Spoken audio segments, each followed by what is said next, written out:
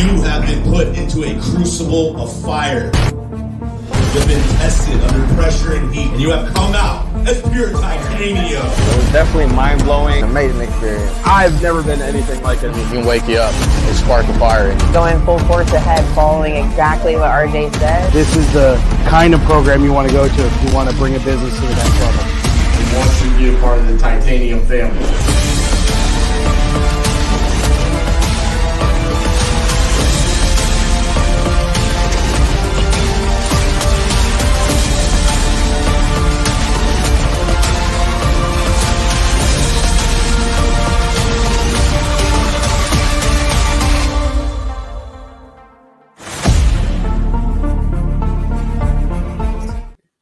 What's up, everybody? Welcome to day number 6 of 50 Deals, 50 States, 50 Days. Today is Colorado. Land of the dead avalanche. That's right. We appreciate the Seattle Kraken getting rid of the Colorado Avalanche so we can go destroy all their hopes and dreams tonight. Go Stars. Go Stars. All right. So yesterday was an eventful day in the morning. Kind of really tailed off in the afternoon. But we did finish the day with getting a signed contract here in Texas. We sent out a seller finance offer in Louisiana. We sent out a cash offer in Oregon. Made another pretty aggressive offer in Alabama that came from our website. That was pretty cool. A guy found me on TikTok. He needs some time to think about it. Then we also made another seller finance offer in Texas. She didn't really know much about seller finance. Once I explained it to her, she sounded pretty interested. And she said, give her some time. She wanted to talk to her brother, and she's going to follow back up. So today, we've got quite a bit of follow-up. We've got, Cassie, how many contracts do we have out right now? Like 10 or 11 or 12 contracts that need to get signed? We have 12 contracts out that we need to follow up on. Yeah. So a lot of contract follow-up needs to happen today. We really need to get those people back on the phones, find out what's going on. And get those deals closed so we can start the process. What's up, Bubba? You know, it's so cool. I got home last night, or actually, my son got home later than I did because his hockey camp, he's doing the Dallas Stars Elite Hockey Camp, trying to make that team, and he didn't get home till almost 10 o'clock last night. And it was funny because I was talking about my day, and he was like, yeah, you know, I saw how your day started, how the leads were coming from Lead Solo. I saw you make, you know, the seller finance offer. You know, he's just like, I almost want to be like, dude, I think you're more knowledgeable than some people in this industry about what's going on. So that's always awesome to see your 10-year-old. Another benefit of homeschool, he gets to join in here and get educated by dad during the day. So that's pretty awesome. Good morning, Angel. Good to see you, bud. Old Jamie. Jamie is doing a challenge here. I'm just saying he's here all day, every day. Love this. He's going for the attendance award. He is. Love to see that. Yes, Garrett. Let's go make some money today. Big money. Kenneth, let's see a hat trick. Yeah. Yeah. I like that. We've got the coffee fund. I'm going with the Celsius fund, though. I got the peach vibe going on. Cheers. Cheers. Thank you, Kip. I'm going to use that for Celsius fund today, too, because I need to go get one. Right. D'Lo Watts is in the house early this morning because Pace is retired from live videos. Hey, D'Lo, what are Pace's stats from yesterday? We need to know. We need to know. Jesse, good morning. Jesse just sent me a message. Jesse's got some deals that he's got to send us. Jesse, let me go ahead and put it in the chat for you, Jesse, where you can get JB that over so we and can Sound serve Investments. you appropriately. It's really hard when we are on the lives to. Kip says that he has Jamie beat because the show automatically comes on every morning. But here's the deal, Kip. You didn't talk all day yesterday, and so I don't know that you were actually here. I do know that Jamie was here. So, and on top of that, I wear a jersey with the guy's name, Jamie, almost every day. And if you haven't realized, I'm a creature of habit, okay? And maybe a little bit superstitious. And because the 50-50 has been going so good, and I've been wearing hockey jerseys because it's the Stanley Cup playoffs, even when it gets to like 110 degrees here in Texas, I might keep wearing the hockey jerseys just to keep the momentum going. I've got the AC set in my office at like 65 just so I don't die in here. But good morning, Matt. Good morning, Amber. Cassie, what happened today? Amber is Jesse's wife. Jesse's not messaging you. Amber is. No, Jesse did. Okay. He messaged me this morning. It was Amber using his account.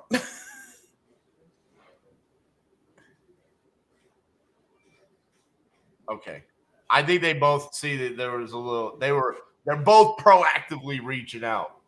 I dig it. It makes me happy. Kip says, go back and look yesterday. I said, go Stars. Damn it. He's right. I remember this. Well, this just goes to show you guys, you've got to like and comment and share this, like stay in front of us. Good morning, Glenn. Good to see you. Good to see you. So here's the deal today. Miss Cassandra's got a meeting pretty early on this morning. So she's going to hang out here for a few minutes. Do you have any wise words before you hop off of here this morning? I always have wise words to share. Well, do share them while you're thinking about what they're going to be. I will. I will share them. We're looking at doing, quite a bit of follow-up today to get those contracts signed.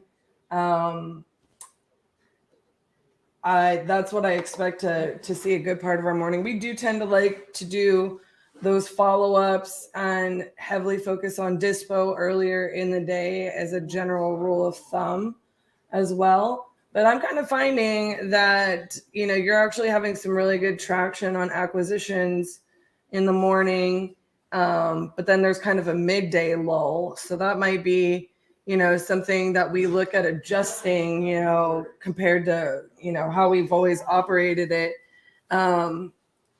We're always doing kind of acquisitions and dispositions, but we tend to do, a little bit more heavy-handed focus as a team earlier in the morning on the recon and disposition side. But I'm seeing now that we're in day 6, don't you feel like there's like a midday kind of lull from like 1 to 4 where things are slower as far as answers on acquisitions? Yeah, there is. I think that's for a couple of different reasons. I think part of it is that at the start of because again, remember a lot of what we're doing this time is that they're inbound leads. Okay, so the leads have come in, and I'm hitting those right at the beginning of the day, right? So it's a little bit not surprising that I'm having super great conversations early in the morning because they're fresh leads that had just come in. And then I'm doing a lot of the follow-up on the no answers in the afternoon.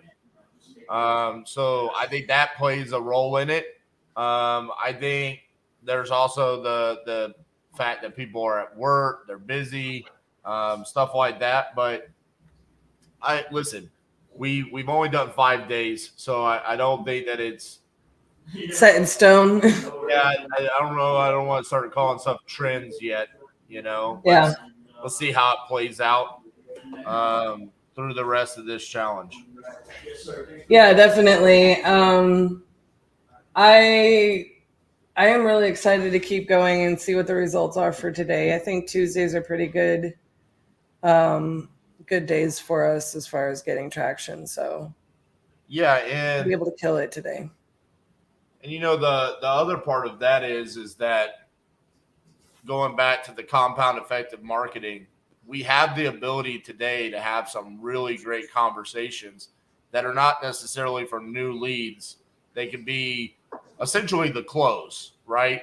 I know that I'm probably one of the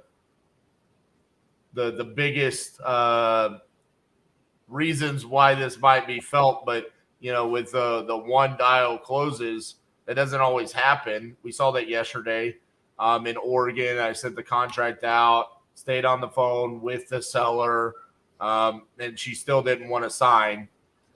She wanted to read it and all of that. So now I have to place a second call. So I think it's good for people to see that reality, see how many of these are taking 2, 3, 4, 5 touches before we actually get the signed contract. So I think that's what we're going to start seeing here, especially now that I have my pipeline being built, right? That's why I think it's important to talk about, hey, we've got 21 contracts sent out, but 9 have been signed. That's great, good numbers, but it's about the follow-up and what can I do with those other 12? Well, yeah, I mean, that's just what it is. And I hate sometimes, I think that's a good reason for us to be doing the 50-50-50, right? Because we have the amount of time that we need to show more.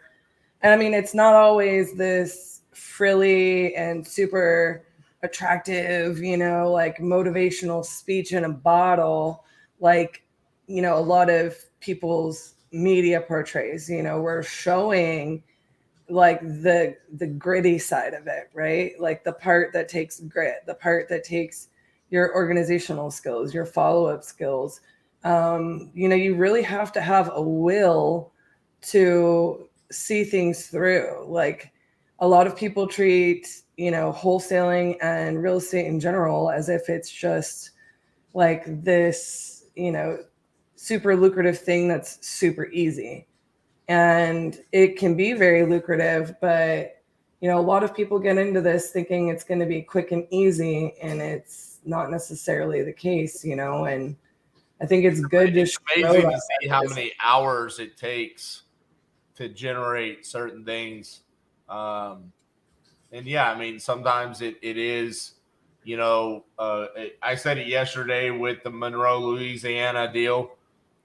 Sorry, Jamie, Louisiana. I don't even know why I started saying Louisiana. My dad was born in Louisiana, so it's Louisiana. So it's Louisiana. Yeah. So, all right. I'm going to let you go so you can go to your meeting because you got to be on there in 1 minute. And I'm going to start doing some follow-up, okay? All right. I just popped 3 leads in there for you. All right. Appreciate you. See you later. Yes, sir. Go kill it. All righty. Time for the unveiling of today's overlay with the Colorado Rockies. Bam! I don't know if my green jersey is matching the purple. I don't know if that was very well thought out, but it is what it is. We're gonna stick with it. I love our Colorado logo. It's very Colorado Rockies themed. The baseball team. So let's hope that it brings us some good luck today. I am going to start off with calling my friend in Florida, Beth. Hour and 13 minutes. That's how long we talked.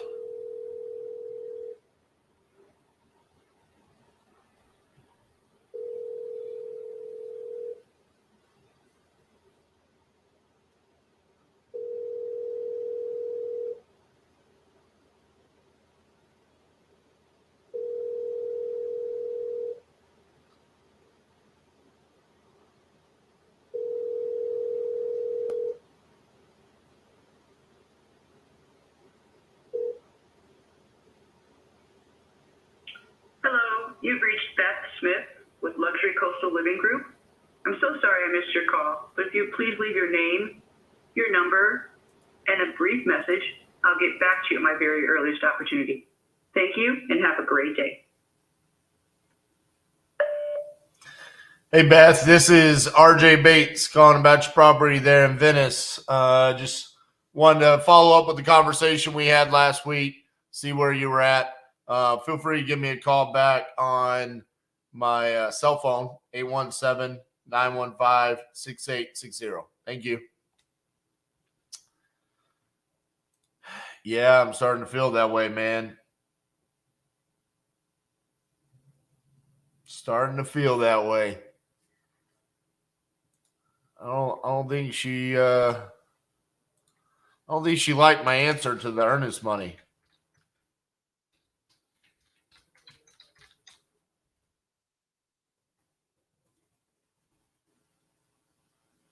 All right.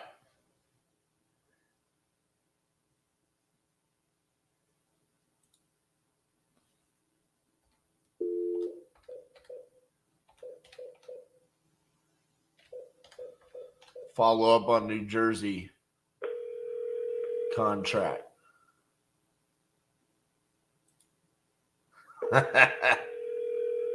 Kip, that's awesome.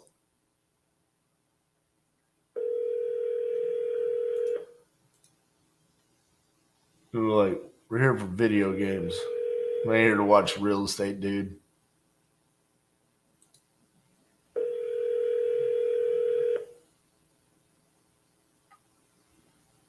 Hi, you've reached Chris Devin. Please leave a message and I'll get back to you shortly. The mailbox is full and cannot accept any.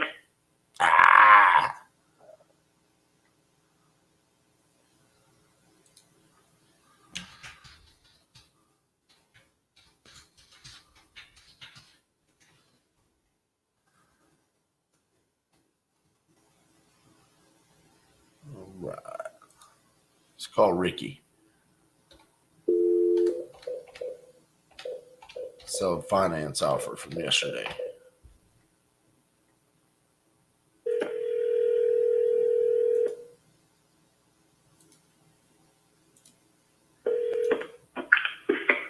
Hello? Hey, Ricky, it's RJ Bates. How you doing? I'm doing good. How you doing, Miss Face? Good. Hey, just wanted to follow up with you and see if you received the offer that I sent over to you yesterday. Yeah, I received it. I'm in the car. I've just been real busy No worries. at school. Because one of my tenants want to stay. Okay.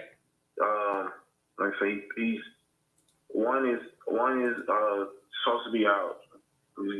But I'm working on getting him removed now. But the other one is paying. One is not paying.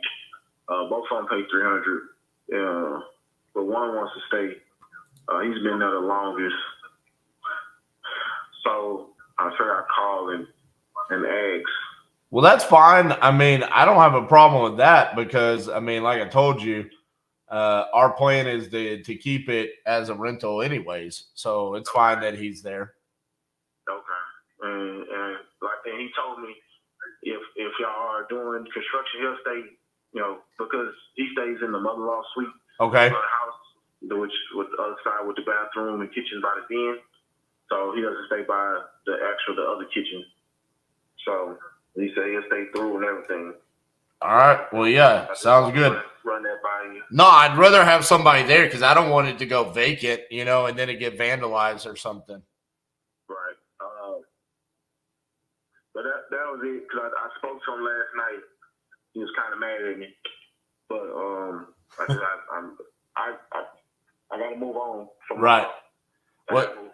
Did you have any questions about the offer and the contract that I sent over? Just read on it. I said it had some, I guess, some conditions, and then you're gonna have some people come. Well, yeah, I mean that's just more or less just saying that, hey, we're gonna be able to come out there and take a look at the property before we close on it, you know. Gotcha. Okay. But you saw the mortgage calculator down at the bottom showing like the interest and the payments and all that. Right. Everything looks good. Everything looks good. I was able to talk to my wife last night. I got a football practice. What, are you coaching football now? Yeah, I coach. I'm a counselor. I do a lot of everything. So it's I got the seniors coming to my office, so this could be a good time for some of them and a bad time. So yeah, I'm running in my office right now. I got you. All right, man. Well, I'll let you get back to it. You think you're gonna be able to get that signed today, or when do you think you'll be able to sign it? Yeah, I'm gonna sign today. I'm gonna speak to my tenant. I'm gonna call the tenant. Then I'm gonna go ahead with the contract. Okay, sounds good, man. Appreciate you. All right. All right, bye-bye. Boom, baby. Gonna get that signed today. Woo! Yes, sir. Justin, come hither. Where's Justin? Justin, quit pretending like you're doing something, bro.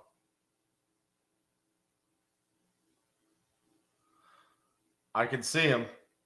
He's pretending like he's working right now.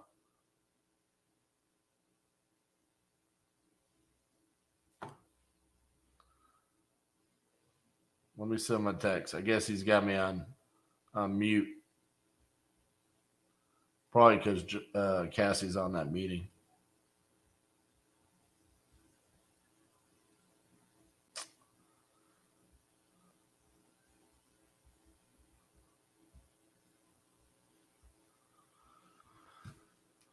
Boom, baby. I agree, Anna. I love that guy. He's just, I mean, but that's the beautiful thing about seller finance is like you want to do those kind of deals with that person that understands what the offer is, why it's beneficial for both parties.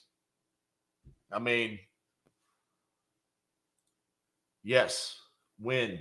Great start to the day right there. All right. Contract is going to be signed today. One of the tenants wants to stay. Is paying $300. Boom. All right.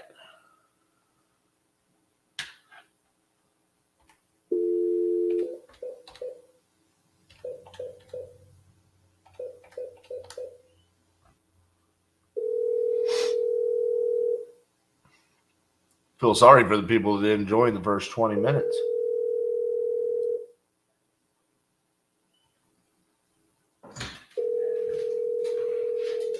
Well, now you come.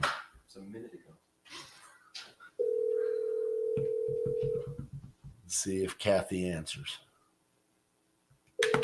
We want Kathy to answer. Yes, we do. Yeah, we want Kathy to answer. This is Oregon. Oh, yeah. This- Okay. Yesterday she was all gung ho. She said, "Well, if you offered me that, I'd say it's sold." She didn't sign the contract. Okay, Monroe, Louisiana, the seller finance deal. He said one of the tenants wants to stay. He's paying $300 a month. So remember, he's renting out rooms for three rooms for $300 a month apiece. So he wants to stay. Which I told him it's not a bad thing. That's a good thing because essentially the way that this can be rented is 2 students for $300 a month for a room. Mm-hmm. It's right next to the university. Yeah. I mean, this guy was a football player in 2004. He's owned it since then. Strangely enough, we found out I actually watched him play football. Really? Because when I went to North Texas, I went to a Louisiana Monroe North Texas game at Louisiana Monroe. You talked to him about that? Yeah. No shit. That's awesome. In 2004. So he's signing it today. He's good with all the terms. Let's go. So let's go ahead and reach out to our buyers about this deal. Okay. With it being a $50K acquisitions price, what I want to know is, because really the only cash to close that they're going to have to bring is closing costs and our assignment fee. So let's look at it and determine what we want our assignment fee to be on that. Okay. Before we reach out. All right. Cool. All right.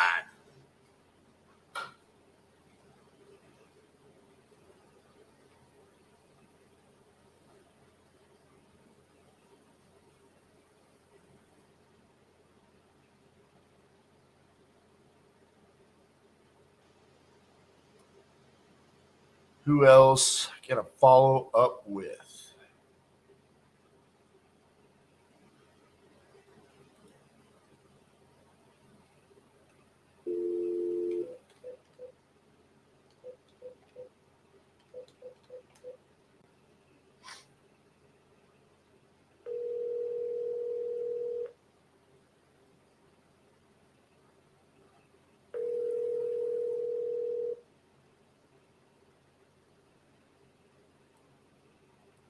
Hello. Hey, is Ethan there? Yeah, this is Ethan. How can I? Ethan, this is RJ Bates, the guy trying to buy Frankfurt from you. I Yeah, I'm sorry. I was just following up to see if you had heard about the dump truck and if they needed that as collateral or not. I'm still waiting on the commitment letter, and that's my problem. I don't want to start something and then you get them doing the title work and then Right. and then you end up being responsible for that. I don't want to start anything and until I know exactly what I have to do. I got you. But I do still want to sell it. I just can't move forward until I read the paperwork. Yep. Makes sense. I actually appreciate that because you know what's so funny? I had this exactly what you just said happened to me. It was a deal in Pennsylvania that I was trying to buy. Seller ended up not being able to sell because of something that popped up on title work. The title company wants me to pay $500. I'm like, that sucks. So I can't buy the house, and now I have to pay $500 because the seller can't sell me their house. No. That's crazy. So, all right, man. Well, I just wanted to follow up with you and see if you had heard from them or not. Find out this week. When I talked to him week before last on Thursday, when they said that my project was green lighted, he said that I would get an email later that day or early the next day. So I've been checking my email every single day. I've even called to ask what was going on. Right. And I just don't have an answer. So, I mean, I'm checking it every single day. I got you. All right, man. Well, I'll wait on you then. It sounds like you're on top of it. I just want to make sure you didn't forget about me or anything like that. No, sir, not at all. I don't want another situation like what you just went through. Yeah, exactly. Me either. I don't want bills on houses I can't buy. That's not fun. No, I agree. And I appreciate you understanding and being patient. Yeah, absolutely. All right, man. Well, we'll talk to you soon, okay? Yes, sir. All right, bye-bye.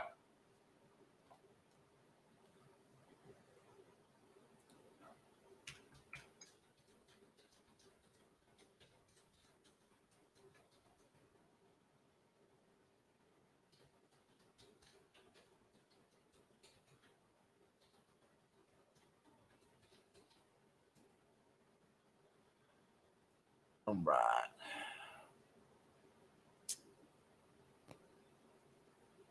It's frustrating, but I mean, it is what it is.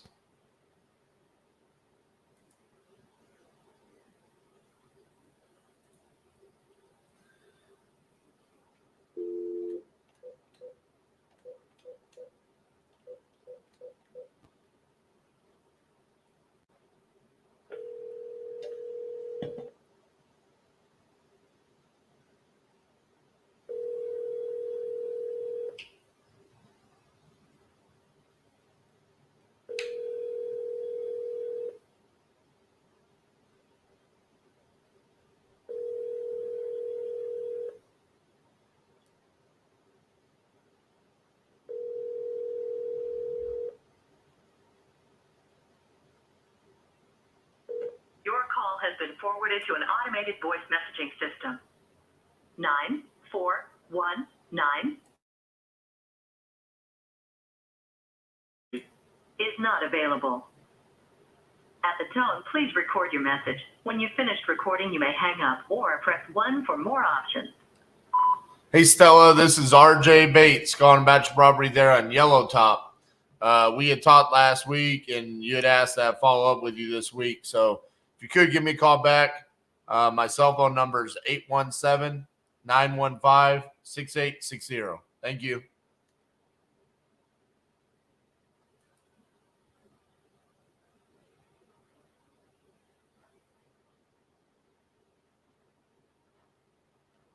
All right.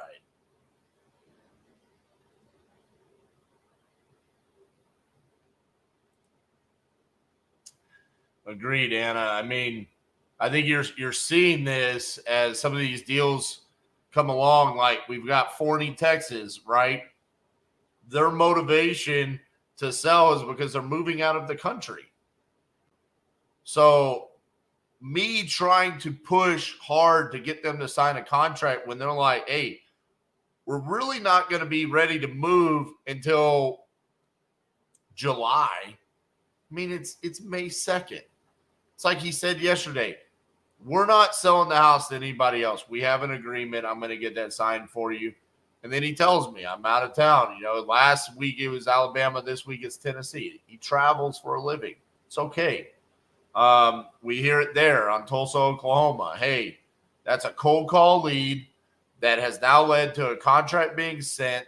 He wants to sell the property, but he has a situation where he needs to make sure that that property is not going to be asked to be collateral for what he needs to do for his business. So we can either kill the deal by not listening and not understanding what their situation is, or we can build additional rapport with the seller. And you heard what he said there. Hey, I appreciate you understanding where I'm at in this. Okay. Now there's catchphrases that certain people teach and certain people use it. Even I use it at certain times, and there's a time and place for that. Like, for example, hey, I've set aside $45,000 to buy your property. Well, in this case, I think that would just kill the deal. So that's not the right time and place to use it. So you're absolutely right.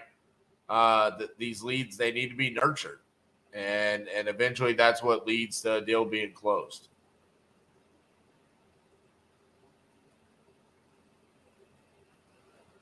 So we've got the 2 in Montana.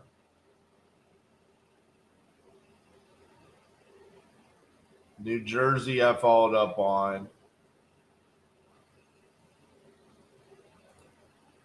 Nebraska, the last time I talked to her, she was really concerned about the uncle.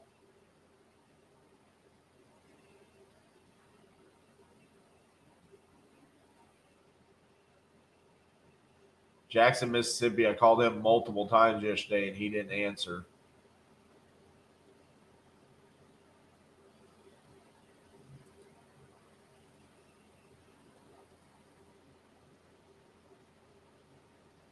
Okay.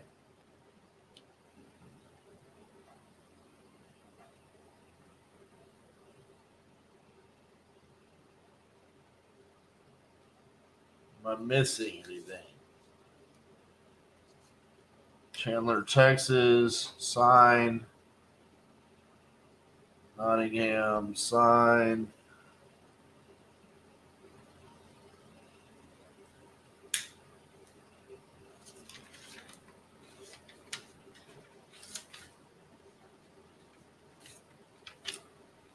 we're getting an answer this morning. All right, let's move on to calling some new leads.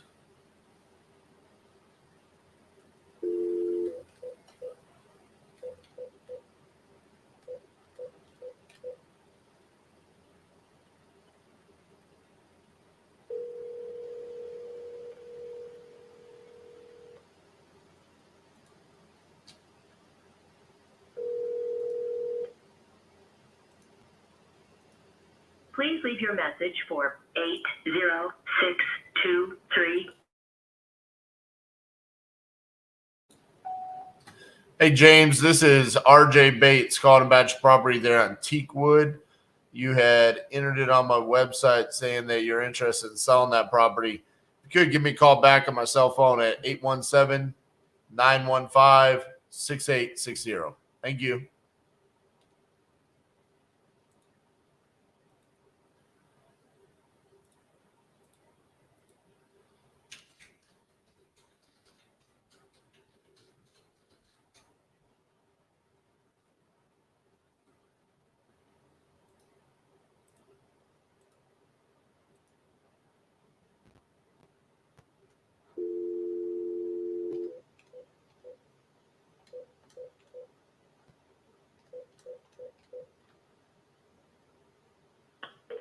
Your call has been forwarded to an automatic voice message system. 61798. Available. At the tone, please record your message. When you have finished recording, you may hang up or press 1 for more options.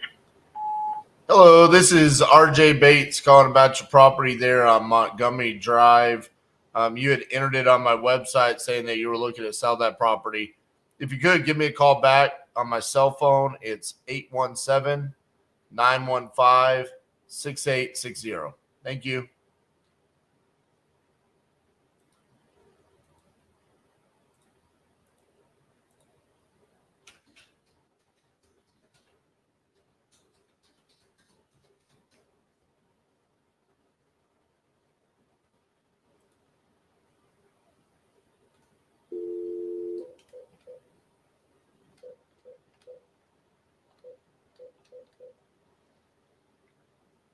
Eight, one, 5,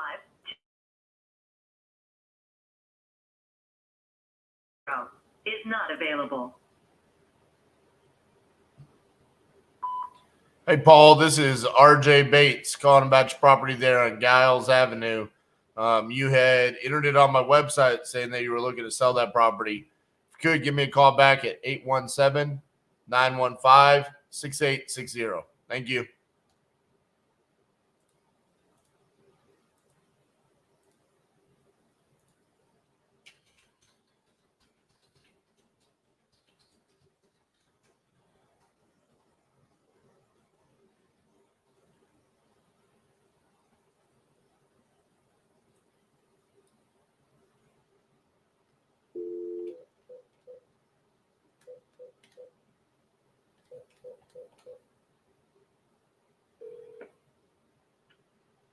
The mailbox is full and cannot.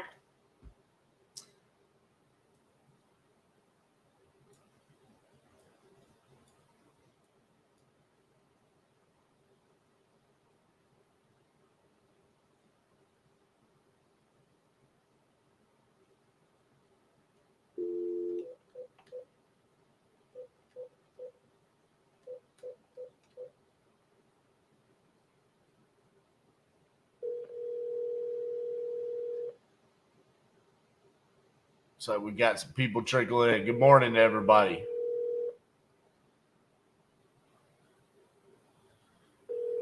We already had 2 really quality conversations.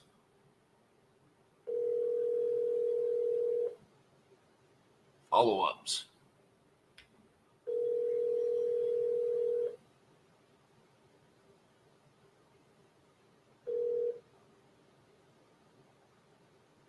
Please leave your message for 7067.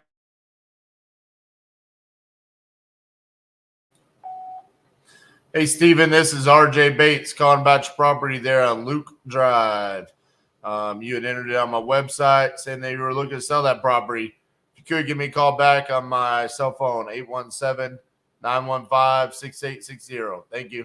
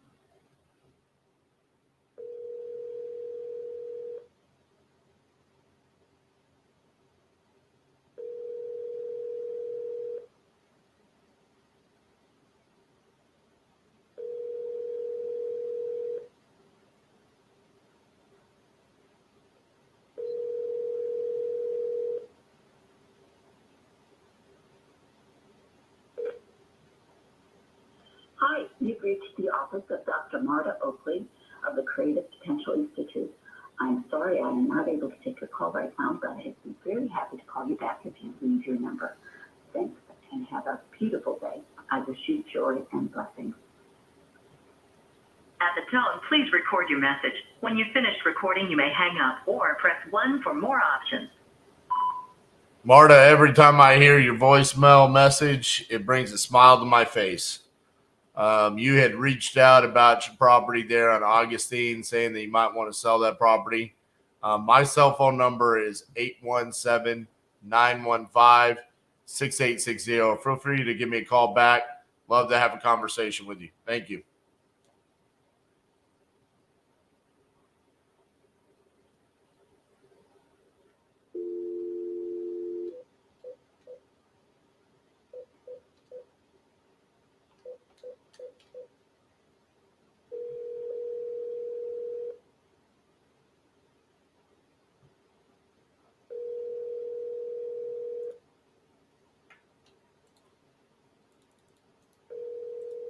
We're sorry, your call cannot be completed at this time.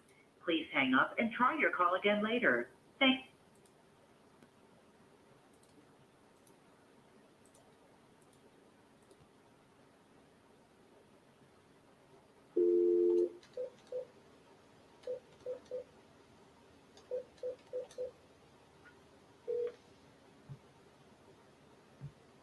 Please leave your message for 4.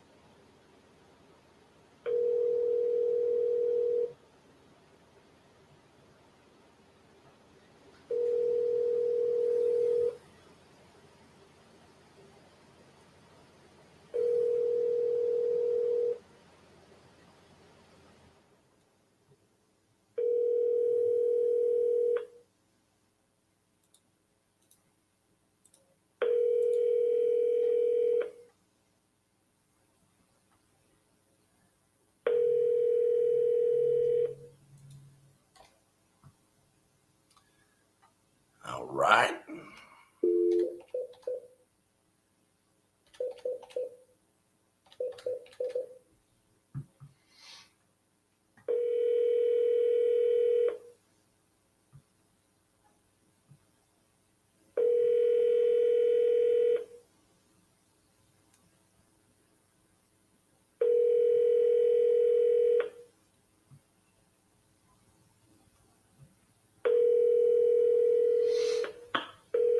Your call has been forwarded to an automatic voice message system. 9548 is not available. At the tone, Please record your message. When you have finished recording, you may hang up or press 1 for more options. Hey, William, this is RJ Bates calling about your property on Meadow Lane that you entered on my website saying that you're looking to sell that property. If you could, give me a call back at 817-915-6860. Thank you.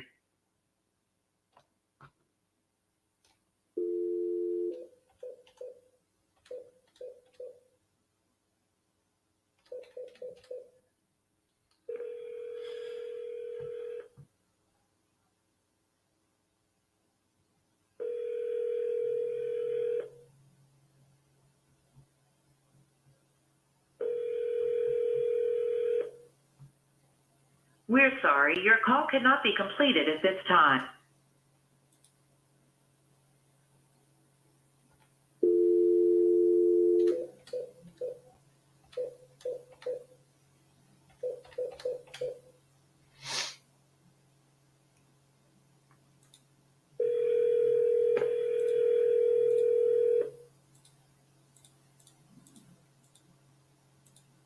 Hello, Hey, is Raymond there?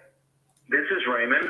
Hey, Raymond, it's RJ Bates, the gentleman that you were talking to last week about your property there on Iris Avenue. How are you? Good. Hey, just wanted Yeah, to, I remember you, Mr. Bates. yeah, Yeah.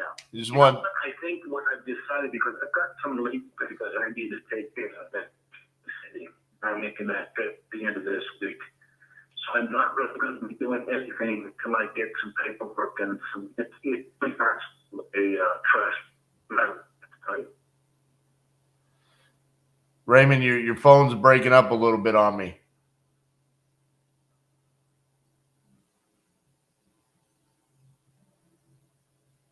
You there?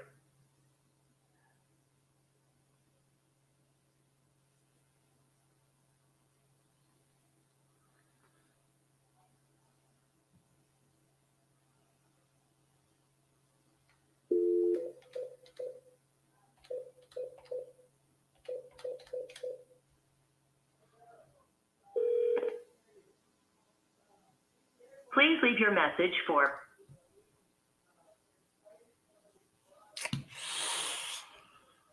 Okay. I think he was saying something along the lines of until the end of this week because of some paperwork.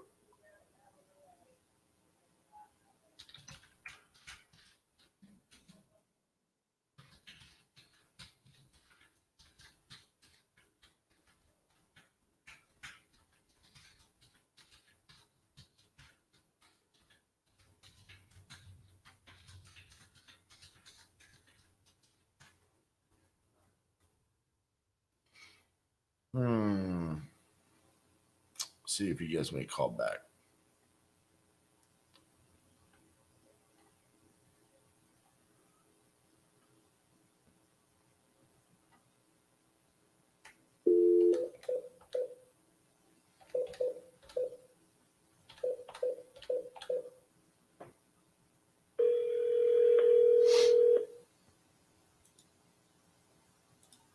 Hello, Hey, is Richard there? this is he. Hey, Richard, this is RJ Bates calling you about your properties there and the contracts I sent you on Empire and Boardman. Yes. I saw it yesterday. I actually saw it last night. I don't look at my emails very much of it, but I noticed it last night. So I took a look at it. I'm glad that you're using the Montana abstract. I've got. I'll probably make a decision this week. Okay. I have one more offer that I'm waiting for too. Somebody that's local up there in Butte. But other than that, no. I looked at it. I know the people of Montana Abstract. Have you dealt with them before, or do you know? Yes, we have. Okay. No, they're good. They're the best one in town. So, all my property work has been done through them, so that worked out good. Awesome. I need about 2 days, and then I should be able to decide, and I'll get back to you. Okay. Is this the best number to call you at? I tried to call the other day, and I couldn't get through on anything. Well, we spoke the other day. You called me on my cell phone. Yeah, this is my desk phone. You could call either one. Oh, okay. I'll do that. I'll write that down. But like I said, I need a couple days. I got a couple of doctor's appointments today. I need to do a couple of more things to get it done, but I should know by the end of the week. All right. Thank you, Richard. Appreciate your time. Yeah. Thank you for the offer. All right. Bye-bye. Bye-bye. All right.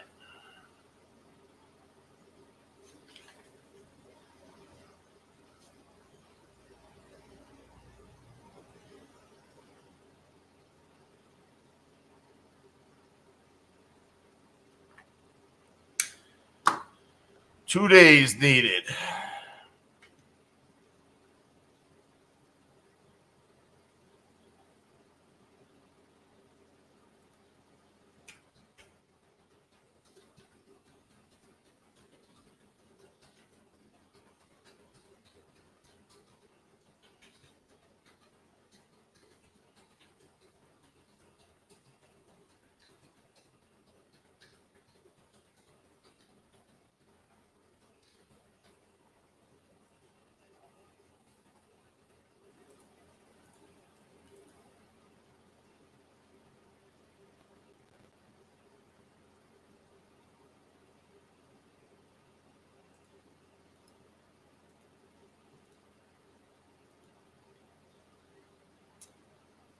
All right.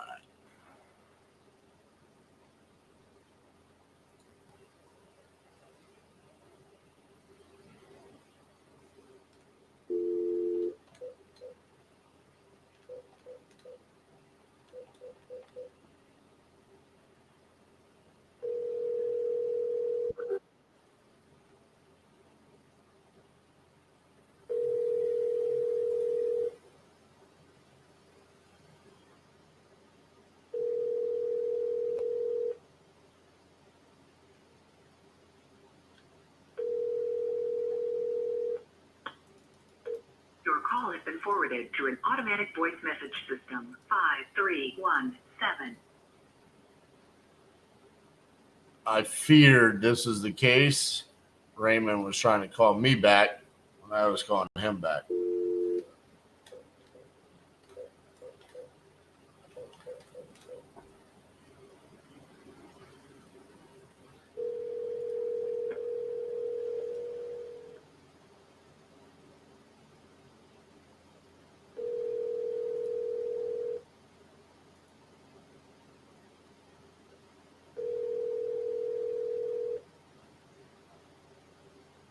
Hello.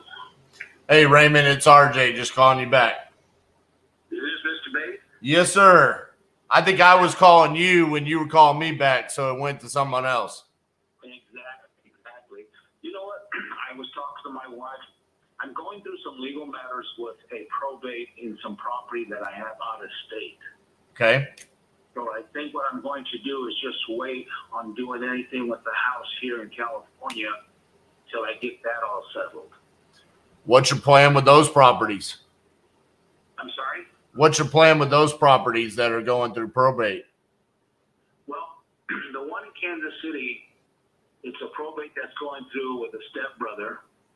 And it's either we have to come to the decision, either he keeps it or I keep it, or he sells it or I sell it.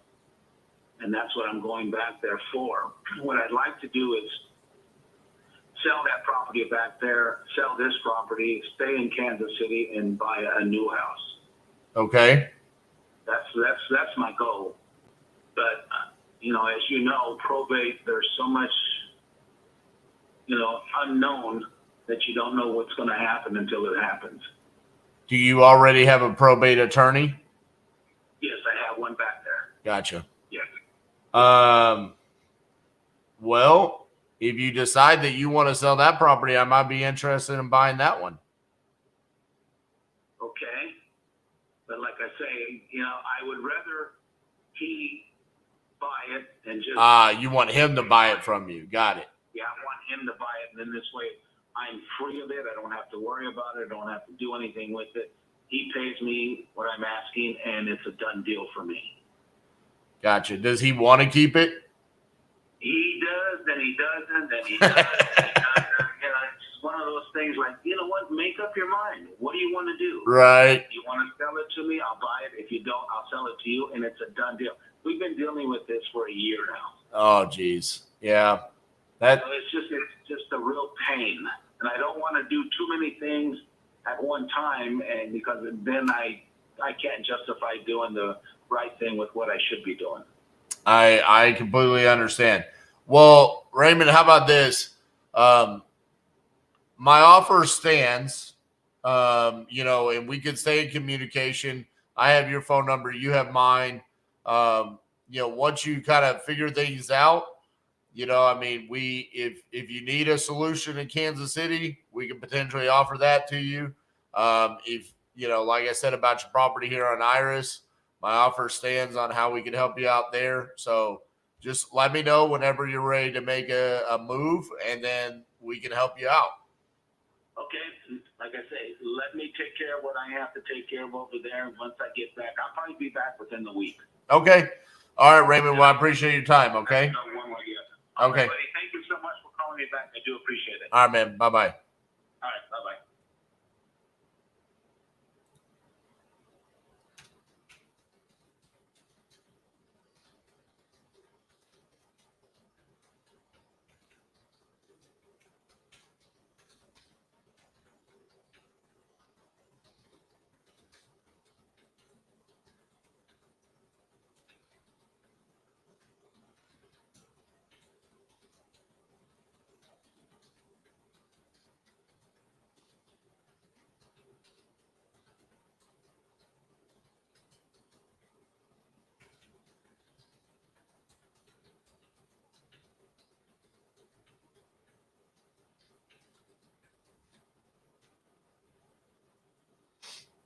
Right.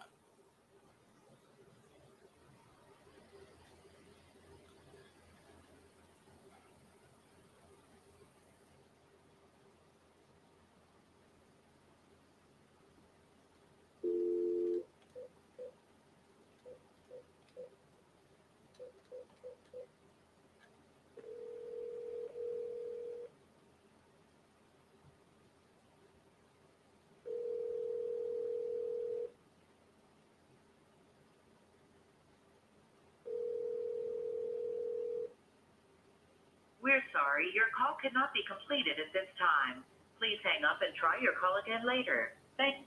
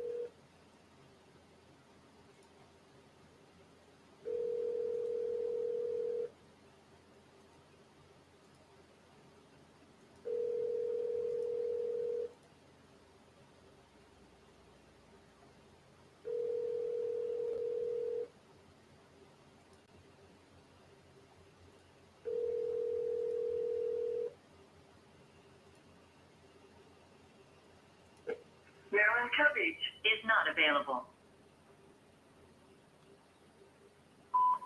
Hello, this is RJ Bates calling about your property there in Olympia that you had entered on my website, saying that you were looking to sell that property. If you could, give me a call back. My cell phone number is 817-915-6860. Thank you.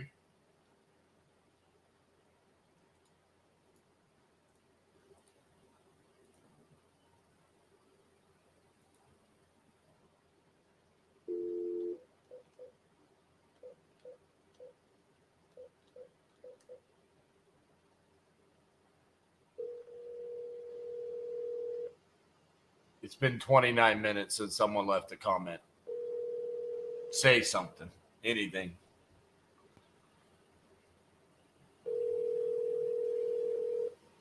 It's killing me. Makes me feel like that the comments aren't working or something.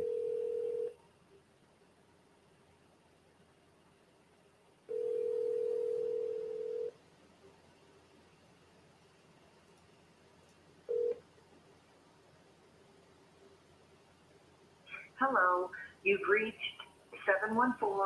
714-928-788. This is Donna Rutledge. I'm not available right now, but please leave your name, number, a short message, and I'll return your call as soon as possible. Thanks for calling and have a great day. Hey, Donna, this is RJ Bates calling about your property on Foothill. You had entered it on my website saying that you're looking to sell that property. If you could, give me a call back at 817-915-6860. Thank you.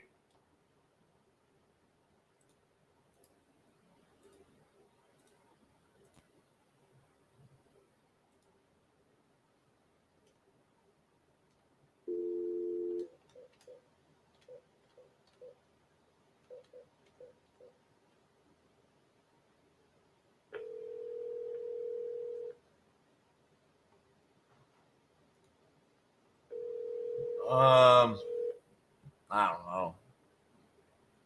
We just have them through our internet service. Holy cow. Look at that beard.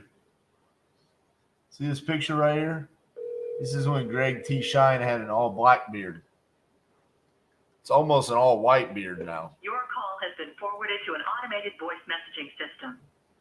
951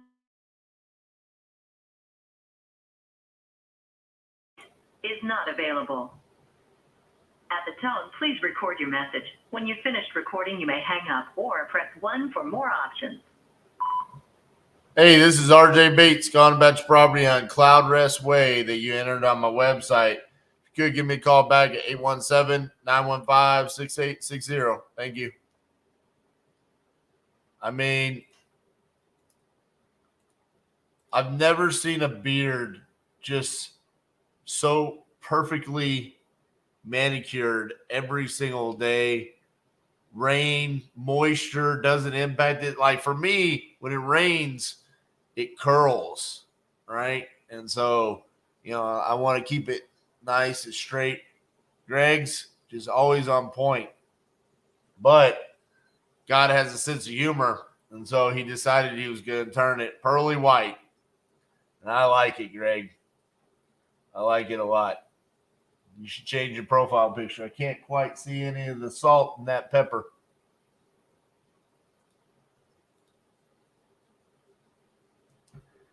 Jamie, you've got the sexy man beard, salt and pepper look going on though.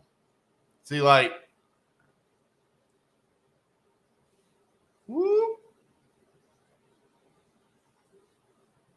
Someone just said, we'll call you around 2 o'clock my time. Who was that? Is that Stella? Someone just sent me a text. Oh, it's Beth.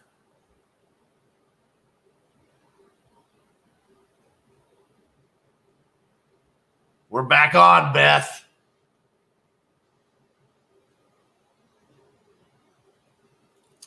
No, it's their website. But we don't want to say that. We don't want to say, oh, you went to somebody else's website. So you just say it's your website. But no, man, the Zola leads are sick. I didn't say you weren't sexy, Greg. I was just talking about the fact. See, I got the white right here. And then, I got the one white hair. That's I got one random white hair on each side. Is Captain Crunch the replacement for your think outside the box? It wasn't Target. It was Tide. I'm changing it every week. So these are all of our little inspirational prints that we've got around the office that no one ever sees unless you come to the Crucible. So I was like, okay, for the 50-50-50, every week I'll change it. So I started with the think outside the box, which is Tide, not Target. We got Cap and Cash. Says, screw it, let's do it.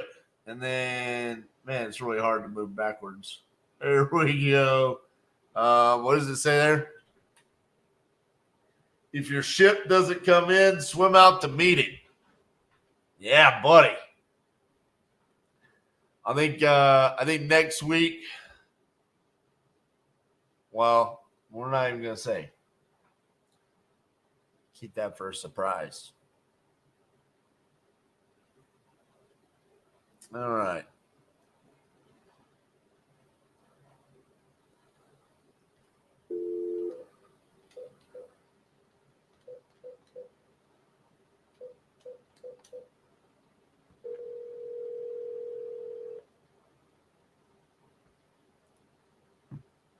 Josh, I've got an offer out on a Minnesota deal. And I think Cassie talked to someone in Minnesota. We're sorry, your call could not be completed at this time.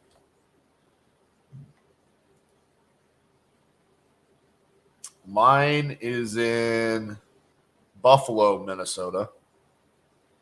And Cassie's is in Minneapolis.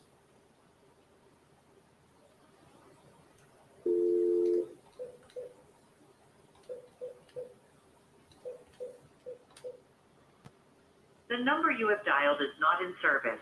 Please check the number and try.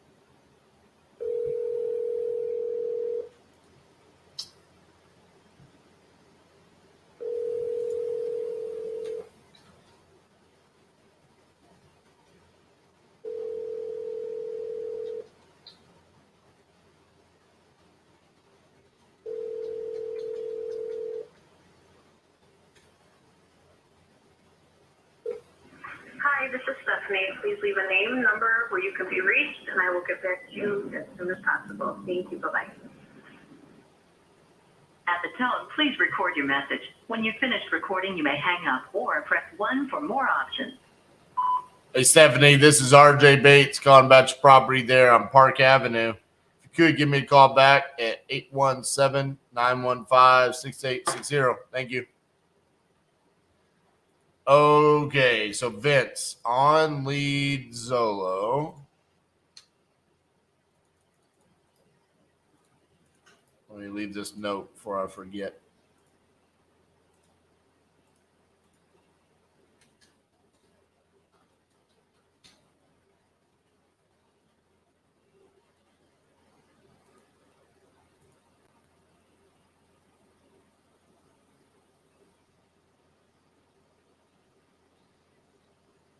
Come on, I'm trying to share my screen. So here's what we've got with Lead Zolo. 10 lead starter package for $1,000. So that's the minimum that you can buy is those 10 leads. And if you think about it, it makes sense because they're going to be running a campaign specific to you because you're getting these leads exclusive. So it's not like, you can go in and say, hey, just generate me a handful of leads. Like they need that runway to make sure that the campaign actually performs. So yeah, they come in here, they create a YouTube campaign for you. This is $200 off. So you're getting 66% off what they normally charge. Because normal price is $300 per lead. So you can just go to leadzolo.com/titanium. Also, the link is in the show notes. Listen, guys, this has been the majority of our leads so far have been through Lead Zolo. We also have had quite a good success with Batch Dialer. I would say here's the difference between the two as far as results goes. Batch Dialer is taking a long time for us to create the success that we're going to get there. That's data that we've been pulling going all the way back to 2020, right? In the original 50-50-50. Then we've been able to create more data, better processes with our cold calling through 2021, 2022. So now what you're seeing is like us reaping the rewards of kind of generating all of that data over the course of time. This to me is, I mean, I agree. $100 for a lead is very affordable. And also every time we get the people on the phone, it's a quality conversation. As of yesterday, we had sent out 6 contracts through from LeadZolo. So 6 of the 21. 7 were through Batch Dialer. So 13 of the 21 were either cold calling or LeadZolo, 2 from Speed Lead, and then 6 from like people seeing me online, websites, things like that. So it's been a powerful tool. And then the other thing is that you're going to see these follow-ups that I'm doing. To me, this is not discouraging. Like I know it sounds crazy because it's like I'm just sitting here and I'm dialing over and over and over again. And while I'm saying this, I'm going to keep dialing. But this is the stuff that gets you the like really good deals. I mean, you have to go through this. How many cash and how many creative? It's a good question. I haven't not written that down, so.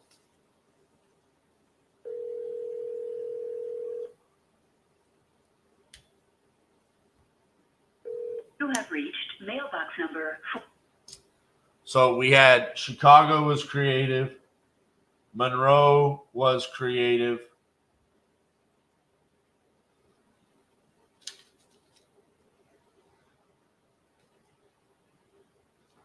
One, 2, 3, 4, 5, 6, 7, 8, 9, 10, 11, 12. There's 12 of mine. 12, 13, 14. I think that we've only sent 2 creative contracts of the 21. Someone asked, that's a new KPI. How many are creative? How many are cash? Ooh, I like it. So I think we should add that. We should have like cash, sub 2, Sellerfi, and Novation. I like it a lot. How much are you actually using Batch now? I mean, all day, every day. I mean, what Batch Dialer, we've got 8 VAs cold calling on there all day, and all of our data comes through Batch, and we're comping on Batch. It's just not, I'm not just texting, you know? That's the only thing that's really changed. And it's not that I can't text or I won't. It's just, it's really hard. I can't show it on my screen anymore. So, like, for you guys, it's kind of pointless for me to be texting when, like, I can't really show the conversation or anything like that. Love to hear that, Luis. What's the difference between Speed to Lead and LeadZolo? Well, Speed to Lead is Google PPC and Facebook leads, and LeadZolo is YouTube leads.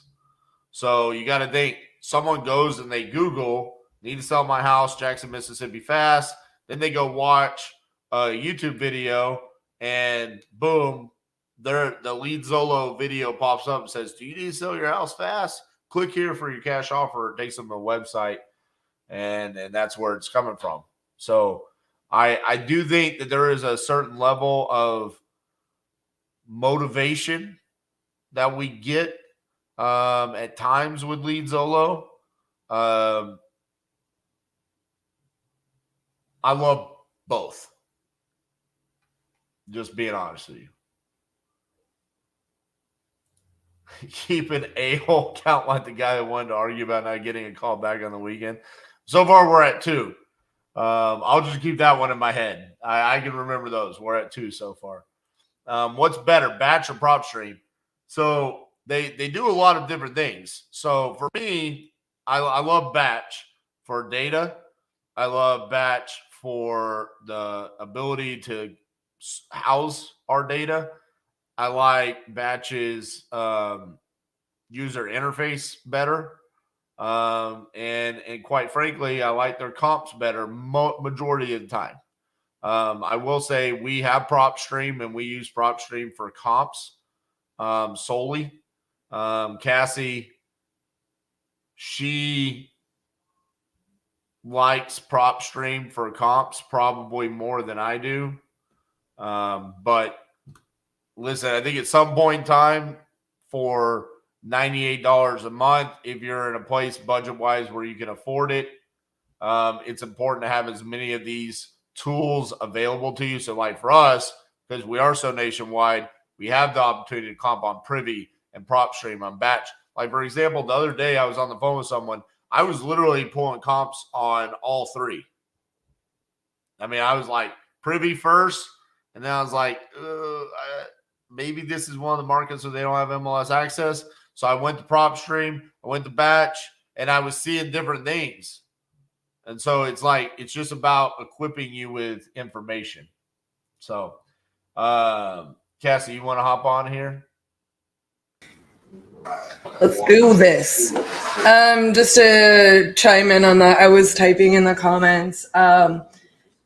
Just to be clear, if you had to ask me, what I absolutely recommend, look, like when you guys watch me pull comps, I'm always going to have Privy, batch, and prop stream pulled up. I always am. The main features that I'm going to always split test my comps as long as I have the ability to. But you guys got to understand, we have deals flowing in through here all over the nation, all day, every day, right? So like for us, it just makes sense. I think the thing that I find to be the best feature on prop stream, and the reason that I'm always going to have it pulled open, aside from split testing for our Crucible Titans, I don't like to call them students necessarily, but just for our student base, you know, I'm always going to split test that stuff because frankly, I feel like a level of responsibility to do that because we deal with so many deals all over the nation all of the time. But I also really like the feature on PropStream of like the estimated mortgage payoff compared to anything I've ever seen on any of the other programs that we have. Like I just really like that feature. It comes in pretty clutch sometimes. If you guys were listening when I was calling a couple of sellers the other day, you know, the guy, you know, I just told him like, hey, you know, it looks like you probably owe like 150,000 left on this house. He's like, how do you know that? And I'm like, well, I happen to have PropStream pulled up. So I will always have those being split tested. If it's not necessarily that we recommend to everybody that you have to have all of those for comps necessarily, but I like that feature. RJ kind of picks on me a little bit about it. But I really do. I will always use PropStream. But we said for forever we would always use Propelio, and right now we're not really using that. You know what I'm saying? So we're always going to stay involved. And what is the best way to get the job done? Do you want to run a split test on that address real quick while I take a break? I absolutely will. And then I have a couple of exciting things to say. Okay. Can you share the screen? I can share the screen. I will share the screen. Alrighty. Do I need to stay for the exciting news? Yeah. Okay. What's up? So I had a meeting while you were calling for the past hour, and we have some very exciting specials and features to roll out with Speed to Lead. that I cannot wait to announce. I had a fantastic meeting with Gene and Liam, and you guys are gonna go bananas when we get to roll this out. So I cannot wait to announce this. How is this an exciting announcement? Are you literally announcing that you have something exciting? It's a teaser, really. It's a teaser announcement. And look, you know, I just want everybody in our audience to know, normally this is what RJ does to me. So I'm also just savoring the moment to do this back to him. No, we have some really cool things coming from Speed to Lead for you guys. And I can't wait to get those rocking and rolling here over the next few days and throughout the rest of the challenge. So this is going to be cool. This is going to be cool stuff. So I'm excited. Had a fantastic meeting while you were calling there. So all right, I'll see you in a little bit. Oh, yes, sir. All right, guys, let's go ahead and get this party started. Let's look at this. Let's look at this bad boy. For our friend who asked, sounds like something Robert Blaine would do.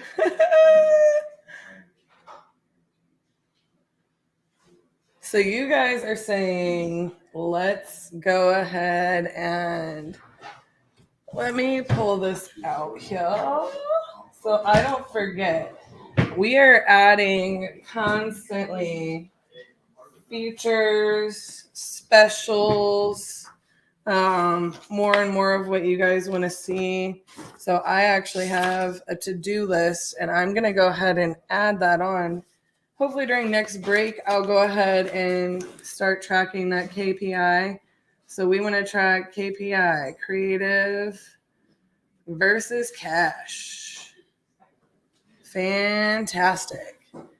There's a huge difference between Speed to Lead and Zolo. Brandon, I hope that RJ answered that question while I was wrapping some things up. Okay, so Bradley, what's better, batch or prop stream? We're batch people. Hopefully we'll do like a little bit of a lead generation and stacking day.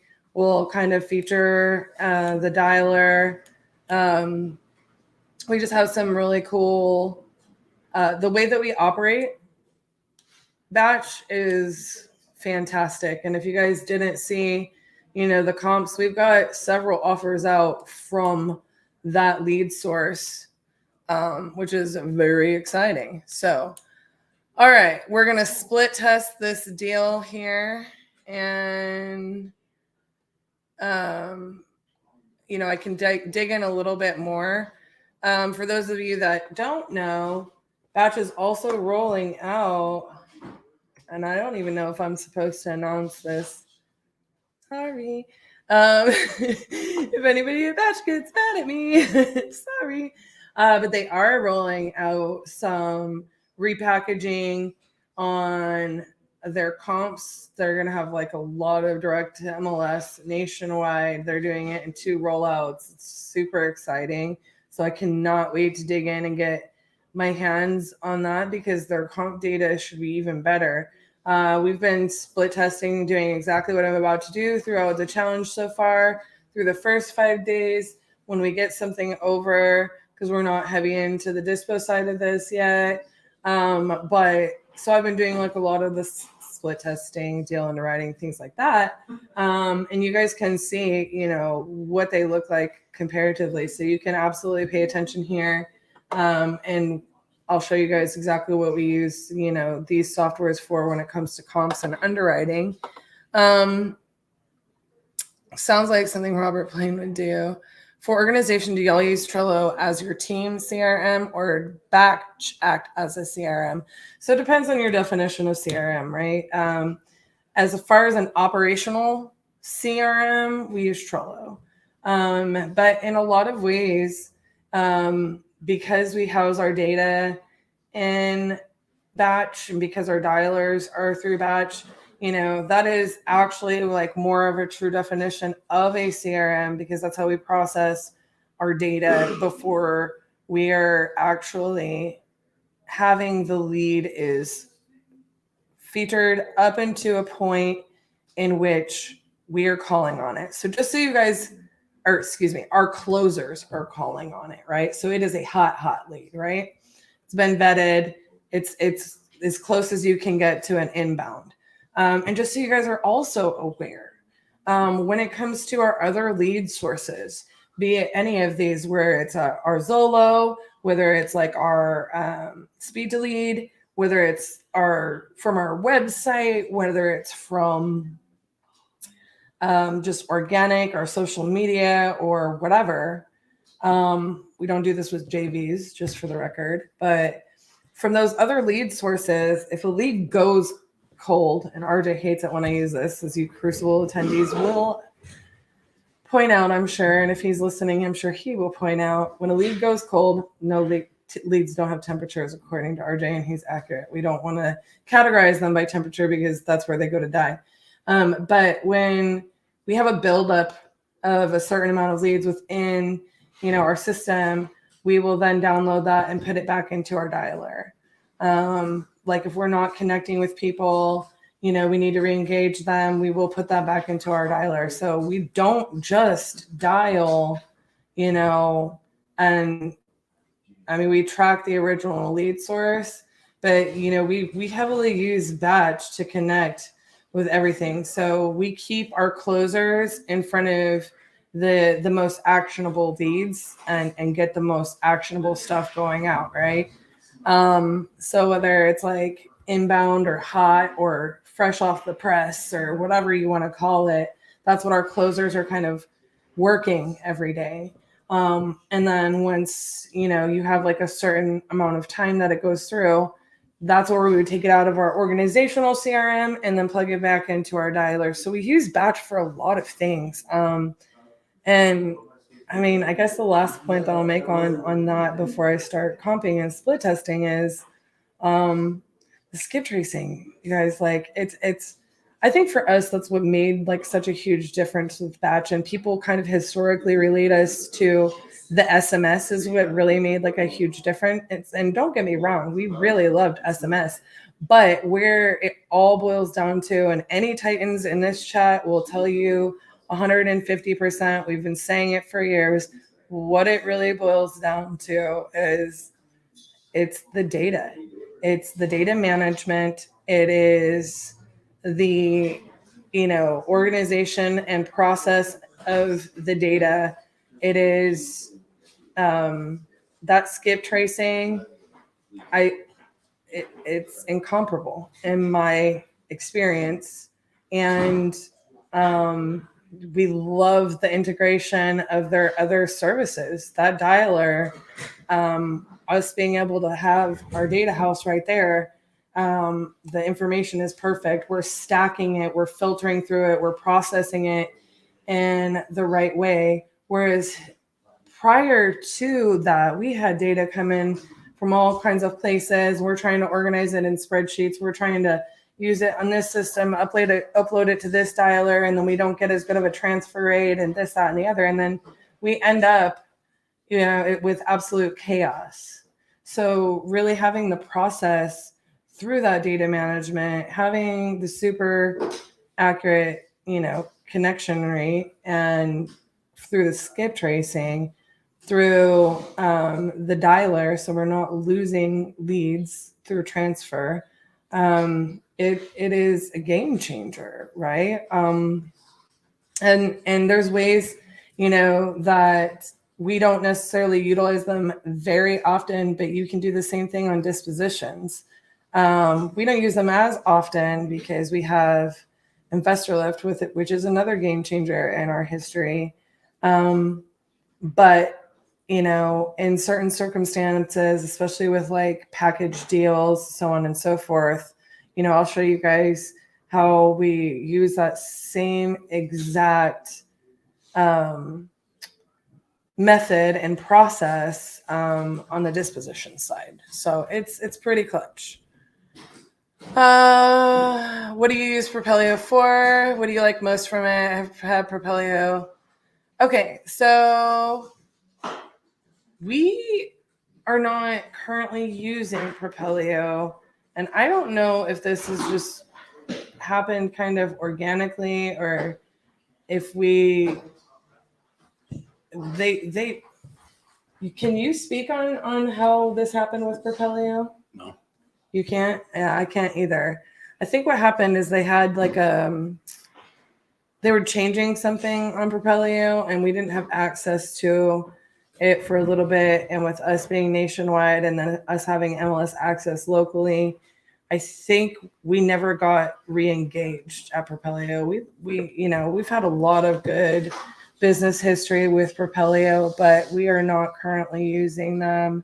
And I can't really speak on it. You know what I mean? I don't actually know. But I'm definitely open to hearing, how you use Propelio. When we did use it, it was RJ's favorite for a very long time. And then I believe, they had some changes as far as their nationwide services went. And they were strictly Texas for a little while. And yeah, we never were quite re-engaged with them. So I'm definitely open to hearing, more what they have going on and how you still use them and so on and so forth. And if you're just in Texas. Hey, Greg T. Shine. Damn, thought something exciting. It is exciting. You just have to stay tuned to find out what all the exciting things we're going to do. Angel, thank you, sir. I did not feel like doing my hair this morning, so I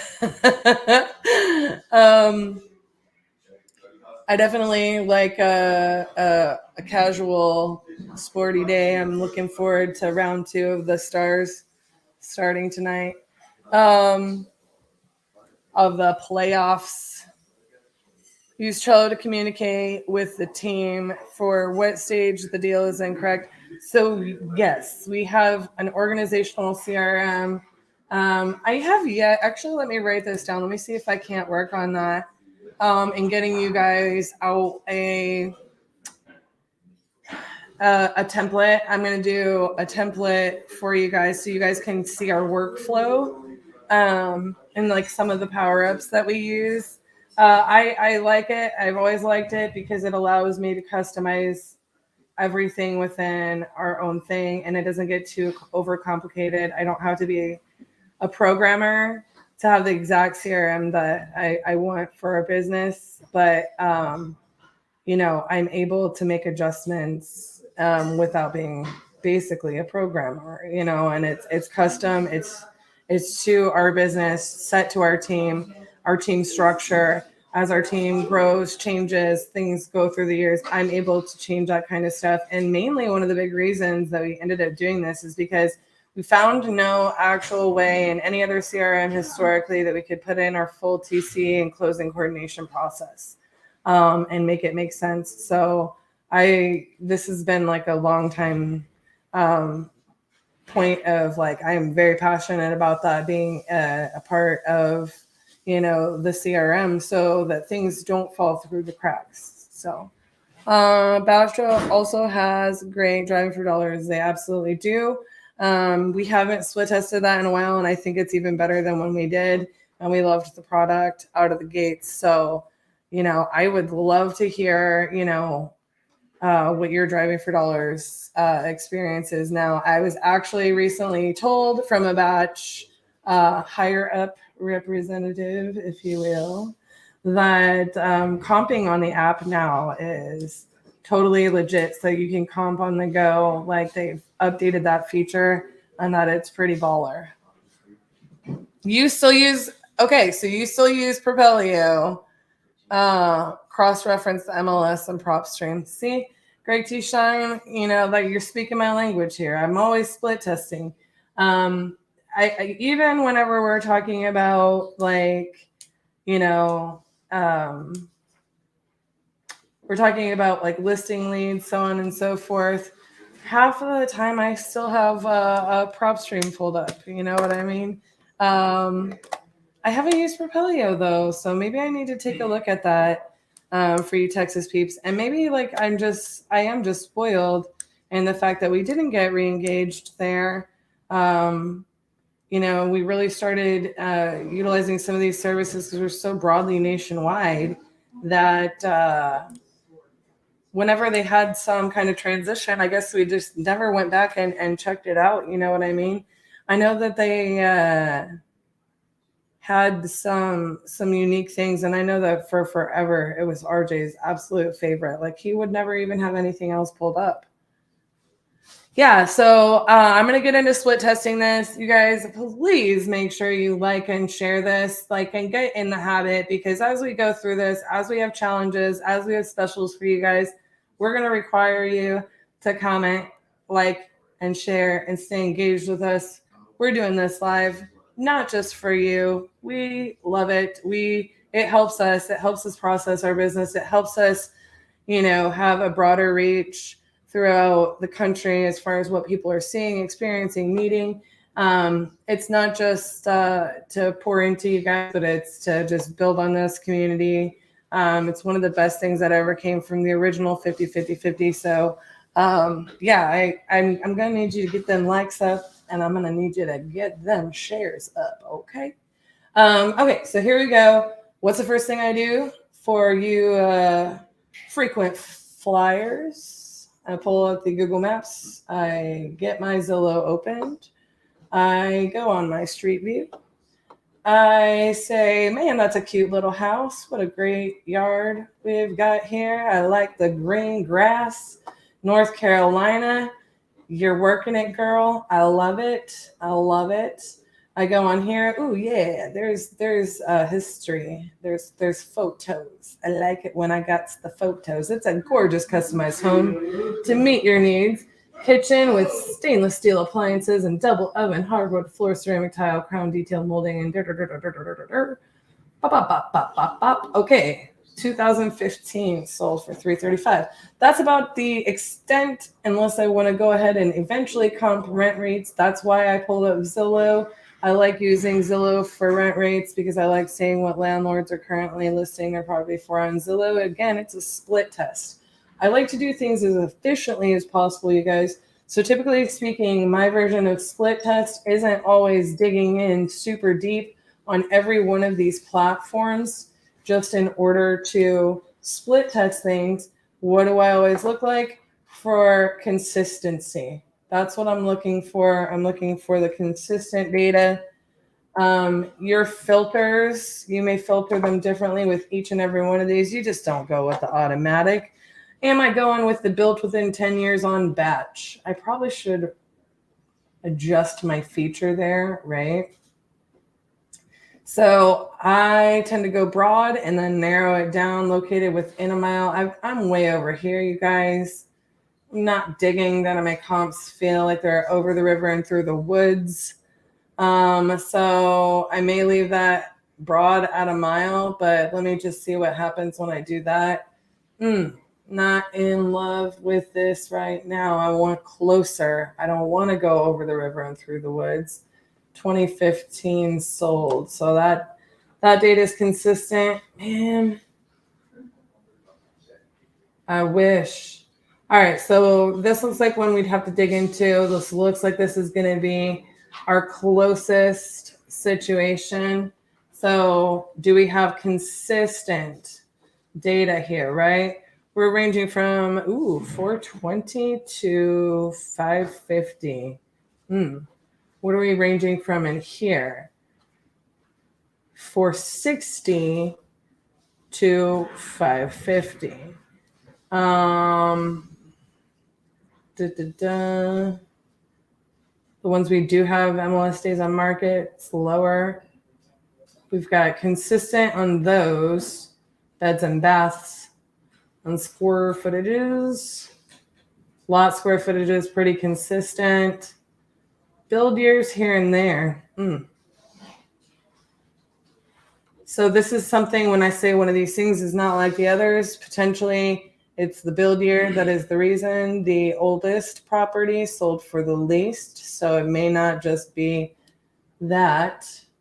Now, if that ain't a comp, I don't know what a comp is. I don't care if it's an as-is comp or a remodeled, updated comp. It looks just like our subject property. So this is good news. Over the river and through the woods may not be a bad thing on this one. I'm just looking at that demographic, that map, seeing, ooh, do we have a hot tub? What is that movie? Time Machine? Hot Tub Time Machine?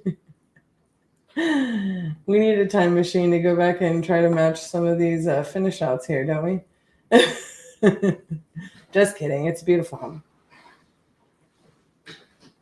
Okay, so it looks like we're going to get pretty good and pretty consistent comps here, right? Good morning, Robin, my darling, my DMV darling. Okay, so in Fayetteville, North Carolina, let me go ahead and say it, folks. Look at what we get to dig through here, right? Now, I want you guys to understand these are 24 sold, 5 pending, 4 active. Okay. So I like to go ahead and make sure we're sorted by distance. That's what I like to do first and foremost. And holy cannoli. Why is this so stinking different? Well, we need to go into our settings. This is set at all. So that tells me RJ was messing in here to click all. I'm going to go ahead and do within 20% of my square footage range. I'm going to go ahead and do any on story or no, sorry. Are we 2 stories on this? Why is this automatically pulling up a 2-story for me? Is that, I guess that looks like it probably is. I don't know if I'm in love with that. And then we're within half a mile right now, so I'm going to keep that. I'm going to see, yeah, what has happened here. I don't love that. Huh. Maybe it's because it's not going over the river and through the woods.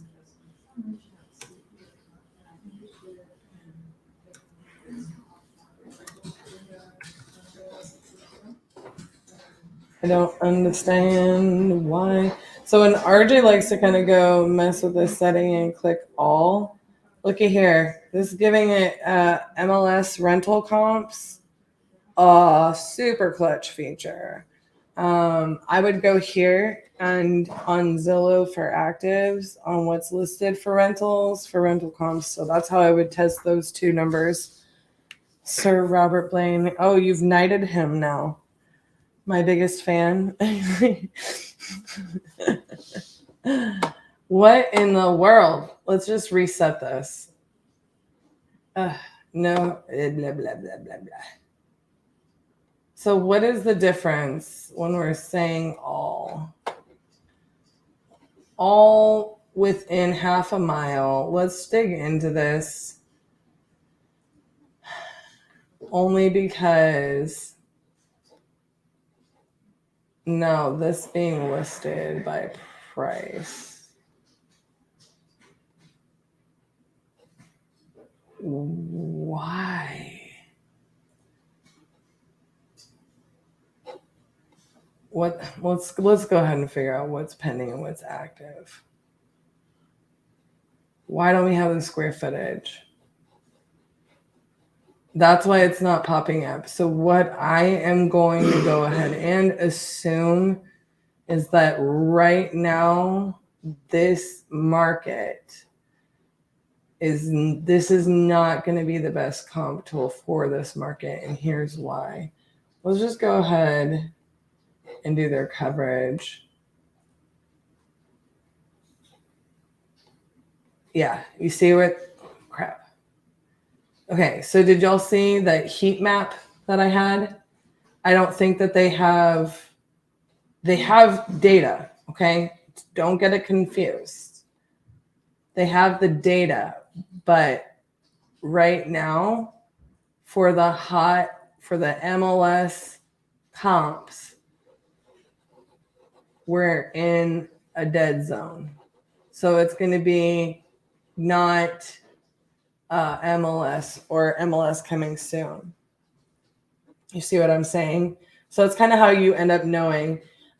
Here we have the MLS data on those two. These are public record. It's pretty consistent. I'm loving this data. And one of the other things I really do end up liking about just the way PropStream is laid out is that you can kind of tweak those things really easily, and it does pump out a pretty decent number when you have selected your comps. I really look forward to seeing, some of these areas like Fayetteville, like I know this is a good area, coming with that direct MLS data. Like for real. It's only going to empower us even more. So one of the things I love here about Batch, right, is a lot of times in a lot of markets, not every one, because you guys got to understand this is a third-party source right now until they are direct to MLS in that market.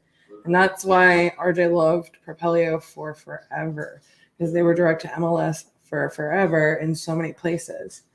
So yeah, we kind of end up having to go, I just copied our address. What a dingling.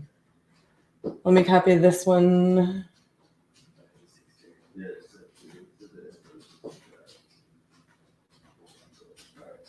Why?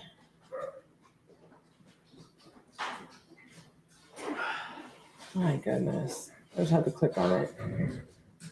Sorry. It's taking too long. Is it? It's about lunchtime. I'm just letting y'all know. That's kind of a different barrel of monkeys, wouldn't you say?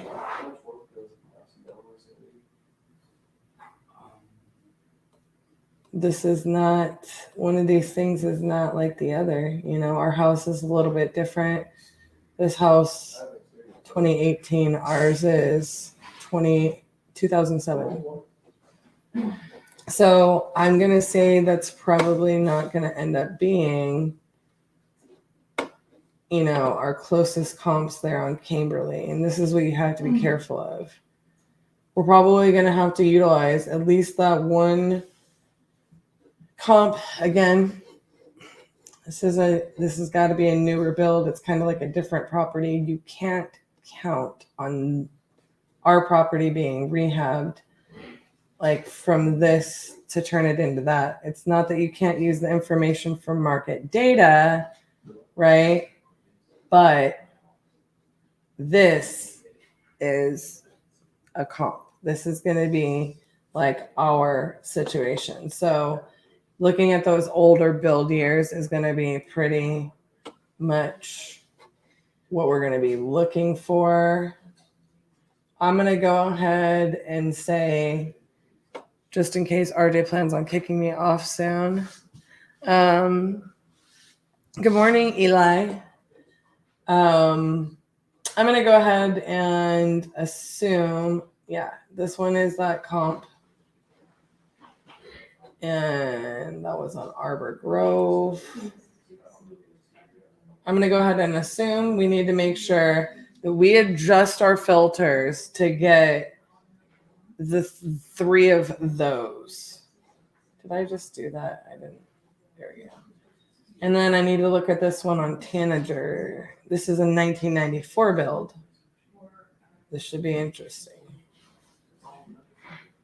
And unfortunately, sometimes when you get into a market like this, it takes longer to comp it because you got to go through and start digging for this stuff. You know what I mean?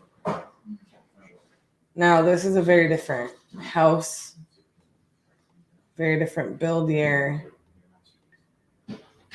But in a lot of ways, if we were to select this as a comp because we had no choice, and then select one of the newer builds because we had no choice, as like the appraiser, as in like the appraiser would select those comps because we can't get our hands on more comps. I feel like those adjustments would kind of average it out, right? So I am going to give us a little more wiggle room here. This is Dixie with Titanium Investments. And then I'm going to give us a little more wiggle room there. Hey, let's go ahead and see what we've got here. Oh, that's the one I just looked at. I'm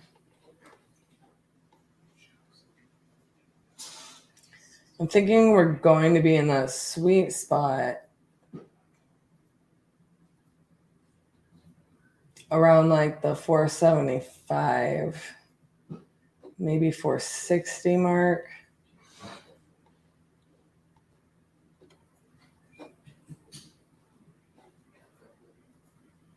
Here we go. 2008 build, 1 year off. This is pending, of course. Now maybe it's sold. Low list price at 485. These seem like where we're hitting our comps. They're the most like in kind. They're those build years. That's probably not accurate. A photo. And there's this weirdo. It's pending at that price point. See what I'm saying, guys? Like some of these, you're gonna have to dig and just find those very similar properties. It's kind of like a little bit of a weird spot. So right now with the comps I have selected, we have an estimated value right here for 480. We got 472. Average price per square foot is 128. We got a bigger property than some of these, an extra bedroom. So I'm gonna probably say that we're gonna end up going with, assuming they're going to make a good adjustment for that additional bedroom. And I'm really comfortable with that 480 mark if these are the only comps I can find, right? So what I might do here is just go through and say, okay, what did this one sell for? 382. Yikes.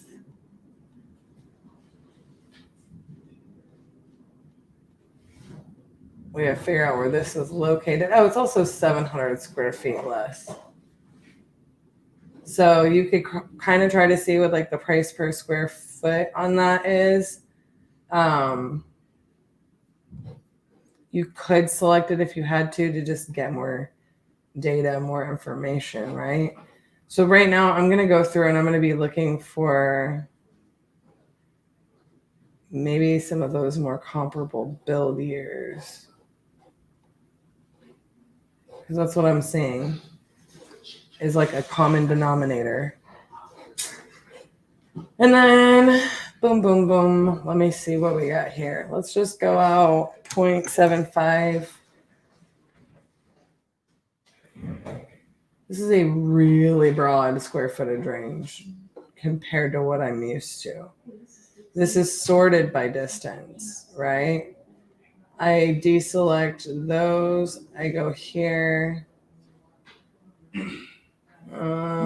This is MLS. See the difference between the MLS and the public record? I know that that's a weird thing to point out, but that's what I do like that about this. Let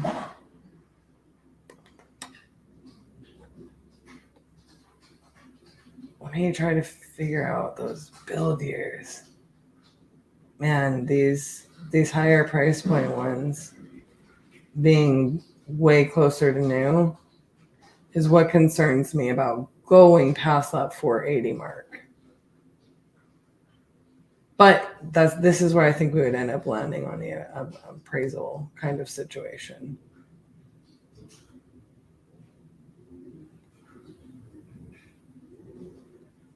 Canmore.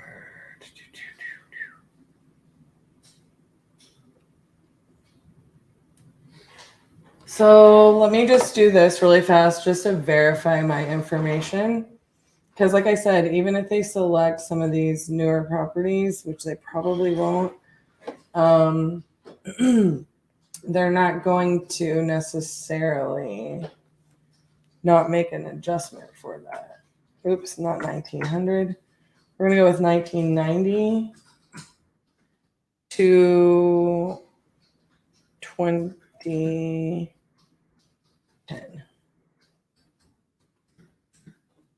I want to see. Ooh, that pops out. 440.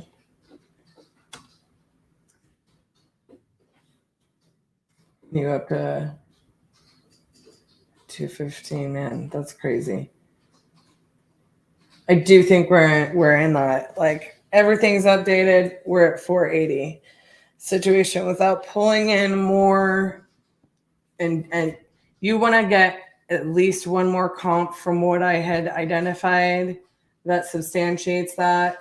Even if you were to pull a set of comps from last year and that data was consistent, just to verify it, or you're going to have to pick the closest next thing in some of these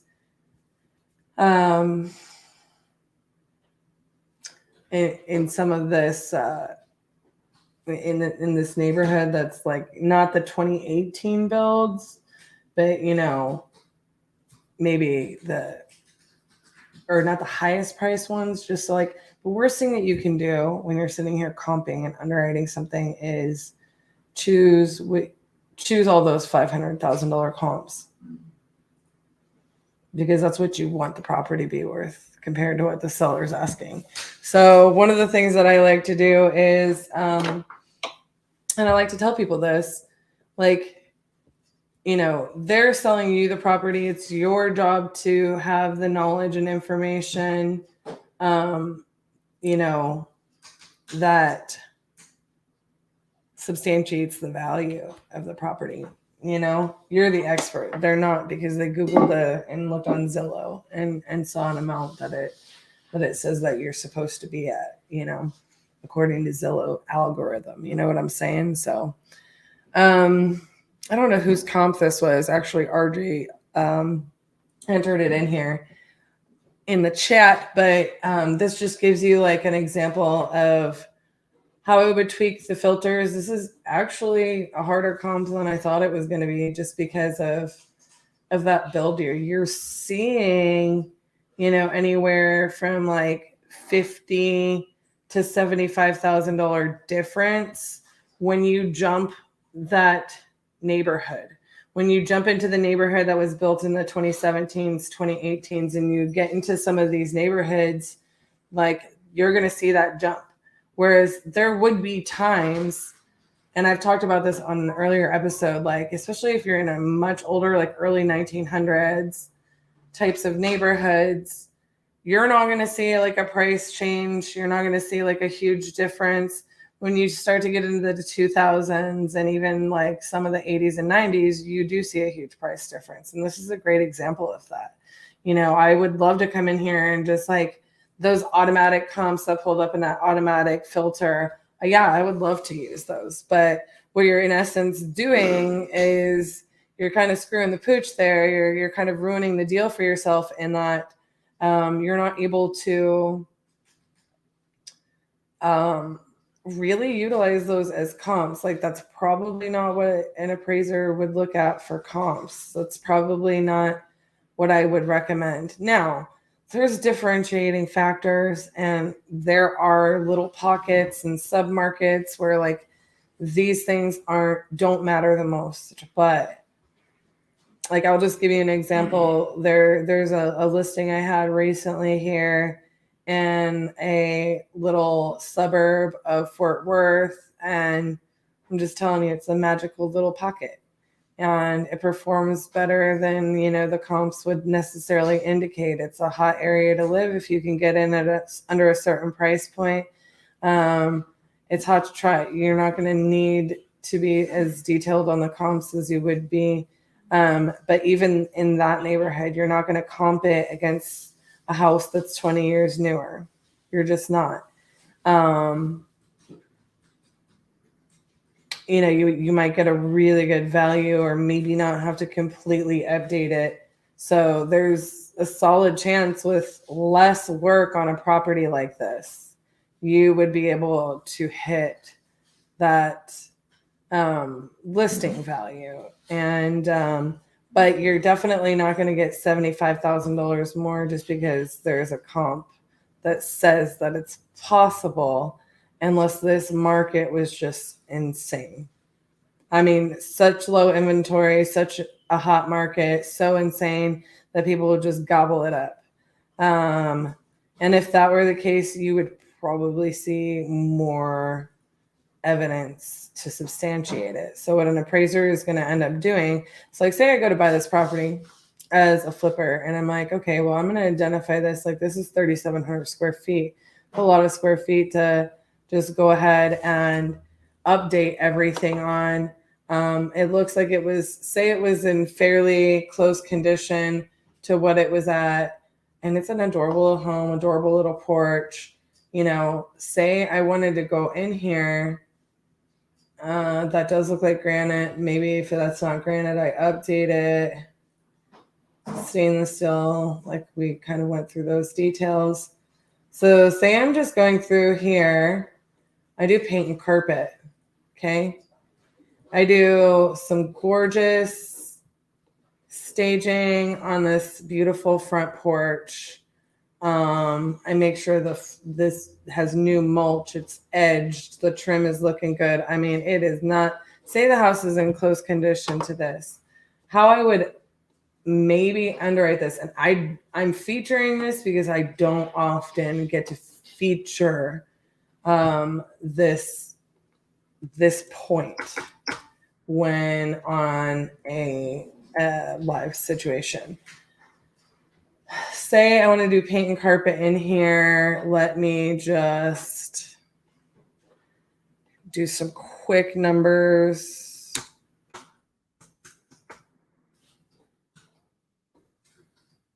And a little bit of landscaping budget, right? Now, what this is going to lend to, okay, is if I'm on here, I'm doing this. This is what I call the quick flip. I don't have to make it the highest possible market value, okay? Say my comps, because when we looked at the comps, when we looked at the photos, I don't feel like they were drastically that much nicer than our subject property, okay? So let's take this perfect comp and use it as an example. I mean, do we feel like, we're in a whole different situation here just because we got this nice little pergola and hot tub, maybe a little bit of columns and features? Well, this sold for $460,000. Okay, let's just use the one comp example. Let's just go ahead and say we put $30,000 into this, and let's just be conservative.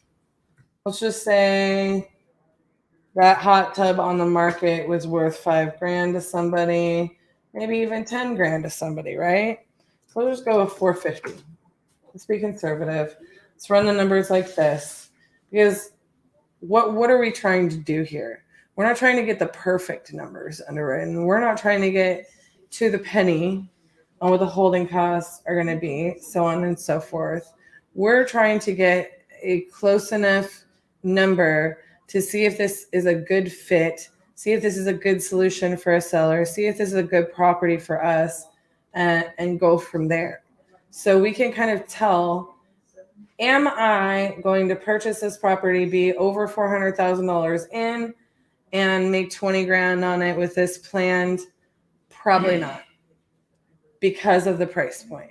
If I had a $30,000 rehab, I want to make at least $30,000 in most cases. But the higher that price point or that buy-in gets, the more risk. So this is the way I look at it as a flipper.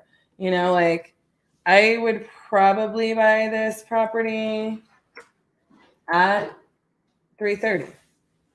This would be my offer range if I was on the phone with this seller, and unless they told me somebody just shredded the house and we have to do a full remodel no matter what. So I'm not necessarily looking for that highest comp price point. Like, I actually don't like to be the most expensive house in the neighborhood when I buy a house. I actually don't like going over the top when I don't have to. I don't like not narrowing my buyer's pool. And the crazier you get on your numbers, the more you narrow your buyer's pool. So would I rather make this house beautiful, have appeal, be clean, freshly painted, new carpet, trim up the flower bed, blah, blah, blah, blah, blah, and stage that beautiful front porch and make this feel like a warm and beautiful home and list it for $450 versus replacing everything so that I can feel cool. Like, I know how to design. I already know I know how to design. I can go toe to toe with anybody and make beautiful spaces and beautiful finishes. But if this house doesn't need to be remodeled to the nines to hit a great market demand for it, why am I going to take more risk and have the same amount or less reward, right?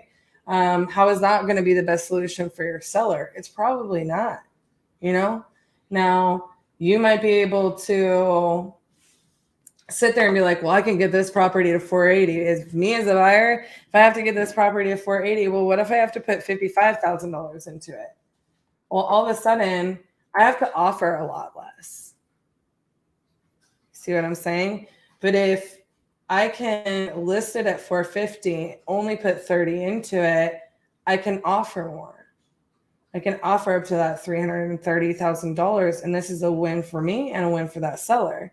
And so this is why I say it's really important that you not just know what you're comping, and you're not cherry picking those super high price point comps. You actually look at what is the best use of this for me as an investor. Like, all day, every day, I am not trying to overflip this house and say maybe it doesn't need 30 grand and just like quick flip cosmetics. What if the HVAC needs to be serviced or the water heater or something like that? You don't know those things 100% until you walk them, because people will be like, the water heater works great. It's been working great. There's no problems with the roof because they don't see any water leaks.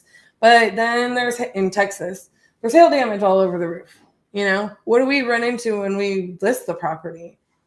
Seller concessions or repairs requested because technically speaking, your water heater is a decade old and it needs to be brought up to code for some reason or another. Well, all of a sudden those things start to add up, right? So I'm definitely also not trying to be in a position where, I'm listing a property and the buyer doesn't feel like they're getting it for a good price and a good value by trying to be in this position where I'm going to just squeeze every drop out of this lemon. You know what I mean? All right. 1501. Oh, Kindred Home Buyers is giving me a comp. Offer 330 when they paid 335 in 2015. How would you talk to the seller on that offer? How important is a second bathroom in a 3-bedroom home? Okay.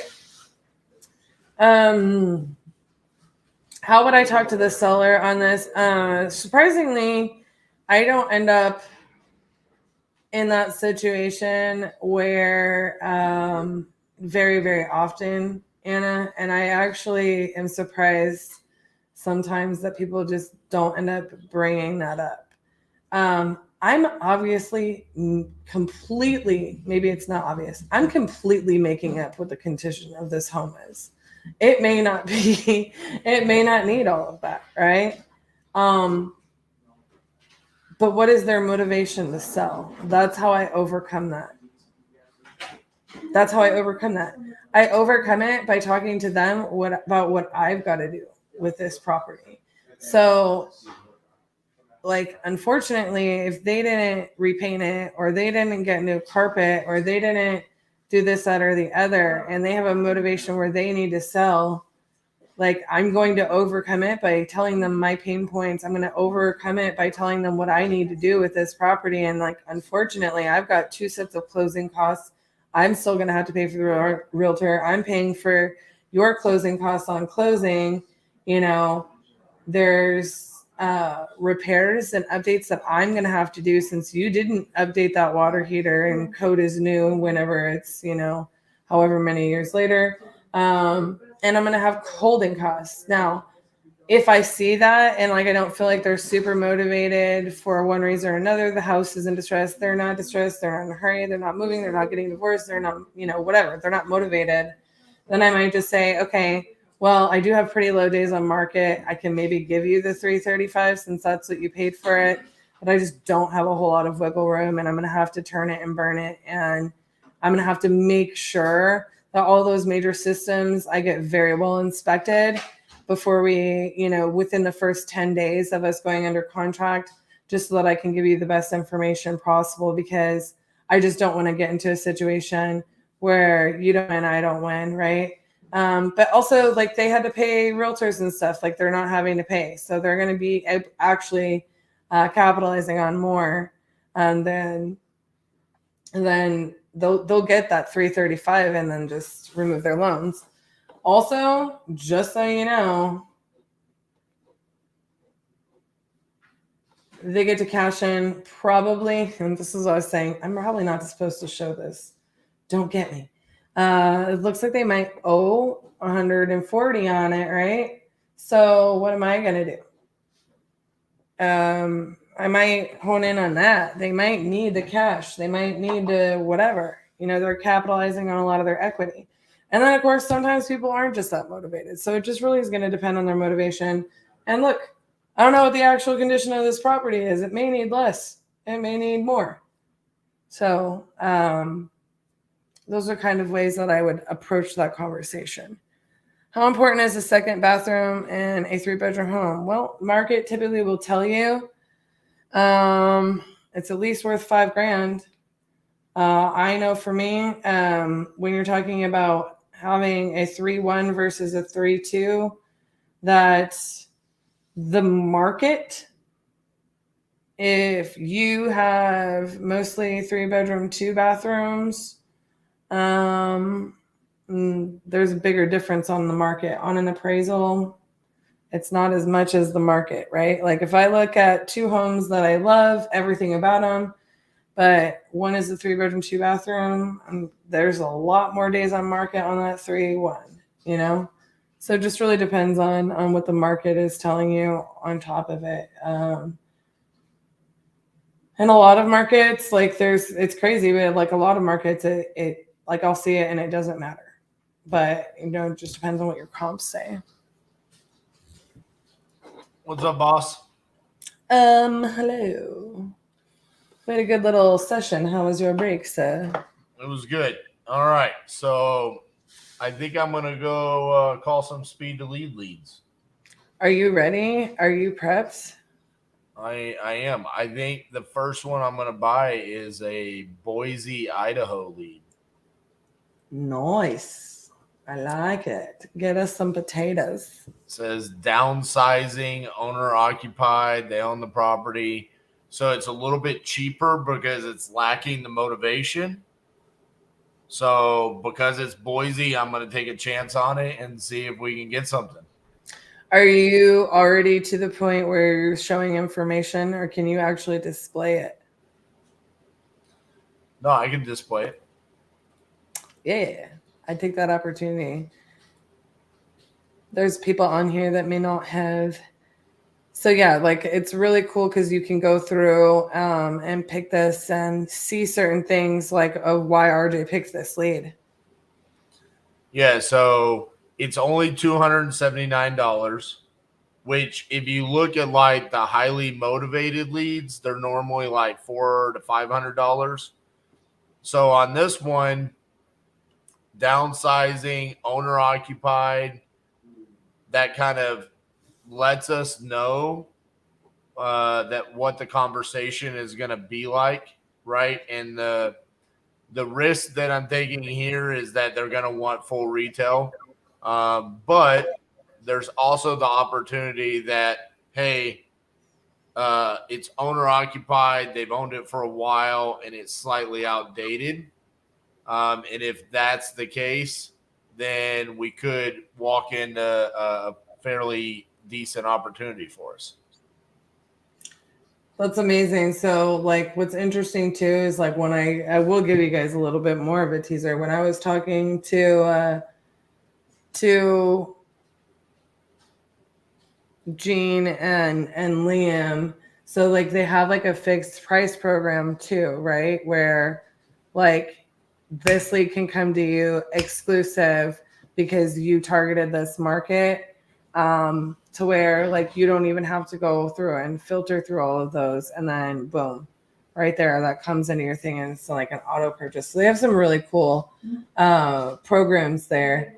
But there's actually what I love about Speed Elite is like there's something for everyone, you know, whether it's like I love their coupon programs.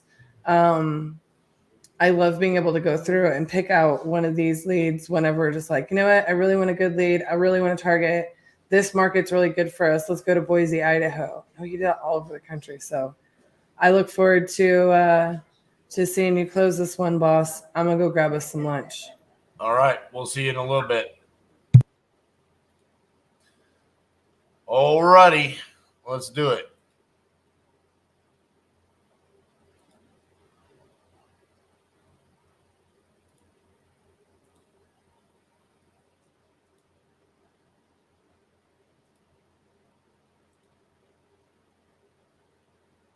David.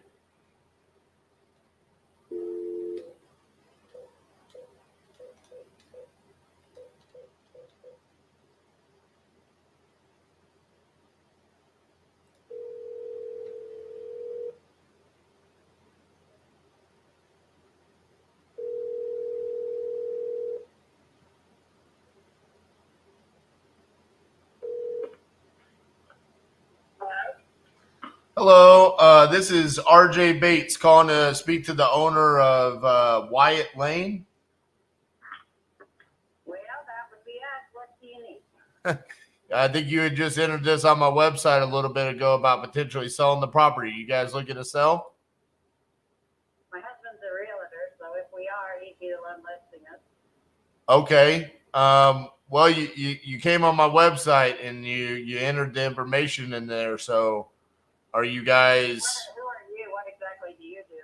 Well, I'm an investor, so I've got ads running. I think you 2.5 million, you can certainly buy it. 2.5 million. This is 11 acres, 6,500 square foot barn with apartment. It's 1,400 square foot apartment, 2-bedroom, 1 bath. Yep. Okay. Just out of curiosity, because it doesn't sound like you're that interested in talking to me. Was there a reason why you guys entered it on the website? I think that, we've thought about downsizing, but, when we look around, there's not a whole lot. But if somebody wanted to buy it, wouldn't force us into moving. If they wanted to pay what it's worth, then we're definitely not going to let it go for under what it's worth, which is 2.5, maybe 2.2. Then we think about actually doing it, but, we haven't listed it because we're just in no hurry. I see. Okay. Yep. All right. Well, give me just a few seconds here.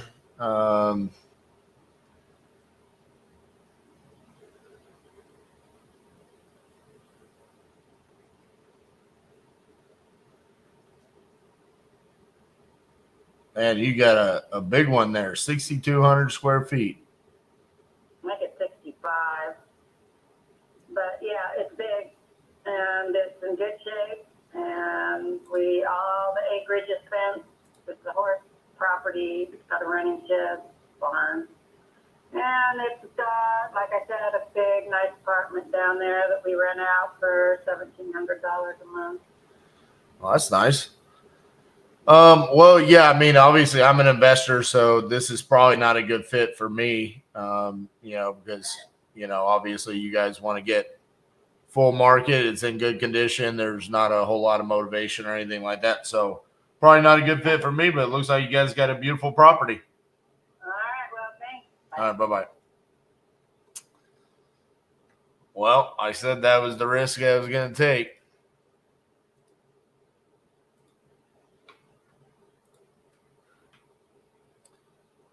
Oh, Idaho. I'm surprised she didn't ask me if I was from California. Someone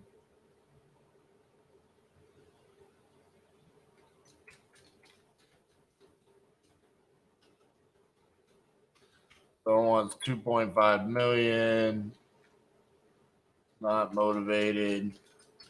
And both are licensed realtors.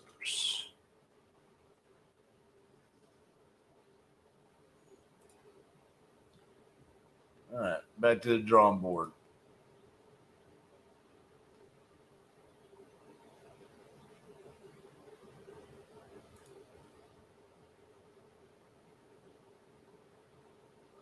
Son is tired of trying to do right by our community, and the city is making it hard for him because he has disabilities. There's no mortgage. They need to sell ASAP. It's vacant. Emergency reasons. Sell without showings. That sounds like they need to talk to us.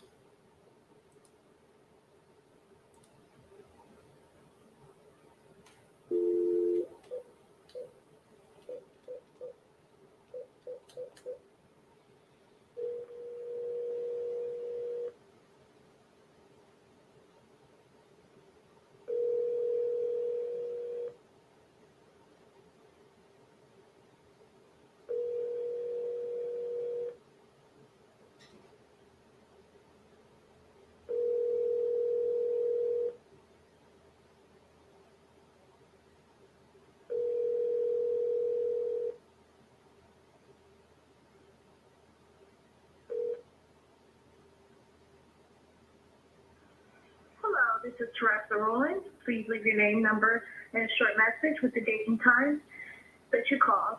Thank you, and have a God bless day. Teresa, this is RJ Bates calling about your property there on Antles Avenue. You just entered it on my website saying that you guys are looking to sell that property. It is May 2nd, 12:24 p.m. Central Time. You can call me back. My cell phone number is 817-915-6860. Thank you.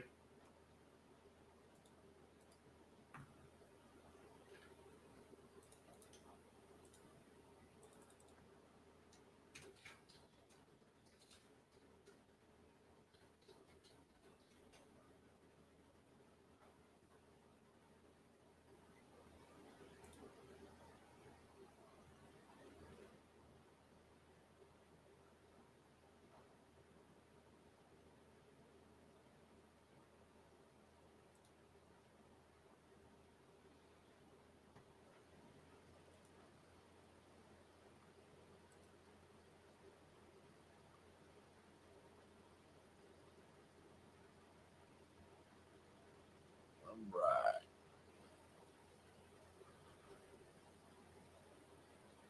Let's find the next one here. Too small a population on that one, even though I like seeing that much motivation. Death in the family, but it's a mobile home.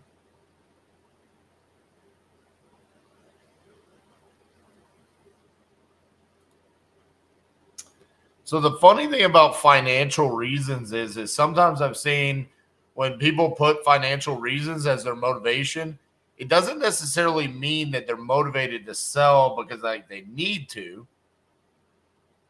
It's more of, it can also mean, hey, for financial reasons, I'm looking to sell because I want to cash in my equity.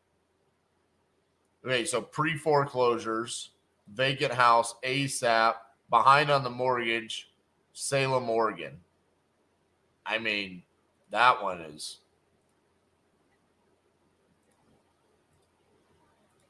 smoking hot. That's what we're looking for right there.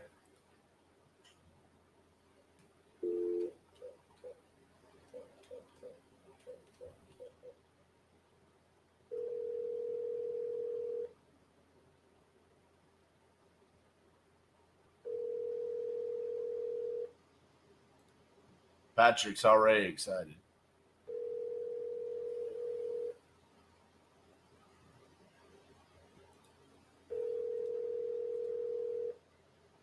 Patrick is excited by anything in Oregon.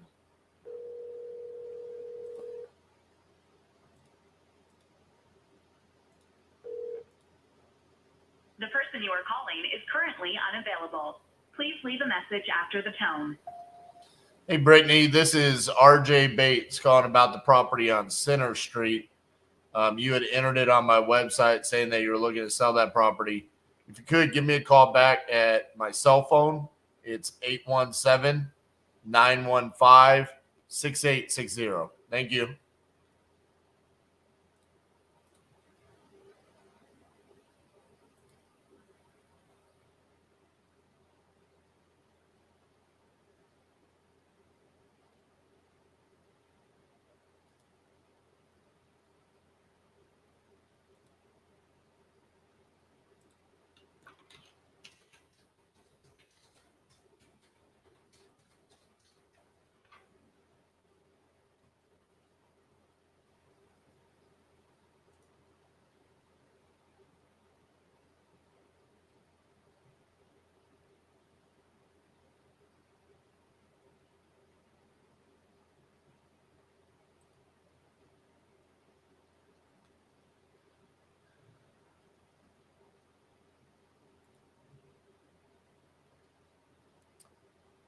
So there's some motivation here, but to sell and use the money to buy in another city, and then they want a month-long lease back.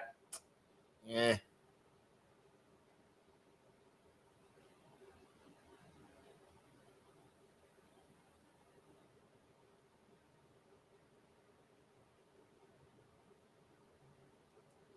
Small population.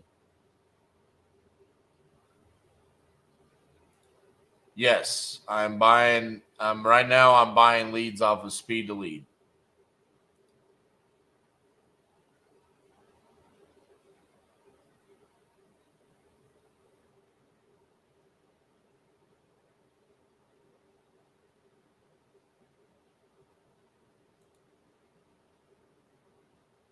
Clearwater.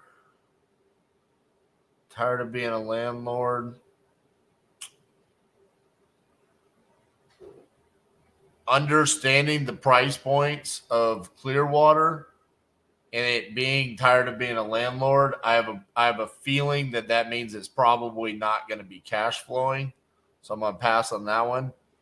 Myrtle Beach. I don't know much about Myrtle Beach other than I feel like the price points can be extremely high there.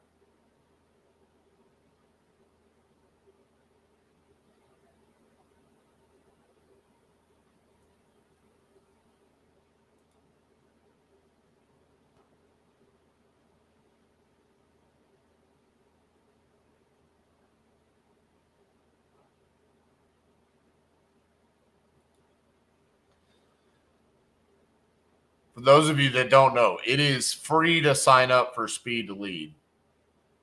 And if you sign up and you use the promo code Titanium, you actually get a free $50 to your account. And you just come in here and you're cherry picking which ones you want to buy. You could go into your settings. You can set it to where you get notified of the specific markets that you want to be notified of.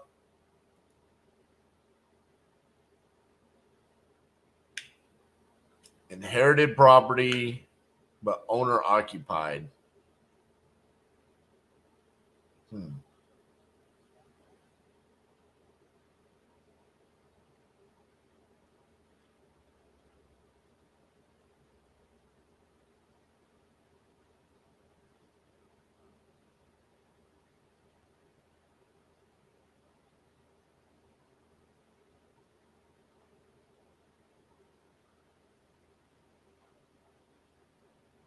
emergency reasons, financial reasons in Grand Junction, Colorado, open to creative finance.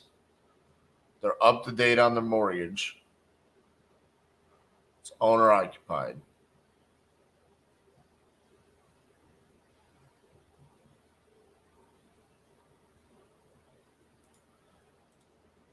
So what I'm going to do here is I'm going to go into our investor lift, and then I'm going to type in Grand Junction, Colorado,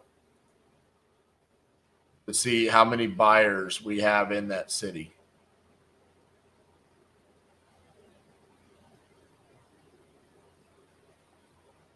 So we've got 1,200 buyers. High buyers score, right? Like these are real buyers, not just hedge funds. We've got the buyout company, Resolve Home Buyers. We've got an Arizona Flip, Noah Home Flips.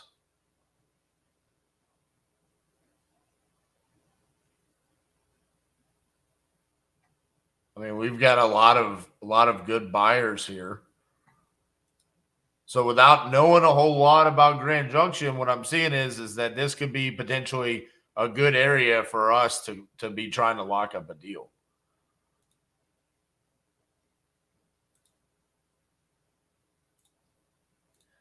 So I'm going to go ahead and I'm going to get this one based off. So this is how like we utilize speed to lead and investor lift in conjunction, is knowing, hey, this is an area in which we could potentially sell the deal.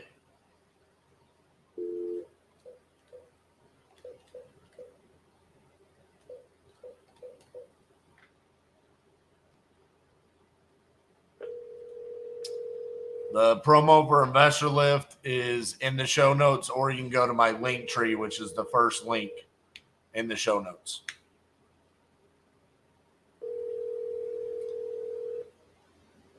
I think the lowest is like $500 a month. We're paying $3,000 a month for cartel mode.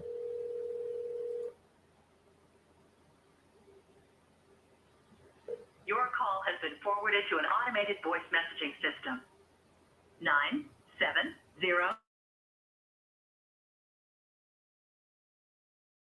3 is not available. At the tone, please record your message. When you've finished recording, you may hang up or press 1 for more options.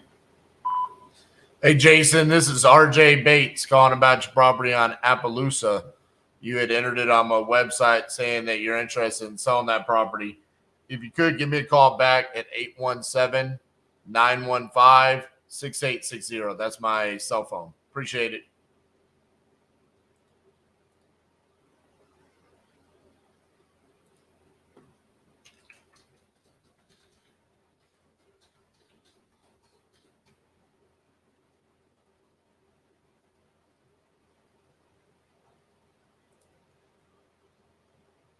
All right, I'm going to go back to my CRM here.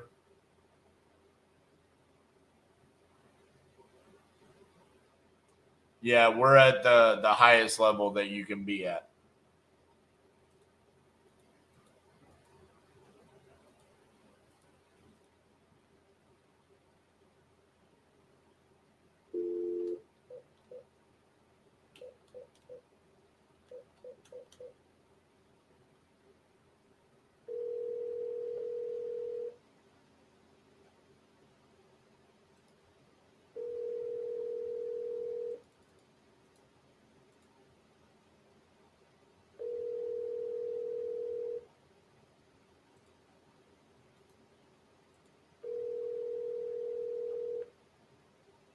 Your call has been forwarded to an automatic voice message system. 908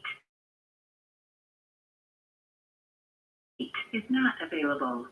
At the tone, please record your message. When you have finished recording, you may hang up or press 1 for more options. Hey, Dennis, this is RJ Bates calling about your property there on Sandy Ridge that you entered on my website Give me a call back. My cell phone number is 817-915-6860. Thank you.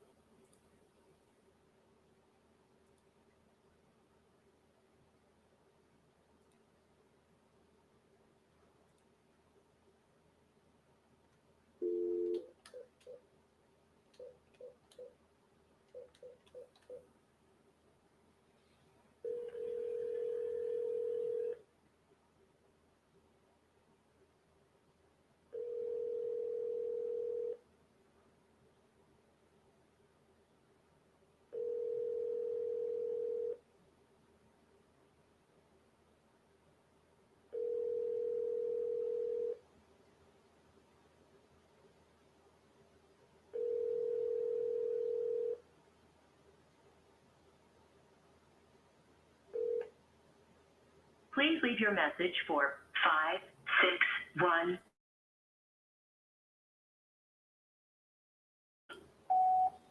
Hello, this is RJ Bates calling about your property there in Royal Palm Beach.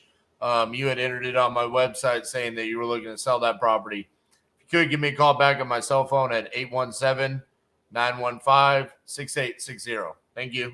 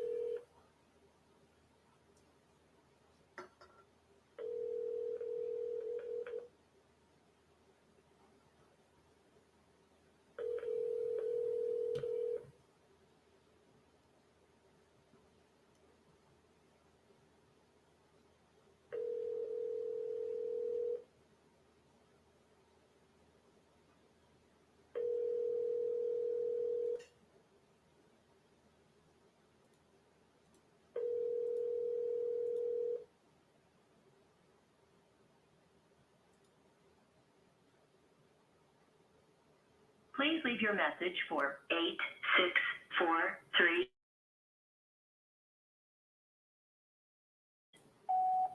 Hey, John, this is RJ Bates calling about your property on Shadow Dance. You had entered it on my website saying that you were looking to sell that property. If you could, give me a call back at 817-915-6860. Thank you.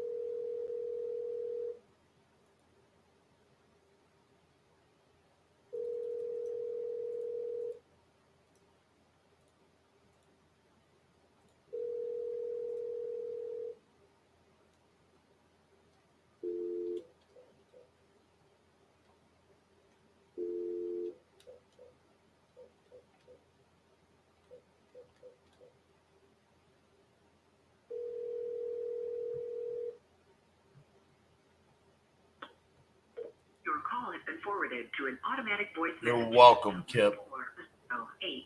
88328364 is not available. At the tone, Please record your message. Just sitting here grinding away. Recording. You may hang up or press 1. What else would I be doing? Hey, this is RJ Bates, calling about your property there in Sunnyvale that you entered on my website. Just give me a call back at my cell phone, 817-915-6860. Thank you.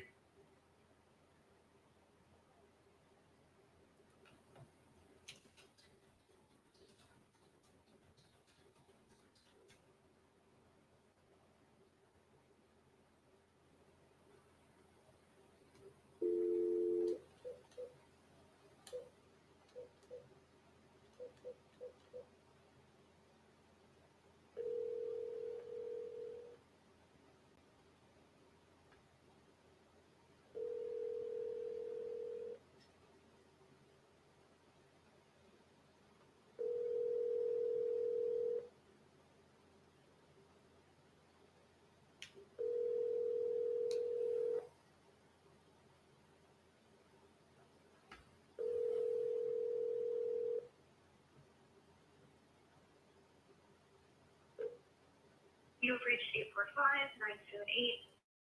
If you'll leave your name and number, I'll get back to you as soon as possible. The mailbox is full and cannot accept any messages. Do you have a targeted number of calls or conversations you like to make in an hour? Well, depends on how quick I can dial those 7-10 numbers. And then, how many people I talk to. I hate these KPIs. I argue with Cassie about this all the time because she wants to track how many dials do the guys make and how many offers and stuff like that. At the end of the day, that is because you are worried about the fact that your guys are being lazy. Okay? So if they're going to be lazy, well, then they're just not going to get results. So I just say, let's just go to the results. You see here through 5 days, 21 contracts sent, 9 signed or whatever. I don't know how many dials I made. It's like I told Cassie yesterday, I called a lot because people weren't answering. So at the end of the day, if I sit there and I say, I placed 250 calls, do I get an attaboy? I mean, it's like, well, that sounds great. How many contracts did you get? Because I can't sell calls, but I can sell contracts. And that's all I really care about. I mean, we're here to make money. And so at the end of the day, it's just about, they didn't answer, call. They didn't answer, call. Yeah, it does need to be relentless. And we just keep going. I mean, I'm just going to hit the whole entire queue. Just one by one. I don't need to do any research. Just, okay, what's next? Jeremy Blair. Okay. Dial the damn number. And let's see if they answer. Copy and paste my note. Call them up voicemail if they don't answer. Move on to the next one, Hello. Hey, it's Jeremy there. Jeremy, this is RJ Bates calling about your property there on Kirkover. You had entered it on my website. Are you looking to sell that property? I'm not the person you called. This is Michael Snyder. Huh. 803-762. Yeah, this is the number they put in. That's crazy. So you're not the owner of that property, huh? No, I lease it, so I've got a since January 1-year lease. Huh. That's weird. Did you enter it on the website? Would you have the right address? Yeah, 2624 Kirkover. Nope. This is 618 Lawson, Lawson Road. Yeah. Leesville. Yeah. It's in North Carolina. 29070. I gotcha. I guess someone just went on the website and just entered in your information just because. So it's Yeah. Well, wasn't me, I know that. All right. Well, I will have. I can't buy anything that for anything other than a rent or lease. gotcha. You know, so this property is rented with 2 year rent lease. Okay. Gotcha. Okay. Well, I apologize about that, man. I'll make sure to delete it out of our system. Okay. And on this property, a 12-acre lot. Gotcha. Okay. Well, I appreciate it. Okay. Bye-bye. Well, like he was trying to tell me what he rents. Well, you're not the owner. I don't want to talk to you. Let me go.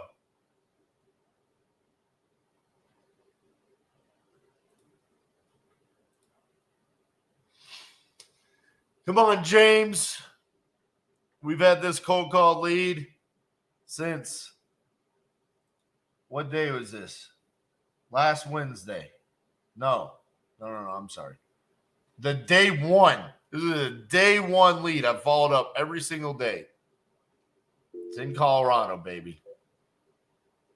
Come on.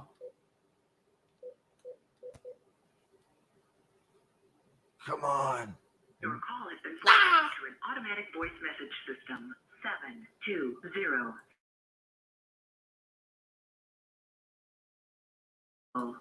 At the tone, please record your message. When you have finished recording, you may hang up or press 1 for more options. Hey, James, this is RJ Bates calling about your property there on Old Mill Trail. Give me a call back. My cell phone number is 817-915-6860. Thank you.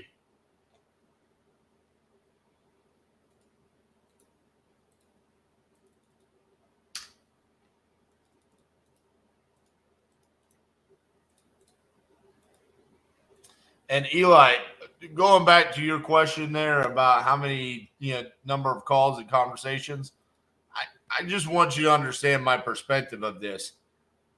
This is similar to like how everyone else out there teaches about scripts and stuff like this. I think that their processes are great, KPIs are great to a certain extent. At some point in time, the personnel has to go out and make a play.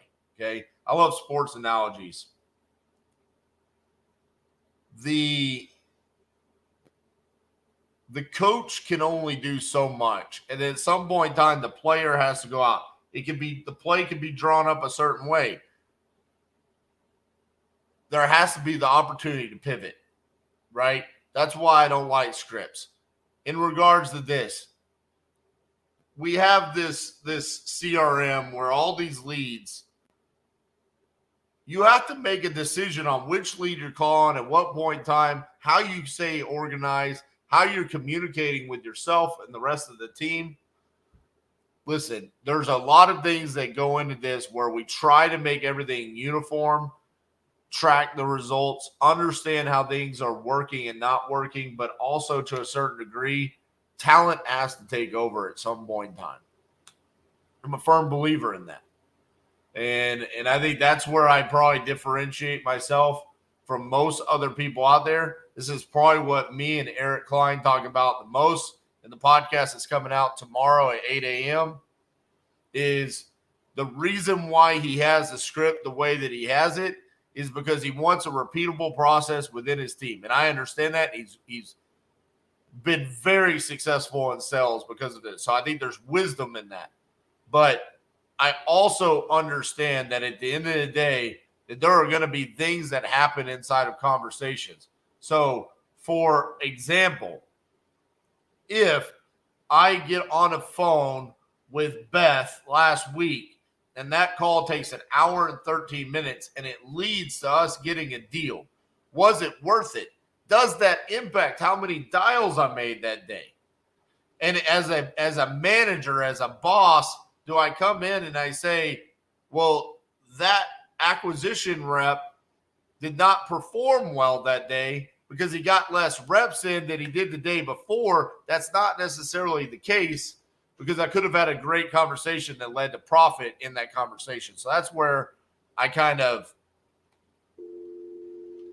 just waver from the whole there should be X amount of dials made in an hour or in a day.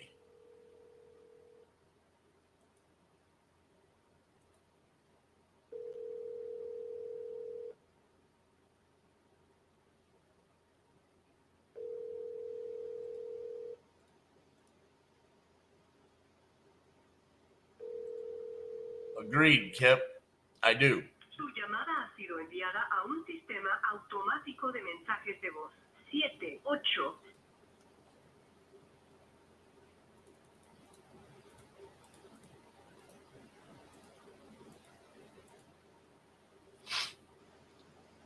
Georgia in Georgia. Been calling you since day one.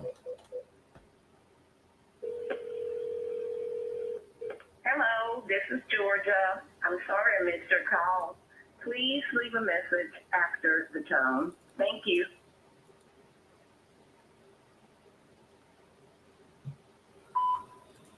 Georgia, this is RJ calling about your property there on Watson K that you entered on my website. Give me a call back. My cell phone number is 817-915-6860. Thank you.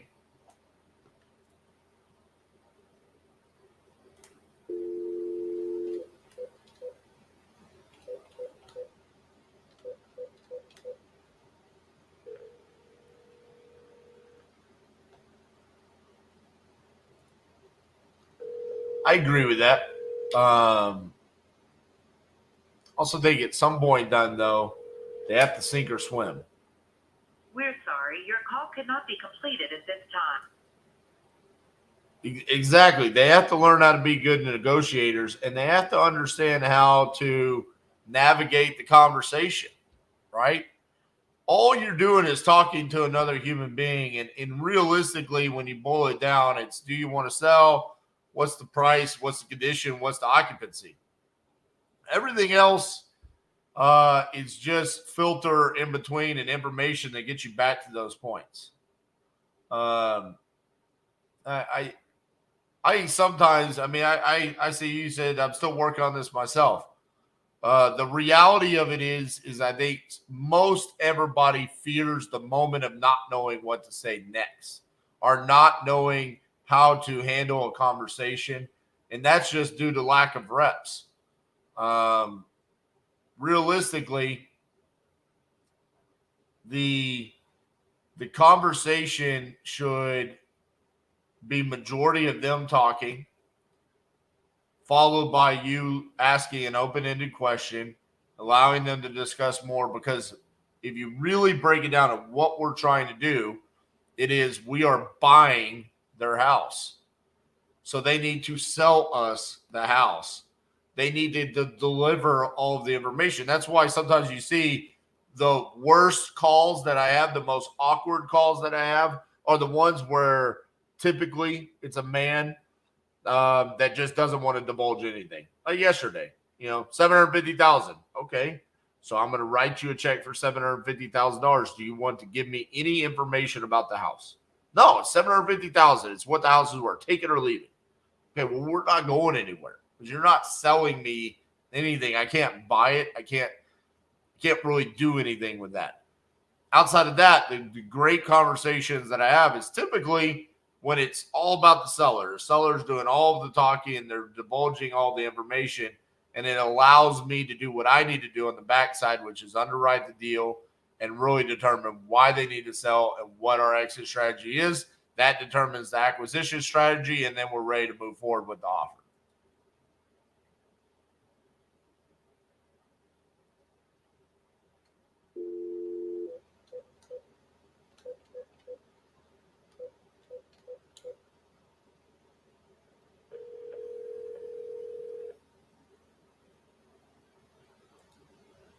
Your call has been forwarded to an automated voice messaging system. 678 is not available. At the tone, please record your message. When you've finished recording, you may hang up or press 1 for more options. Donna, this is RJ Bates calling about the property that you entered on my website that you're looking to sell. If you could, give me a call back at 817-915-6860. Thank you.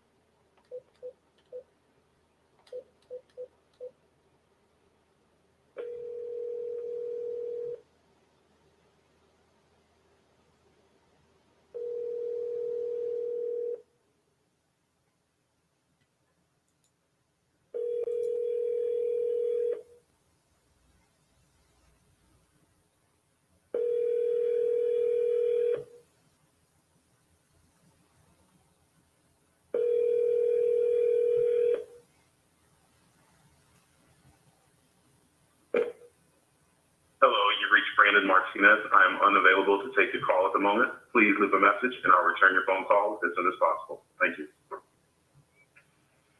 The mailbox is full and cannot accept any message.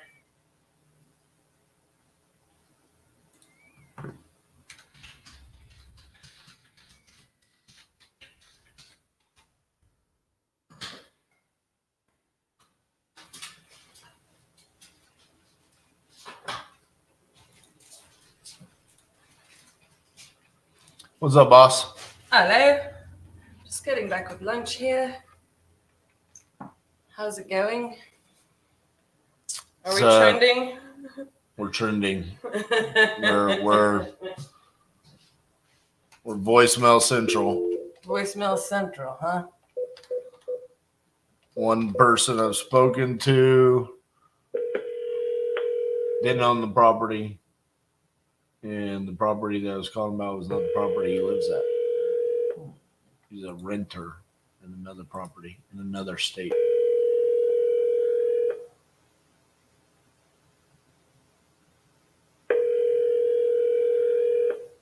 I think today is the first day we have not sent a contract out before lunch.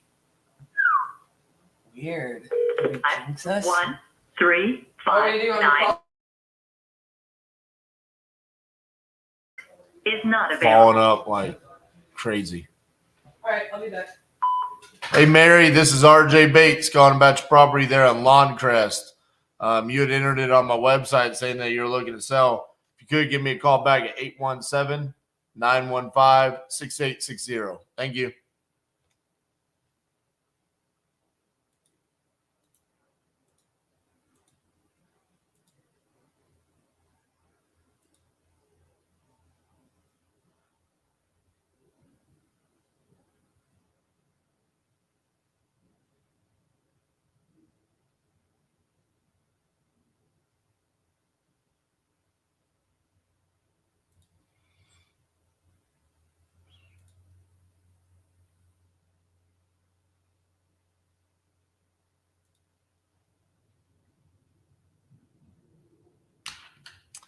So Cassie's going to have – Cassie, can you hear me? Yeah. Okay, so today I want you to go ahead and look at this. It's in follow-up, Crowley, Texas. It's the top one in the CRM. That seller needs a consultation to potentially list the property. She is interested in either selling it for cash or potentially listing it. I think it's probably going to be a listing.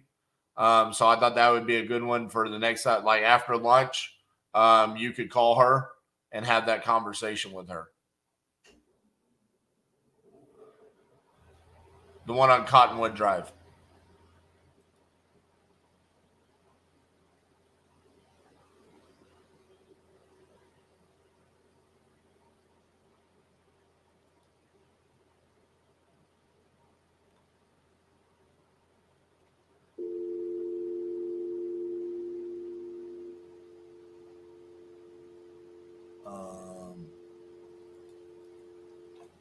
no phone number on that lead.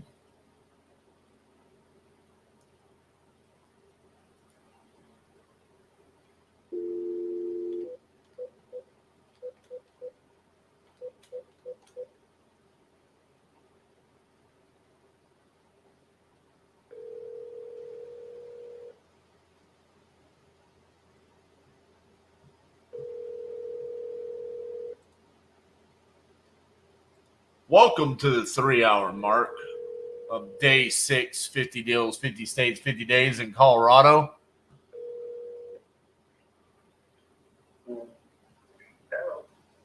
Hi, is Joe there? Yeah, this is him. Hi, Joe. This is RJ Bates calling about your property there on Brackett Street. You had entered it on my website saying that you were looking to sell that property? Yeah, Awesome. Are you still looking to sell? yeah. How much are you looking to get for the property? It's negotiable, but we because the market in our area is very hot and it's a commercial area, we're looking to go for 1.6 million. 1.6 million. Okay. And how did you come up with that price? Because it's the property is brand new, renovated, and it have a parking lot next to it, which used to be a house. And my father-in-law knocked it down and built a parking lot, and it's right next to the hospital. Very valuable area, and we think it's worth that much. He built an additional bathroom in the basement, and the house is basically totally renovated, brand new. Is the house is it zoned commercial or is it zoned residential? I think it's residential, but later it can be converted into commercial if needed. I think because the area they almost people can do the commercial. This house is perfectly for Airbnb, rent it out, and you can earn a lot of money with the commercial idea. Okay. Give me a second here. You know better than I do. Yeah, I mean, I agree that the property could be worth more if it was zoned commercial, but that's a process that you have to go through to get that done. And it's not guaranteed that they would allow it to be done either, Yeah. It should be because, the area is pretty good. It's almost everywhere of business. There's a lot of hotel building out. So which property got torn down? The one right there by the stop sign? No, the email one, like it used to be 286, got torn down, and now it's just 284. Okay. So you're selling 284, 286 got torn down. Right. And you made that a parking lot. Right. And what about 288? I mean, they're okay with just having a parking lot right next to them? Oh, yeah. Now it's a parking lot. So what are you using the parking lot for? Nothing, just to park. Okay. The area is, very lack of parking spaces. Right. I see that. Very bad zone for parking. I see. Okay. So when I look at property values, So the house itself is 2,500 square feet, right? Yeah. I think. Okay.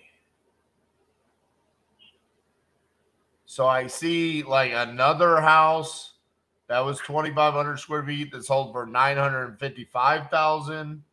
I see a 3,600 that sold for 1.5 million. And then I've got a 5,500 square foot that's active for 2.25. So I don't see anything that says 1.6 million. But I guess that's because you're including that lot next door. Right.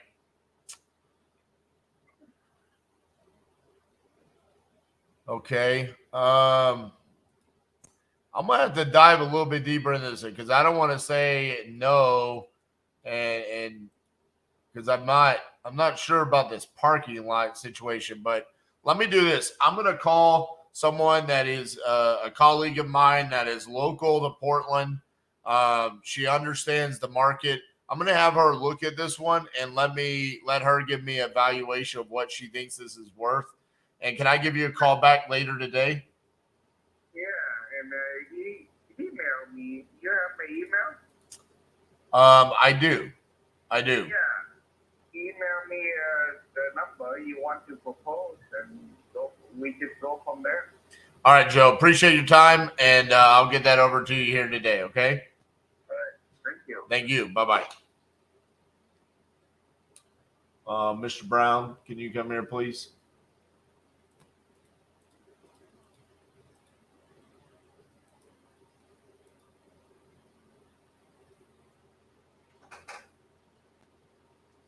Patrick?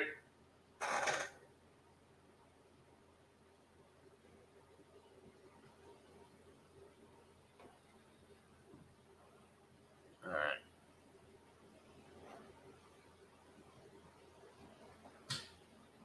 Back in. All right. You sailing? No, this is Portland, Maine. Okay, yeah. Let's do it. Yeah, I'm not feeling as optimistic as you are. So this is what he's selling us. Okay. Just this one. Okay.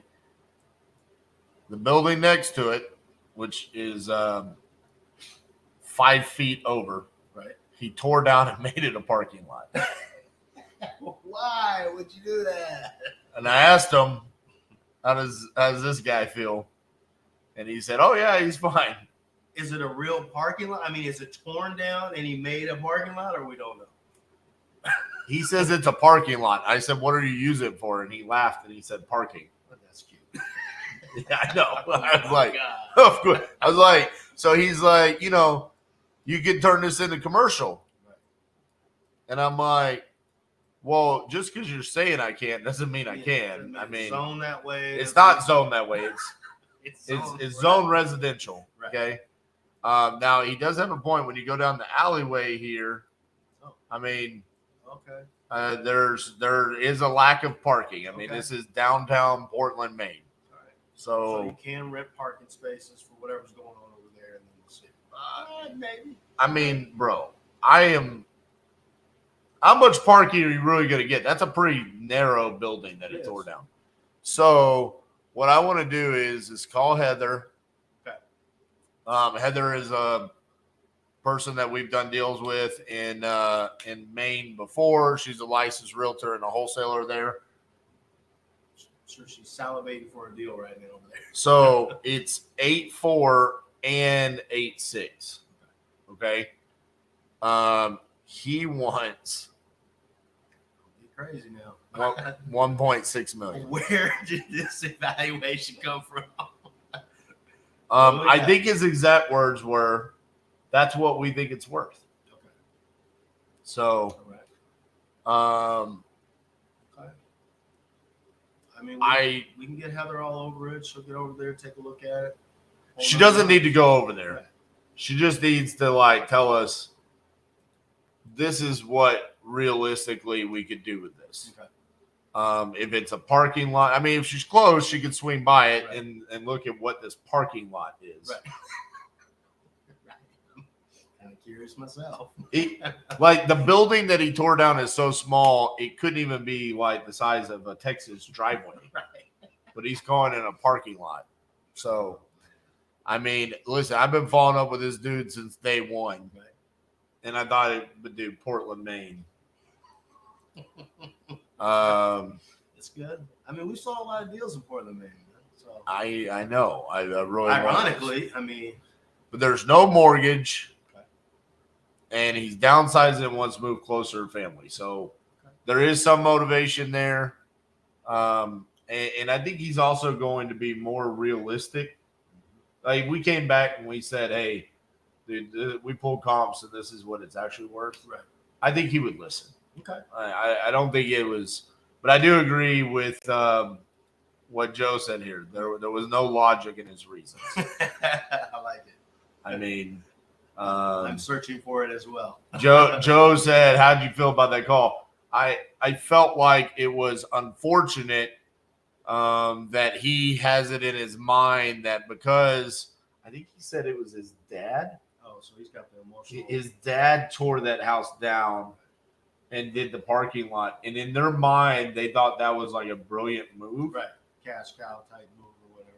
But in my mind, without understanding the market, I felt like they should have kept it. And they would have had two houses, which, I mean, when you look, I mean, $1 million, All right. Well, there's 1.5, Okay, so 2.25. what I mean, are those looking like though? If we look at that 955. What does it actually? What does it look like though? All right. Okay, so similar build style then. Yeah, I Looks mean, like, okay. yeah. All right, yeah. And that looks distressed Yeah. at 955. Okay. So I think there was value there. I just wish they wouldn't have torn it down. I cannot imagine that neighbor to the right of them is happy. Not unless that's the barbecue space now or something. And I didn't want to ask him, but I almost want to be like, did you get approval to do this? Right. That's definitely. Because I mean, it's right in the middle of downtown, so you almost feel like that could have been like shut down. Right. But I don't know. So call Heather, All right. see about it. The lead is in.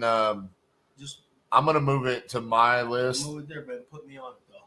Yeah, If you would. And I'll give her a call right now. I'm gonna move it to the top so you can find it. All right, cool. All right, I'm on it. thanks. Yes, sir. Salem. Yeah, that was a speed to lead that we bought. That's you Yeah. can answer that. Yeah. Here we go. Hello, this is RJ. Hi, RJ. This is Stella Polich. How are you? Hey, Stella, how are you doing? I'm doing good. So I was just following up with you about our conversation that we had about Yellow Top. Did you make a decision there between us and Open Door?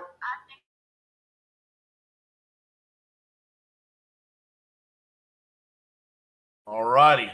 Well, I'm glad you came to that decision. It was funny. We had such a good conversation, and I felt like you were going to do that, but every time I really strongly feel that way, I end up being dead wrong. So I'm glad that when you didn't answer the vote yesterday, I was like, oh man, I don't think Stella liked me. No, actually, RJ, I went home and I left my cell phone in the car, and I didn't think about it until 11 o'clock last night. Oh, I gotcha. Well, that's fine. Well, okay, let's do this, Stella. So here's what I've got.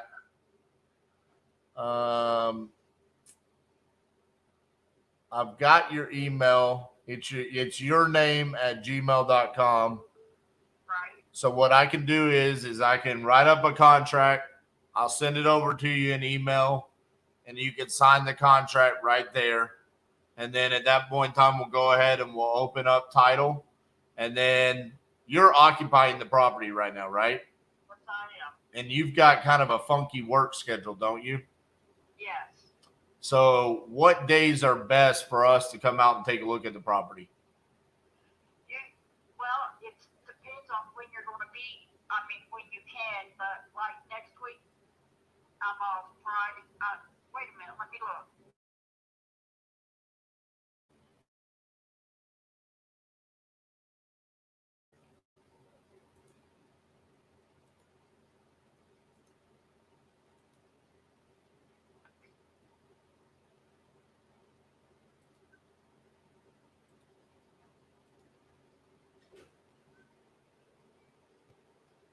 Okay, next week I am off Monday and Thursday.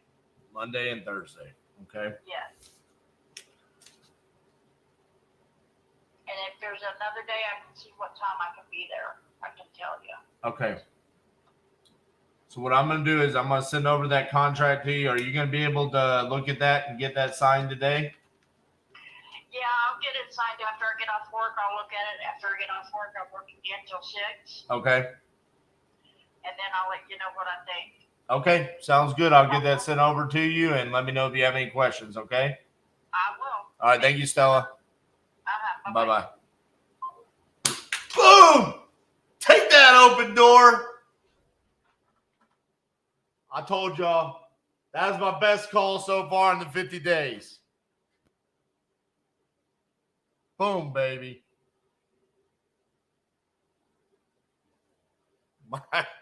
My note I read this. Oh, I knew what she wanted. She wanted the convenience. She didn't want to go with what Open Door was offering her. She didn't want to have to deal with that hassle. Boom, baby.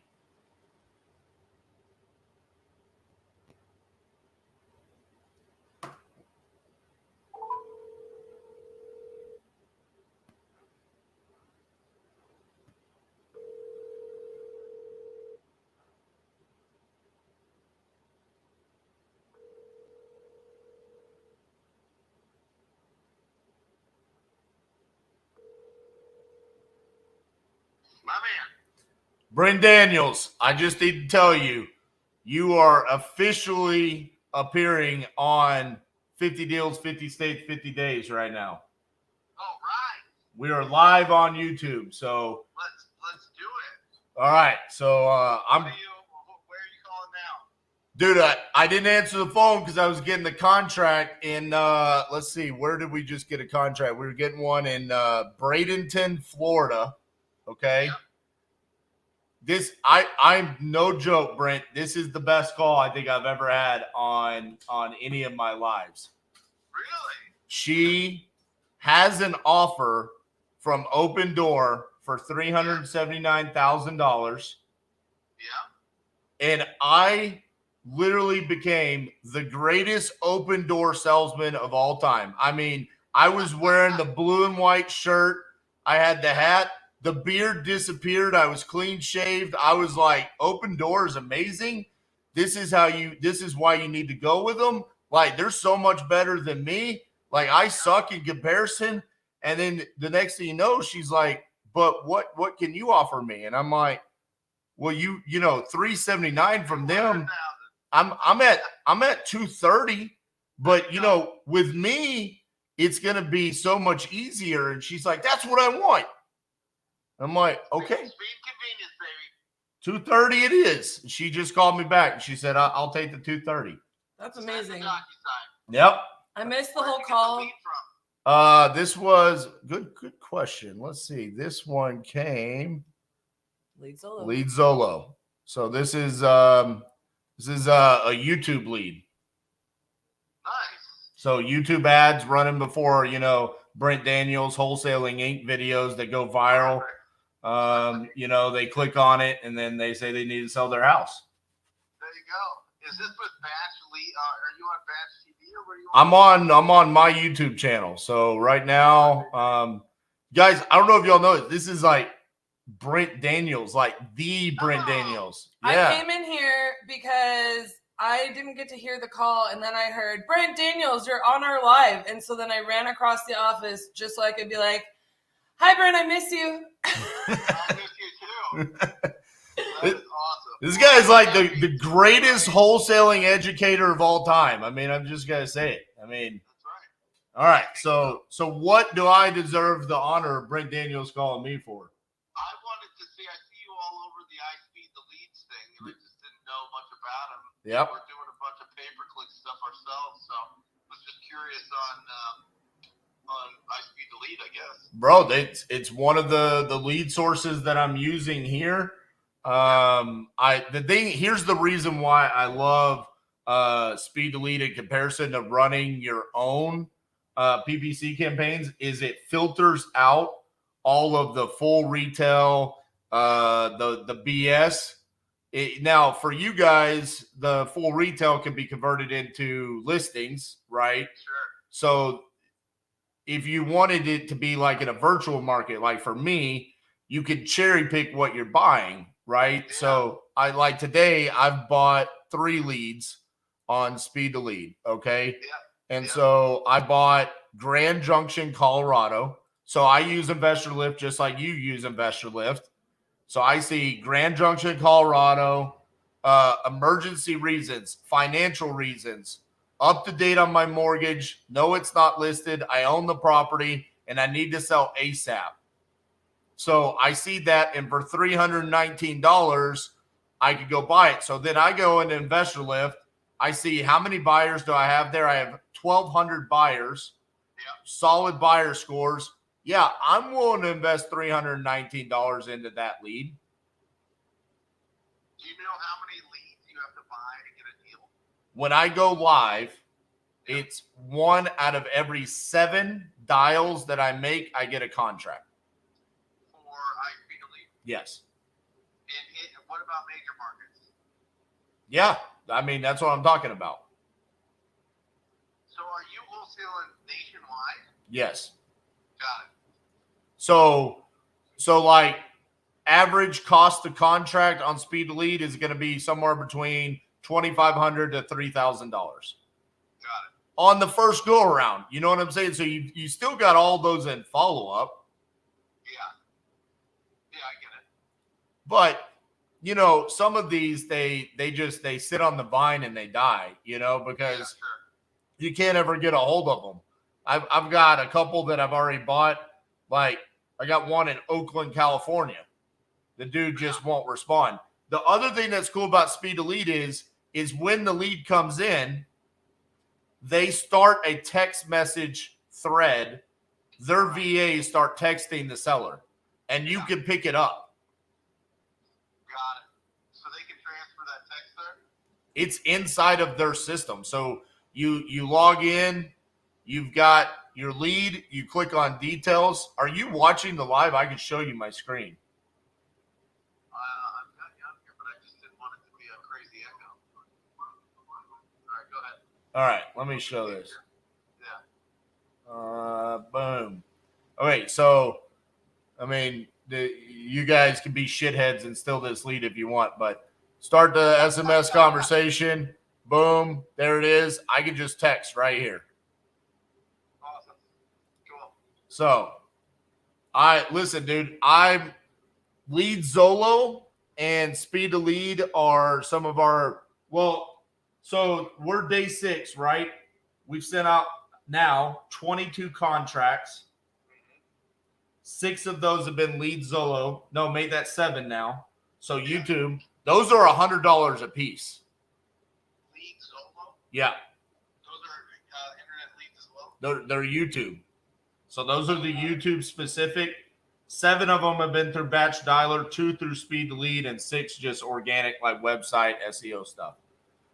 And just so you know, you need to do Lead Zolo / Titanium because you know about affiliate marketing, right? Oh, yeah. Pretty sure you were the guy that got me started in this, Mr. Brent Daniels. That's it. Well, if you use it, you believe in it, you got to get loud about it. I think I'm pretty loud about it. I mean, I fucking go live for 8 hours a day for 50 days in a row. I mean, that's awesome. Yes. Also, just so everybody's watching, there's going to be a Titanium Vault episode with Brent Daniels. Oh, yeah. And finally.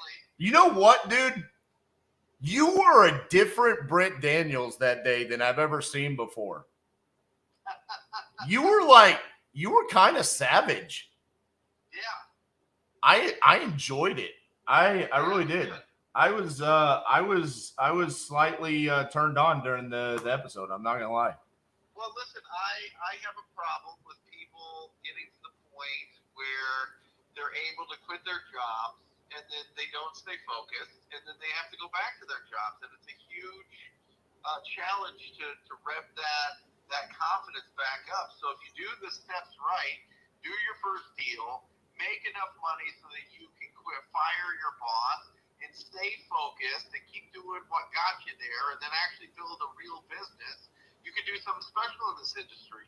You don't have to backslide like 90% of other people that quit their jobs and backslide because they get over their skis with expenses and try to become these, huge business moguls in their own mind when you should just stay focused and solve the problems of property owners, and you'll make the fortune that you're looking to.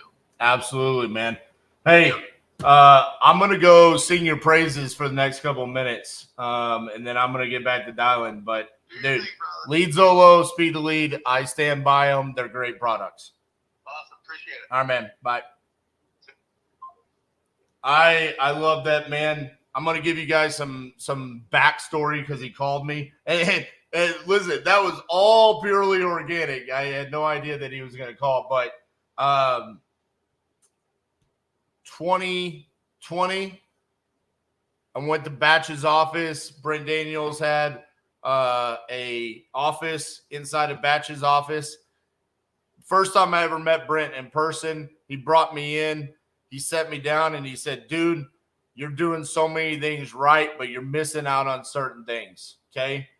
This is what you need to be doing. You need to be doing this right here. He said I needed to be doing this. You need to be going live. You need to be showing people what you're doing. You need to be showing them the products that you use. It can change your life. It'll change other people's lives. And in return, you're going to be so much more fulfilled. So we can give some thanks to Brent Daniels for what is happening today, okay? Next thing that happened with Brent Daniels is that he was the reason why Cassie and I got to be on TV, because they offered it to him, but then when they found out he was in Arizona and Brent wasn't interested in doing it, he said, you need to check out RJ Bates' YouTube channel. They came and they watched my YouTube and they said, you're the guy we want. So I love his giving heart. I love who he is as a person. And I'm honored to be able to call Brent one of my friends. Our podcast episode is going to be coming out in a couple of weeks. Like I said, it's a different side of Brent. I asked Brent, what do you want this episode to be about? Because listen, with Brent Daniels, it can be about so many different things. I mean, he is literally Mr. Talk to People. So it could have been about cold calling.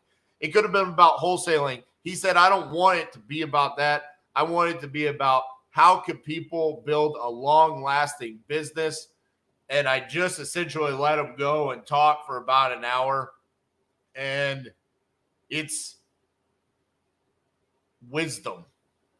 There's no other way to put it than to listen to a man that has gone out and he has built those long-lasting businesses, and he continues to do it. Love having Brent. That was cool. Also, what was cool is we just got a contract in Florida, baby. Woo!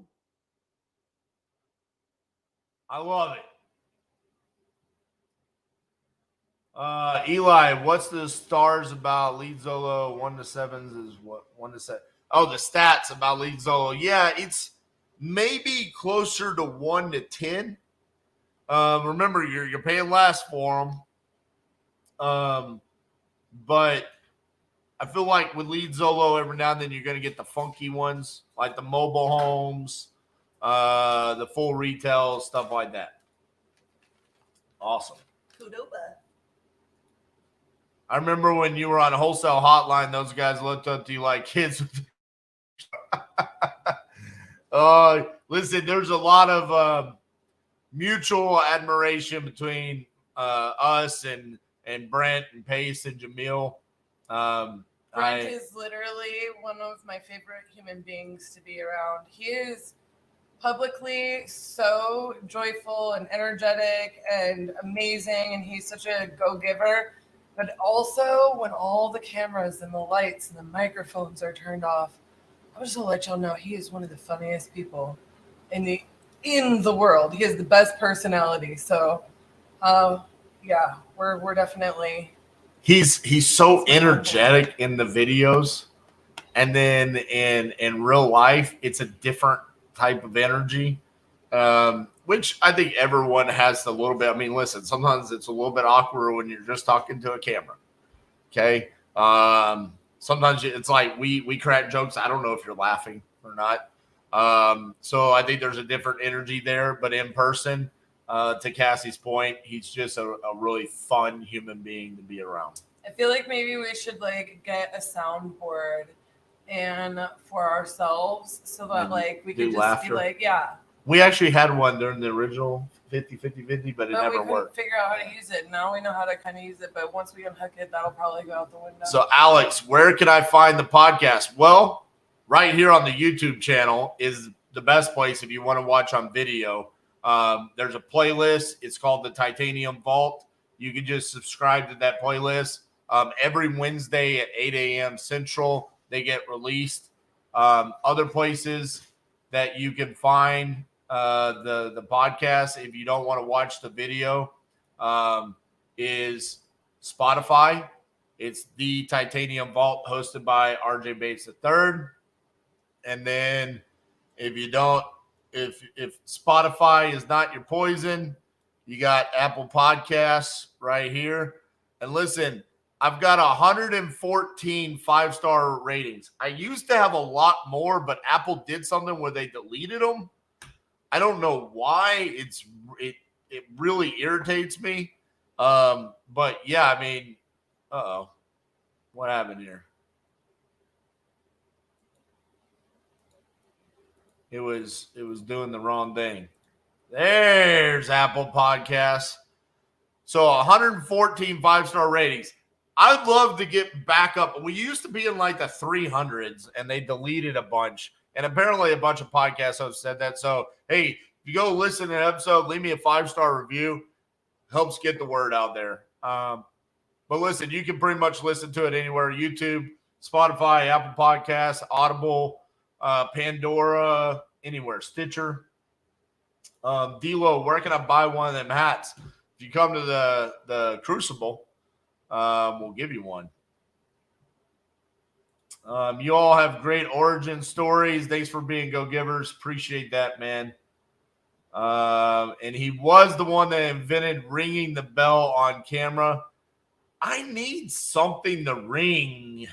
You're right, Angel. I need something that the Brent Daniels ringing the bell. You know, I just got a contract. I need to be able to ring the bell there or something. I'm excited about that one. That one, I felt so good about it. And I told you guys, I was like, I feel like that was the best conversation I had had. I'm really glad that it came to fruition there.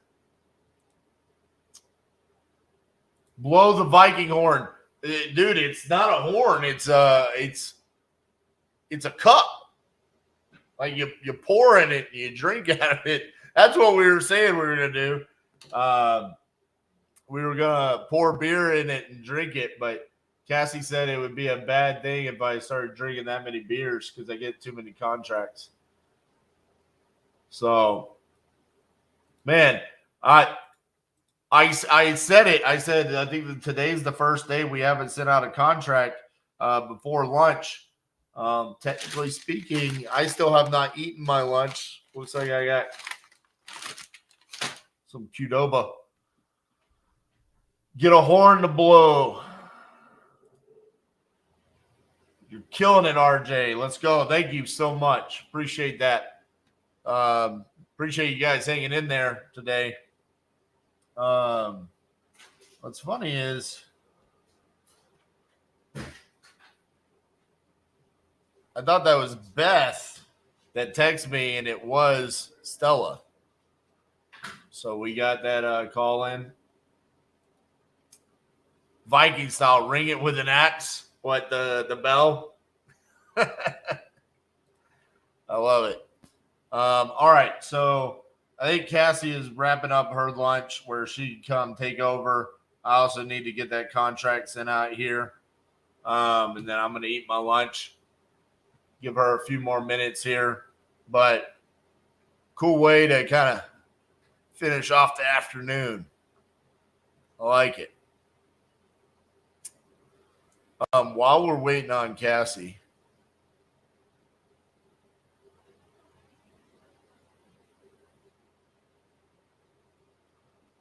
let's give one of these other leads a call.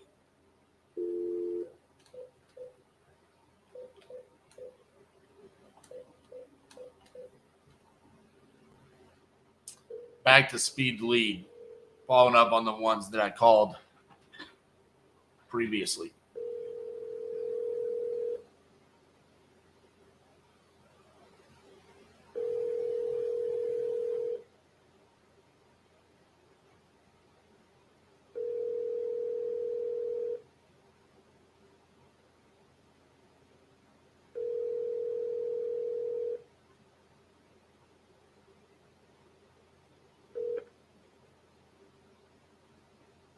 Please leave your message for 9702. Hey, Thomas, this is RJ Bates calling about your property there on First Avenue. You had entered it on my website saying that you were looking to sell. If you could, give me a call back at 817-915-6860. Thank you.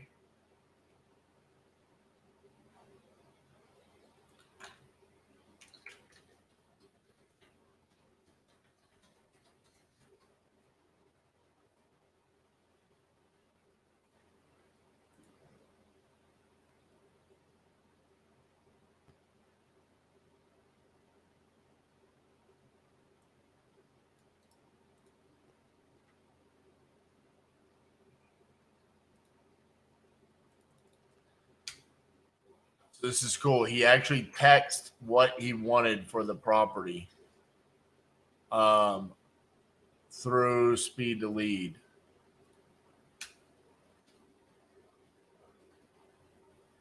He needs $612,000 because that's what he owes.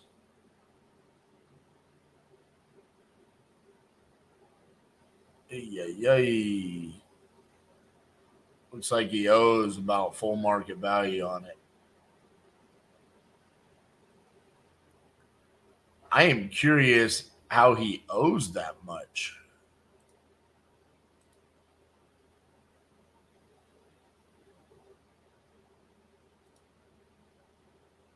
It's crazy. I don't even know how he could have gotten a loan for that much. But again, it's Colorado, and the market was crazy there for a while.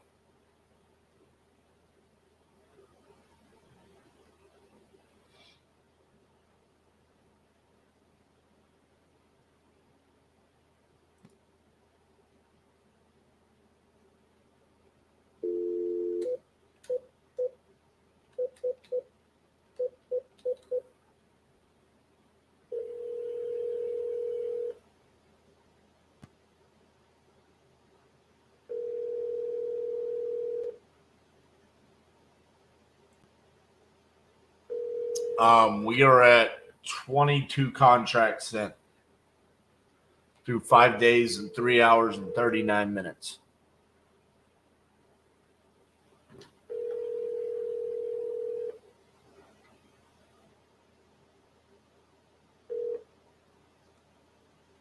The Google subscriber you have called is not available. Please leave a message after the tone. Hey, this is RJ Bates calling about your property there on Royal Woods Drive. If you could, give me a call back, 817-915-6860. Thank you.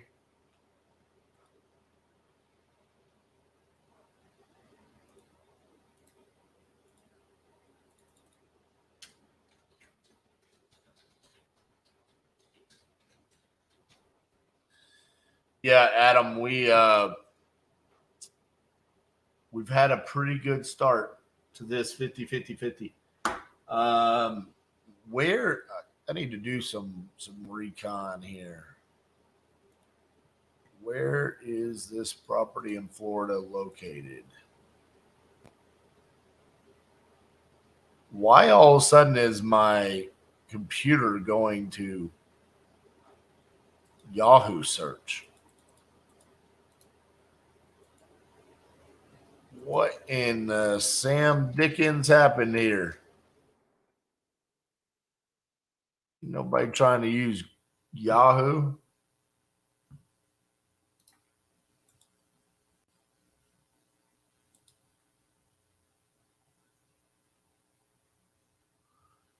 Okay, Bradenton is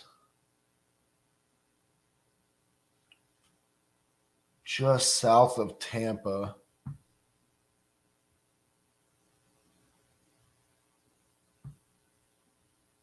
Man, that is really close to Beth's house.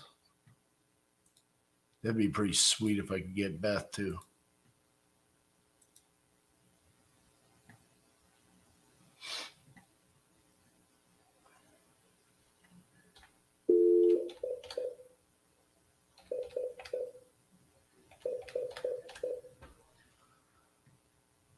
Pretty cool. Back-to-back days. We had Eric Klein on yesterday, Brent on today. Forwarded to an automatic voice message system. 775 is not available. At the tone, please record your message. When you have finished recording, you may hang up or press 1 for more options. Hello, this is RJ Bates calling about your property there on Keel Drive. You had entered it on my website. Give me a call back. My cell phone number is 817-915-6860. Thank you.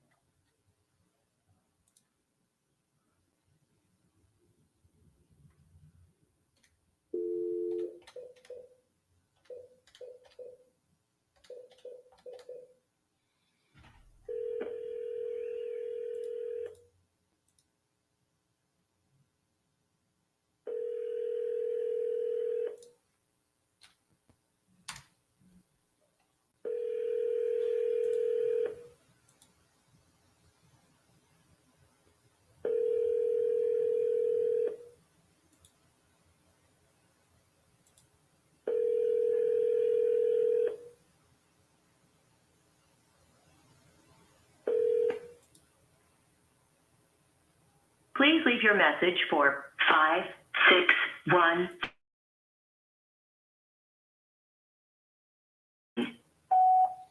Hey, this is RJ Bates calling about your property on Willow Road. If you could give me a call back, my phone number is 817-915-6860. Thank you.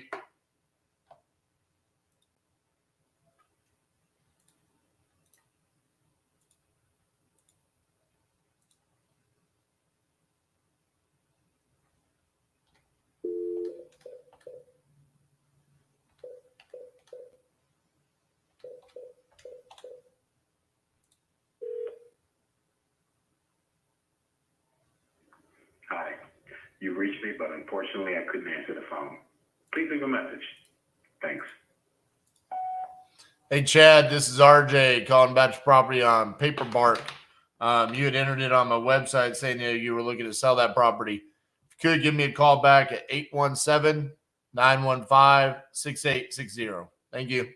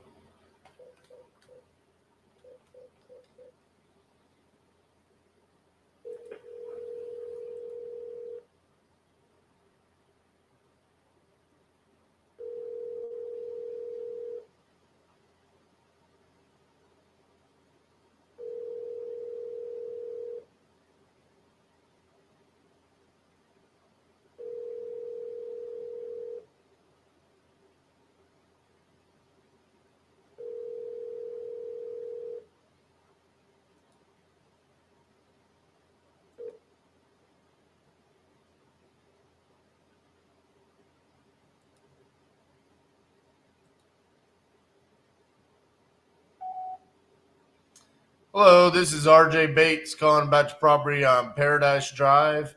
You had entered it on my website saying that you wanted to sell that property. If you could, give me a call back on my cell phone at 817-915-6860. Thank you.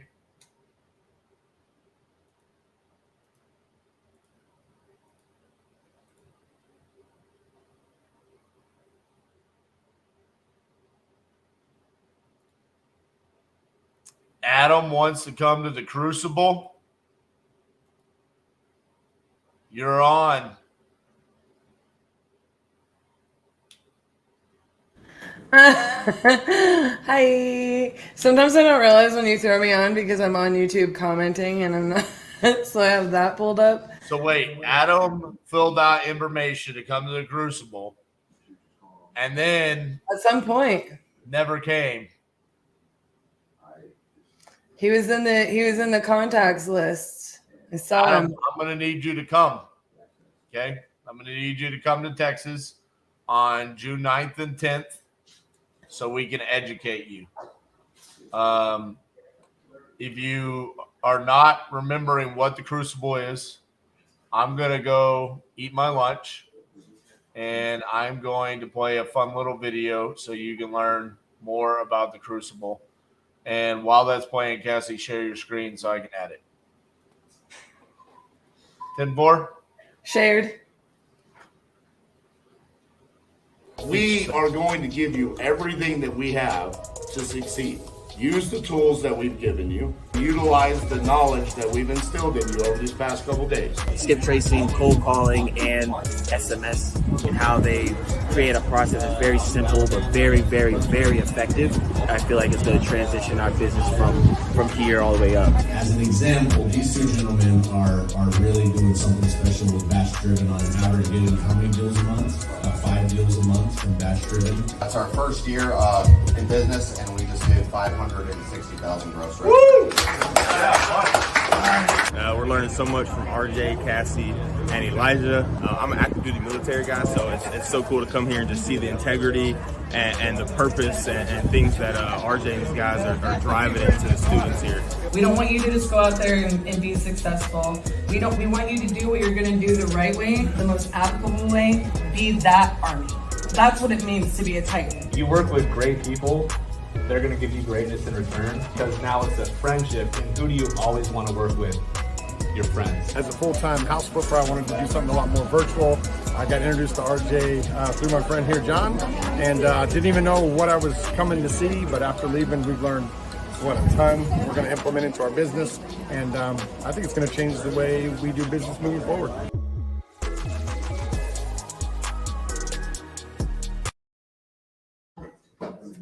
Hello, my loves. How are we doing? I hope you're wonderful.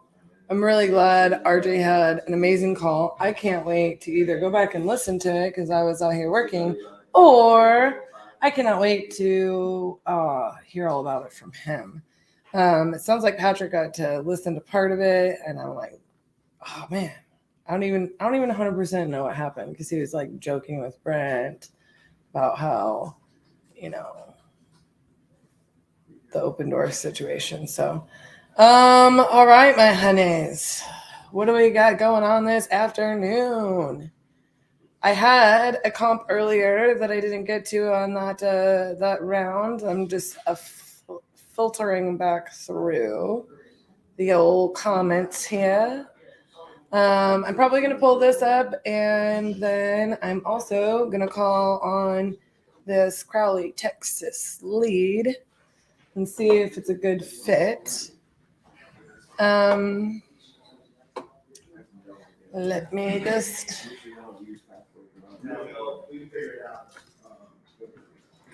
You guys, this is going to sound like the meanest mean girl thing when I say it, so I hate saying it.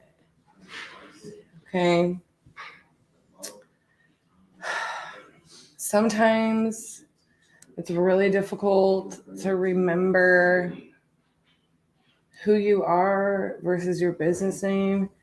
I don't know if I actually know Kindred Home Buyers. I feel like this has always been a a YouTube handle of a longtime supporter and frequent follower type of situation, but I can't remember. Angel, hello. Hello, my friend. My lunch was fantastic. Thank you for asking. What did we have for lunch, you ask?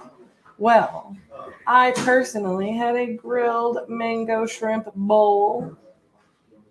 It had all kinds of delicious things in it, including cilantro rice, cilantro lime rice, black beans, grilled shrimp, mango salsa, which was fire, which is one of my favorite things in the world to make. I could probably live off of my mango salsa. And in fact, I need to find a substitute for chips to eat it with because celery just ain't cutting it. I am a chips and salsa and chips and queso addict. I think it's my fave. Those are the best foods. Anywho, it also had some lettuce and some cheeses and some little tortilla strips, so it was delightful. Hi Amber, thank you. Good to see you. Yes, I need to change it, and yes, longtime supporter. Mine was retracted at Cassi. 1501.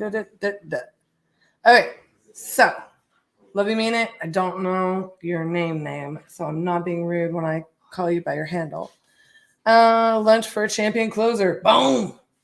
Here we go. Okay, so I'm not 100% sure what you're wanting to see here. Are you the person that has this under contract? I guess is my first question. Because this is listed by a realtor on the MLS. Are you this realtor? Are you? Josh, you're not this realtor. Your name isn't D. Josh, which Josh? Man. Is this a Josh? Is this a Wagner? Is this a I know. Which Josh? I need to know. Calling you out. Kindred. Has weird comps. Now I'm helping another wholesaler. Josh Brown. Okay, I was really wrong. I know you've been here for a while, though, so one, thank you for always supporting us, Josh Brown. I will try desperately to remember, associate the names. Josh Brown is not exactly the most unique name.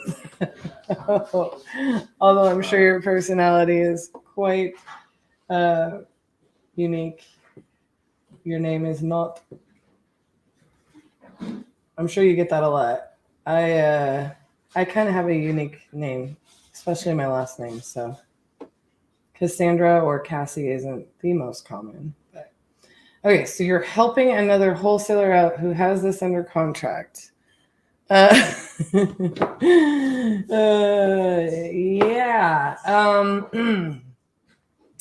Okay, well,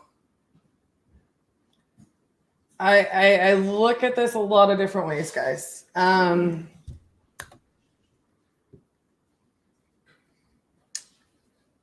When we first got started in real estate, we took our class. They actually taught us to lock up deals off the MLS. I think it's really important how you do that, and there's a lot of reasons for it. You need to really make sure a few things are going down, right? And I see good signs of that. One, there's a huge price drop. Two, this has been listed for quite some time. So it's an indication that either the agent or the seller needed to kind of come to grips with what the property value was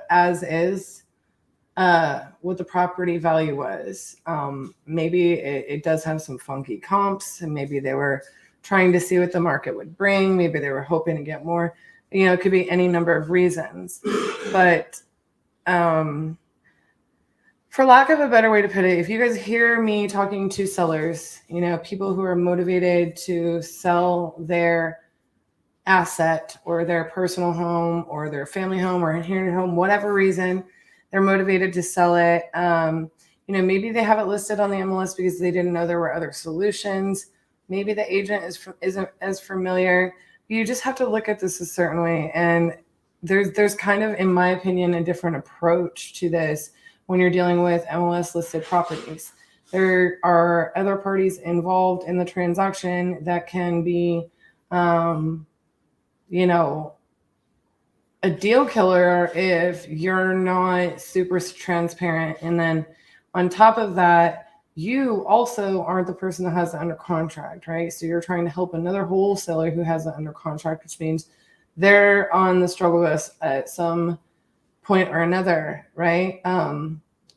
Realistically speaking, how you lock it up is very important.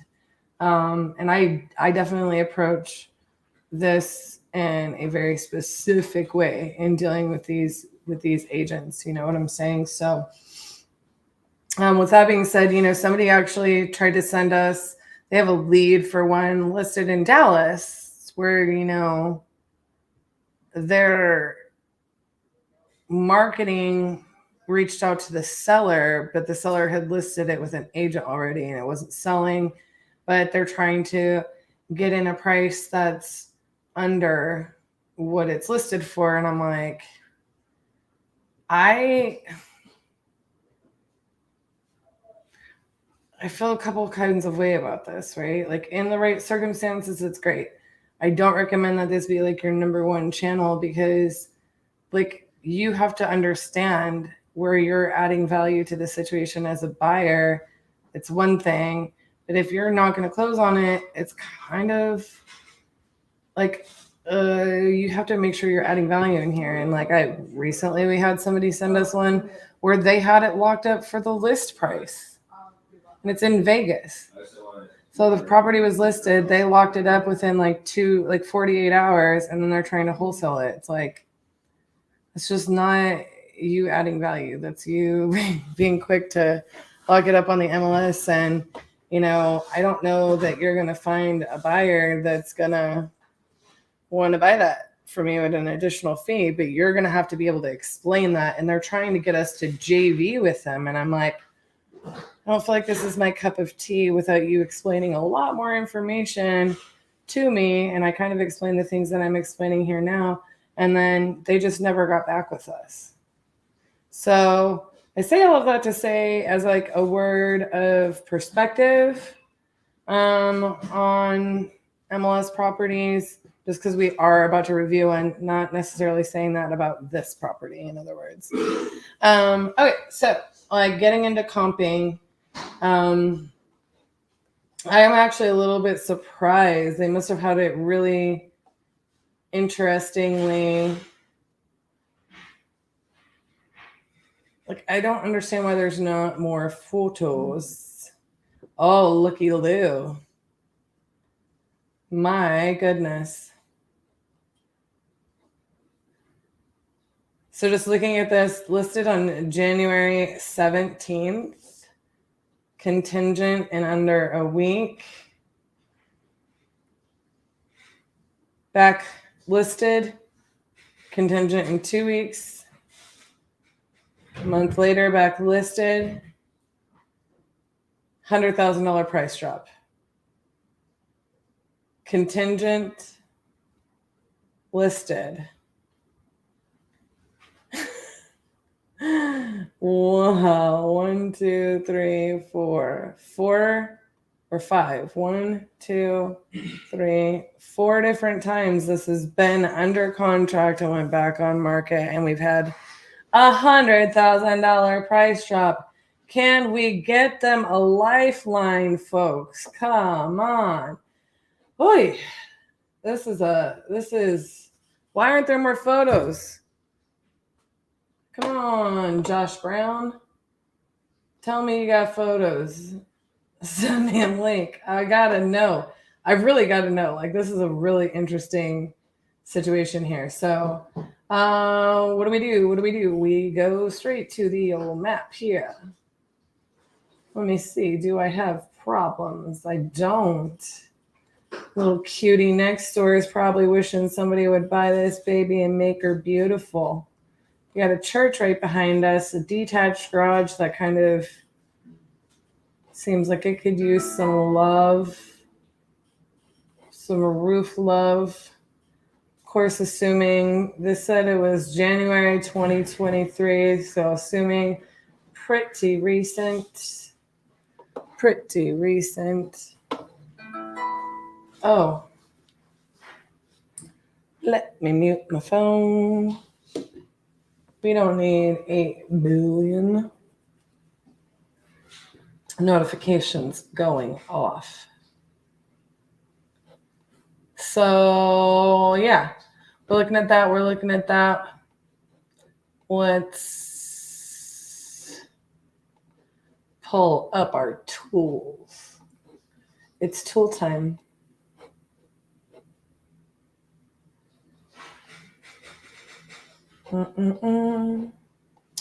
I just want you guys to know, the more you comment, the more you engage, the more you show the love and share the love and like this video, the more energy your hosts have.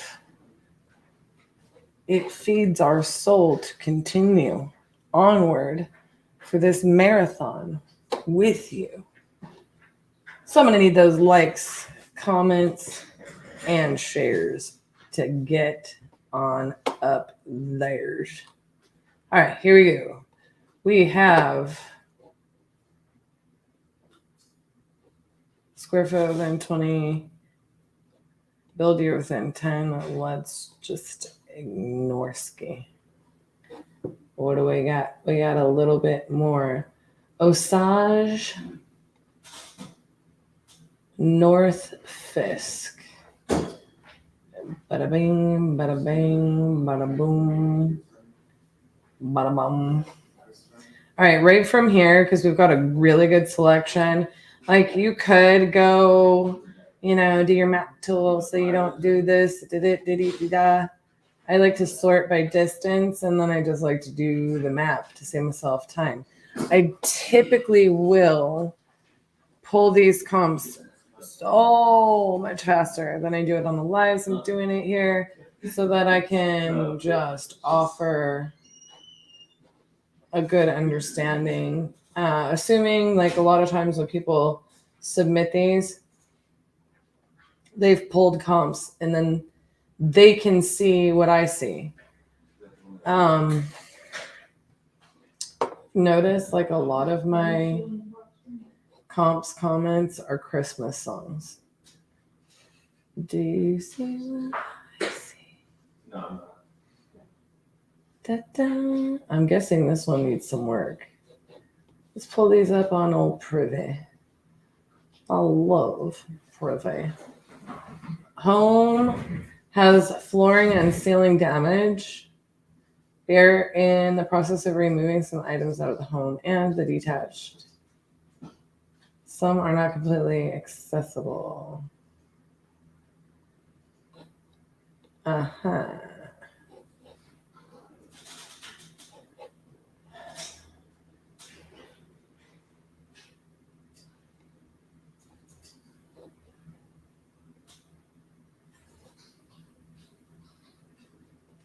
I'm thinking these little sweethearts are going to be our kitten and caboodle.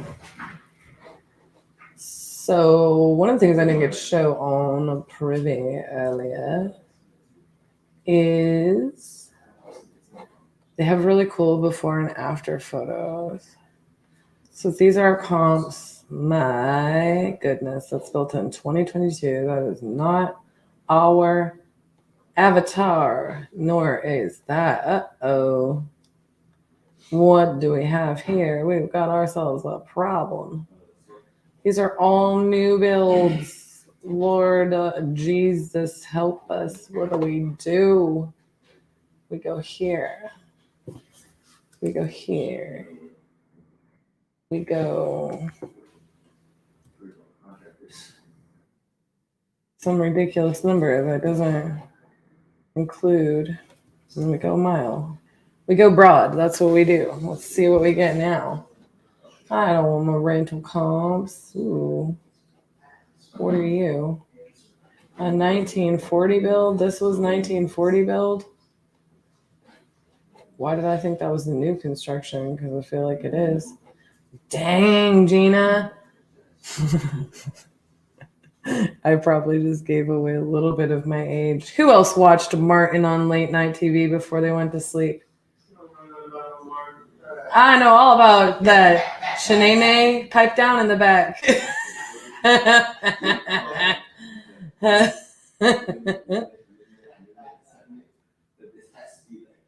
That was my show. I would literally put Martin on every night. They did such a good job on this new construction. This ain't no 1940. Like, what about this is 1940? There is nothing original if they kept studs they built up or something. I like a lot of their decisions here, though. I mean, to tell you, Nashville, you got it going on. Okay, that feels weird. Like, I would have preferred like a wall mount trough style sink here. That feels weird. I had to find something I didn't like. Like, why is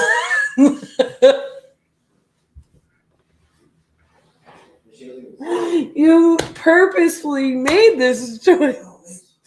Oh man, it feels like, you know, you have to sit crooked on the toilet.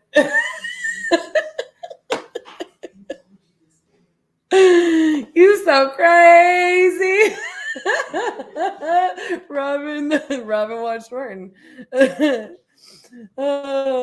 Damn, Gina. Thank you. RJ said there ain't no pooping going on here. I love my life. You guys, I get to make good money with amazing people every day who keep me laughing, even on the stressful days. Not that today is stressful. Today is a good day. See, look, they do know how to deal with sinks. Did you see the last video? I mean, they know how to choose reasonable sinks. So what happened in that half bath? I don't understand. But it's a really cool house, and I'm probably, man, I love the closets. I mean, but you could have took the stickers off. Come on. Come on. And it looks so much more custom. You just took the stickers off. I mean, it is custom, but man, I love the closet build out. It is so pretty. Now I'm gonna go do that to my closet. Home Depot, here I come. Have y'all seen that TikTok thing? To the salon. Mine is to Home Depot. You know, to each their own, right? That's a lot of that marble tile. Maybe we need something to break it up. Maybe just a little. So no garage. I mean, okay. So this is a 1940 build. Fantastic. That's lovely. I so far am not a fan of their list price. I cannot believe this was listed at the price that it was listed at. So what I'm going to do is I'm going to try to pull up here. I'm not seeing any evidence so far that I'm in love with on solidifying my comps.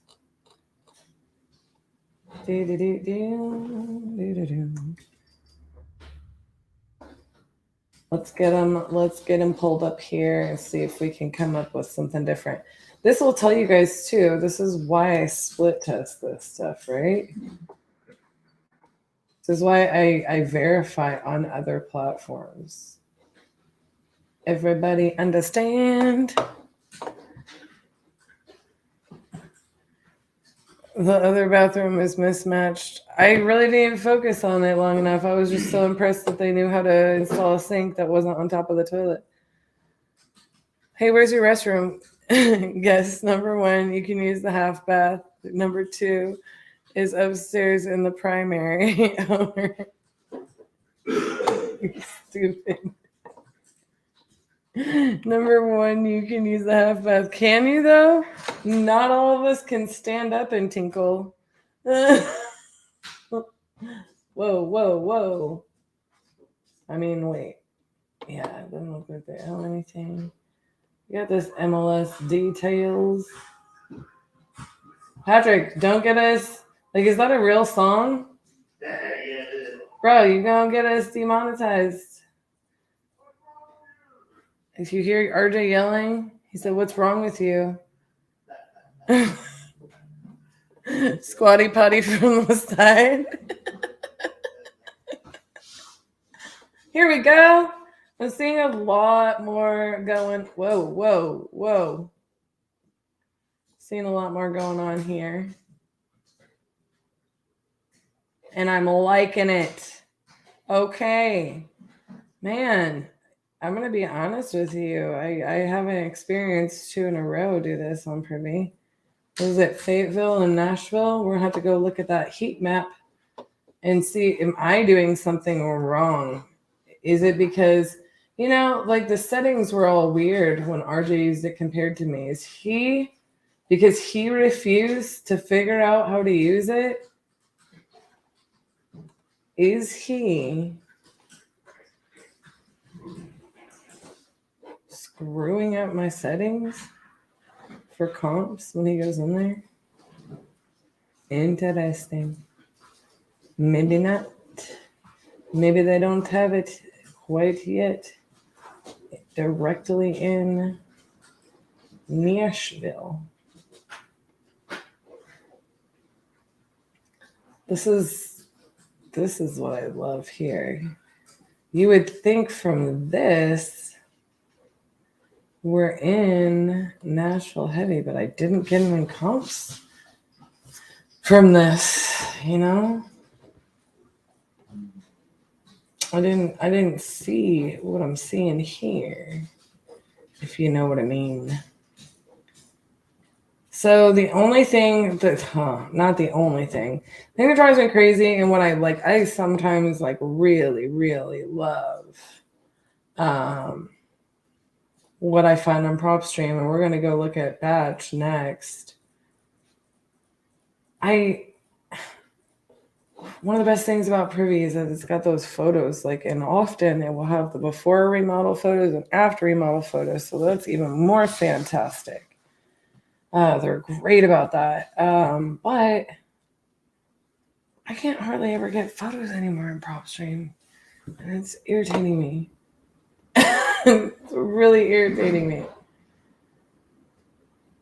And then what do we need to do here?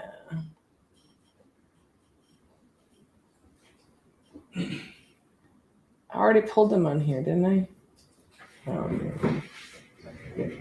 585.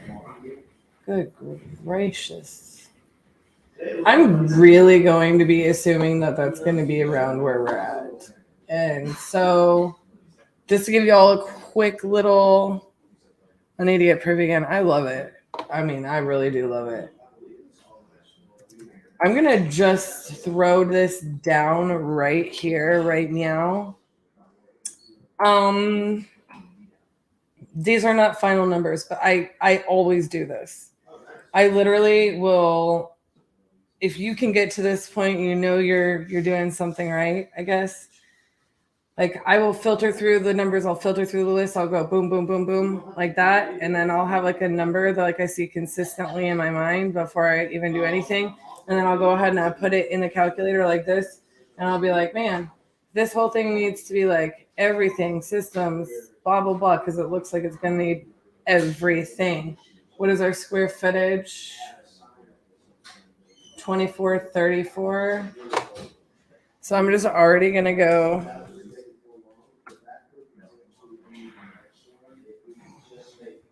ahead and assume at least a really healthy repair budget there and figure out where we would be. And then I am going to Hey, I need you to hold, please, people.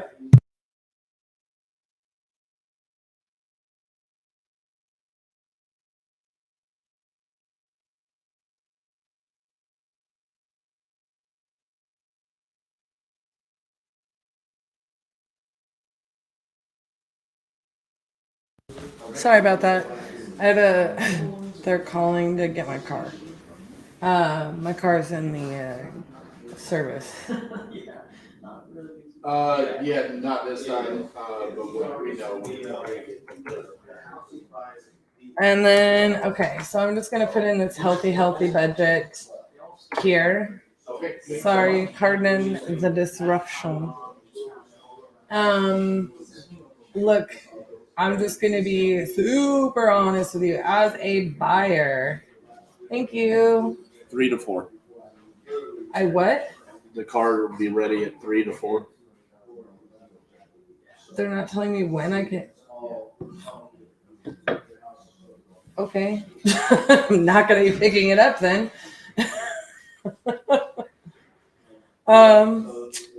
Anyhow, where was I?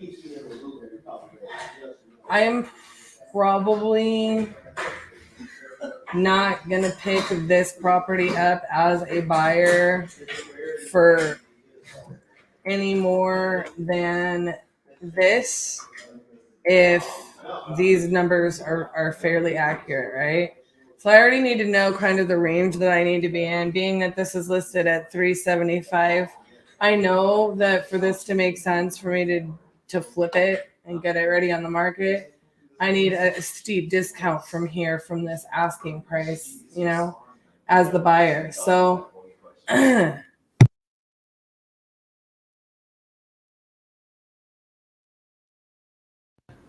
sorry. Anywho, I've got I know that I have to be in that range, right? So if I come in here and I determine that these comps, end up leading me to believe that, our subject property is closer to a 550 value, 530. So say that's 530. After I put all that work into it, yeah, I'm not buying it at 340. I'm buying it at 320. Maybe 310. So does that make sense? So that's how I would go about digging into those. I'm I always have this up when I'm pulling comps, even if I'm not on the phone. Oh, God bless America. Hold, please. Hi, Dana.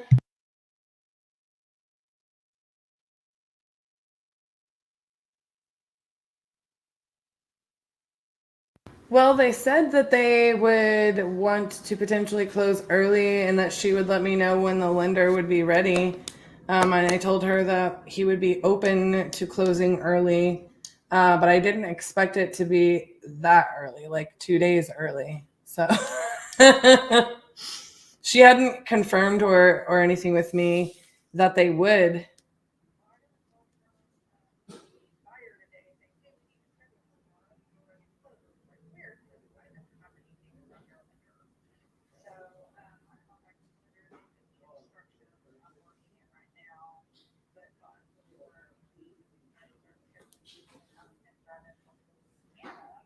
Who? Oh. Gotcha. Closing tomorrow would be so beautiful. Here's the situation.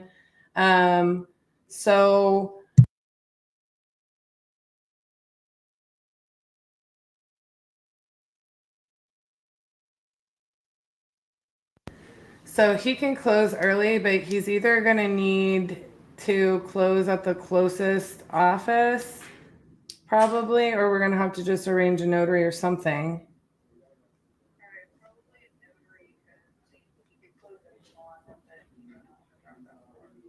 I mean, he would, but I'm just gonna let you know it seems crazy, you know?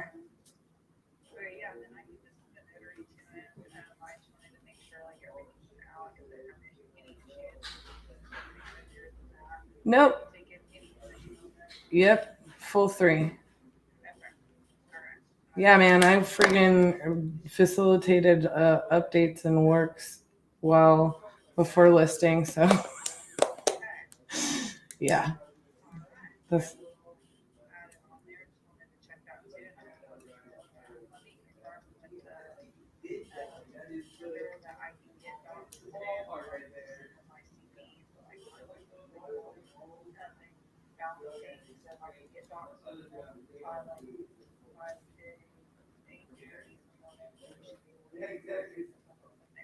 perfect and lovely. You can contact him directly. If he has questions, he'll call me. He'll probably call me either way because he loves talking to me. But I will also let you know a really super funny thing that just cracked me up. Last thing I'll say, you emailed over to him and he was like, "What's all this stuff that she sent me?" And I'm like, "I don't know. Like, I didn't get it." And I was like, "It's probably the title commitment because I asked for that to be sent over." And he was like, I was like, I can't find it. She didn't include me. He's like, "Yes, you are on this email. You literally had an email that I have probably not had saved somewhere. I probably have not had that email in at least 8 years." And I was cracking up. I was like, I didn't even remember having that email. Oh, it's like oh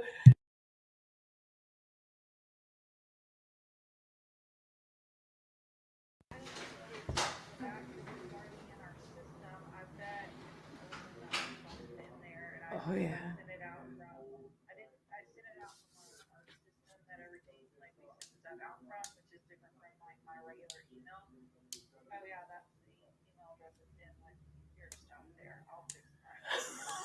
No, don't be sorry. It was just so funny to me because I'm like,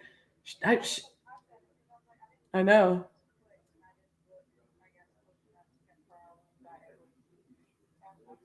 No, no worries. I was cracking up. I was like, she must have been at a softball game or a basketball game or like something, and she just did it from her phone and it defaulted in the system somewhere.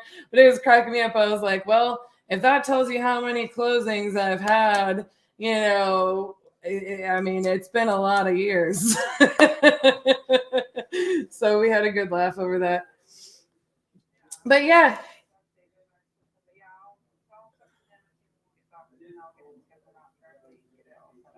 Perfect. Thank you, my dear. Appreciate you always. All right. Bye. All right, guys. So I kind of thought about like not answering that, but I have an upcoming closing that's closing early, and like, Lord, look at that. This closing was scheduled for next Monday. Lender is ready. Buyer is ready. Apparently, buyer is buying property for son, and that was our escrow officer who we have been using for years and years and years and years. She's a sweet baby angel. You guys should know. Like when I talk about that transaction coordination stuff, when I talk about using the language and how you communicate with people and the dynamics that you build with people to get these closings going through, like, look, you can all say agent's a bad word. This is a listing. You know, this is like a retail agent buyer. So I was like, you know what? Actually, I'm going to unmute that. I'm just going to keep muting it while I have like just different dynamics of the conversation with them because I don't want to be disclosing certain things. But I do think I'm not trying to hide anything from you guys ever that I don't have to hide. And I do I'm true to exactly what I keep saying in that, like, going through those deals, understanding that closing coordination process, that's not something that's exclusive to agency. Okay. That applies to you as a buyer, as a landlord, anybody that uses titles, anybody that, does anything.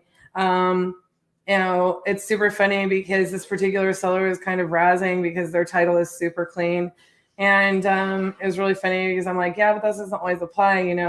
I've seen people close on stuff without pulling title. They're just like self-closing something, and then look, there goes 6 figures when they're trying to sell it because they didn't have title. There was another lien on the property that wasn't disclosed to them. That seller died. You know, there's just all kinds of things. So it's another thing that we teach.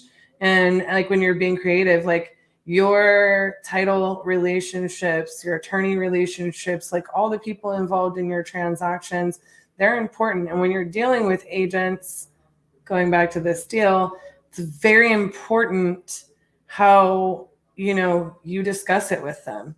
I tell people all of the time, you don't have to worry about having these conversations if you are continuing to master your craft. If you continue to become knowledgeable and experienced, you don't have to sell anybody on your ability to do anything in real estate, because it's obvious. It's obvious when you know what you're doing. And that doesn't mean you're going to be the best solution for everybody every time. It doesn't mean that even they're going to pick you every time, even when you are the best solution for them. But what it does mean is you're going to be the solution for people more often than not that truly actually need you. So anyways, I thought I might as well go answer that. And I'm glad I did, because they told us, the agent called me yesterday and said, hey, we can close early. And I said, sure, let's do it. Was not expecting that early to be tomorrow. The buyer apparently called and said, hey, we're coming in tomorrow to close. I'm like, okay. Can't wait to place that phone call to my seller, and I get paid sooner. Getting paid sooner is always good. All right, so where was we? Sorry about that, Josh.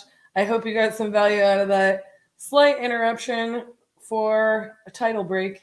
But I am looking forward to getting into more of that kind of stuff, you know, later on the challenge. Some of it I'm not 100% sure how I'm going to do without like getting people involved that aren't ready to, like, they're not going to be, there's going to be some conversations like I can't have because I can't be public with it, but at least on a YouTube channel. Where was we? We was going to look at some of these here. Comps.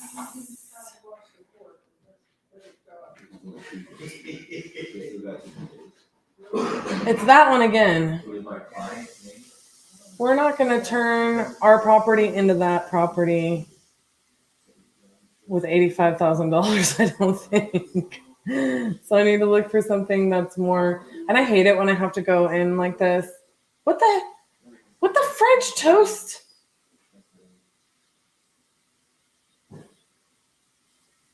Oh, that is definitely my fault. User error.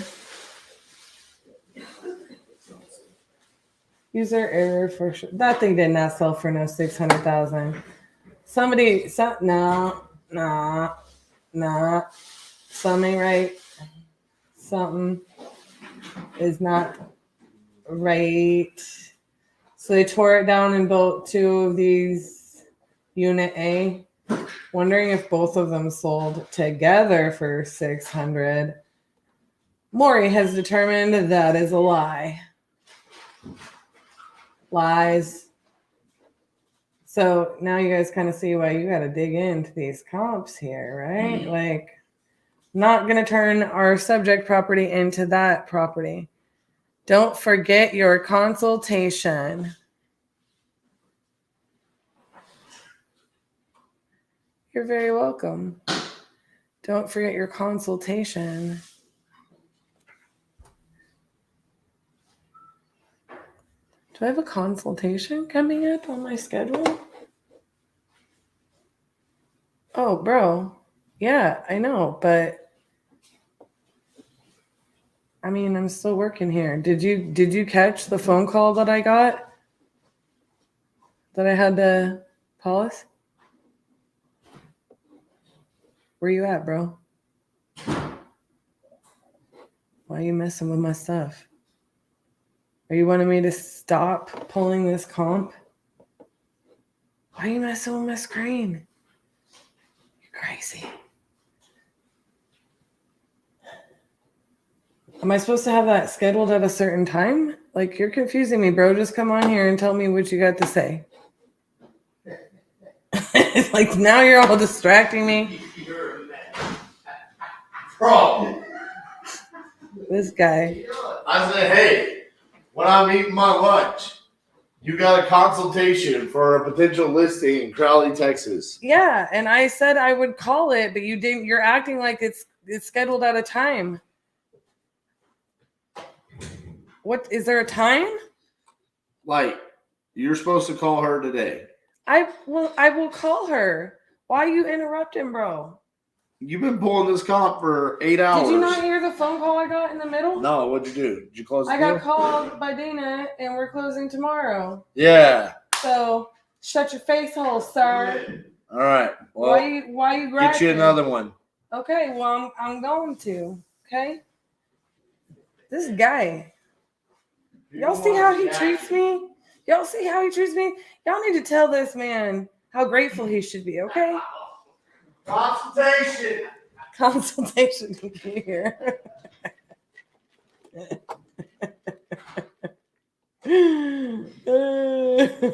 Consultation. All right, anyways. We're going to finish pulling this because I am behooved and bewitched by what? Where's our comp? We already pulled that booger. You're absolutely right, Josh. This is a weirdo. Not this time. My next time. Let me ask you, is this one that maybe should be torn down and have that done? Oh, she's cute. This is the first one I see that could be like, we could turn our property into this property. Yeah. I like it. I like it a lot.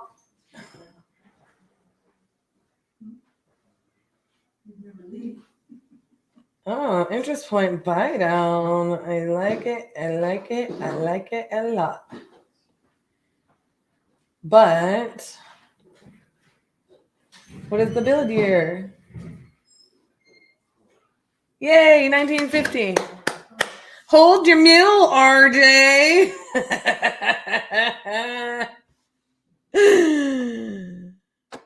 You've already been asked what asking what the teardown cost would be. Yeah. Look, if it can be remodeled or torn down, like remodeled, turning ours into this, like that is going to be a hefty expense. You see what I'm saying? But it's possible, right? It's possible. So look at what numbers I put in. I was like, bless boy. I was either gonna be at like 530 or 585 just off of the cuff. Now I was starting to get a little bit worried about that because of those build years, and I was looking for some more consistent data. But what I would say is that tear down or remodel, yeah, like we're going to be aiming in that 530 to 585 range. However, like, let me just go ahead and tell you a rough estimate of what I think we would have as a rehab budget. Do not tell your builder you got a quote from me. However, let's just go ahead and say that we are going to build a new. I imagine that is potentially a $275,000 rehab budget. So I don't to get that property out of it. I mean, you could probably find builders to do it for less. So let's just put it'll be anywhere between to get that property, like, man, oh man.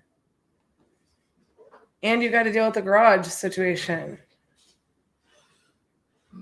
Whew.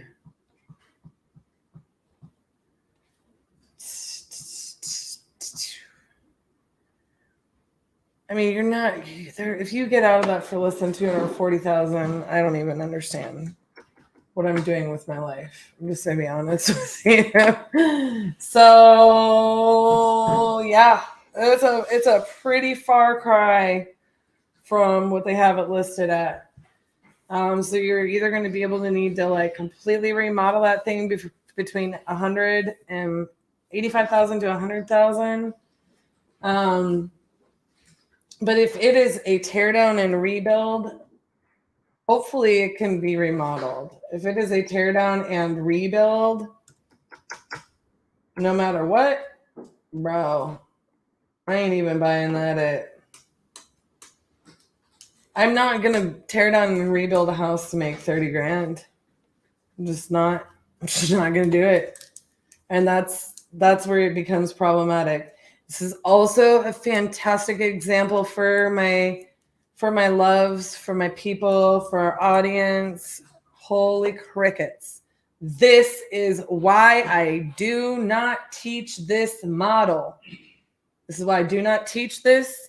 If you become a Crucible Titan, you will hear me preach this. You will hear me like up and down. I will literally tell you, if you ask me, if you attend the Crucible and you ask me, what are they selling at in this market? 75% of the mayor of being honest repair. I'm going to literally be like, what are you messing with me?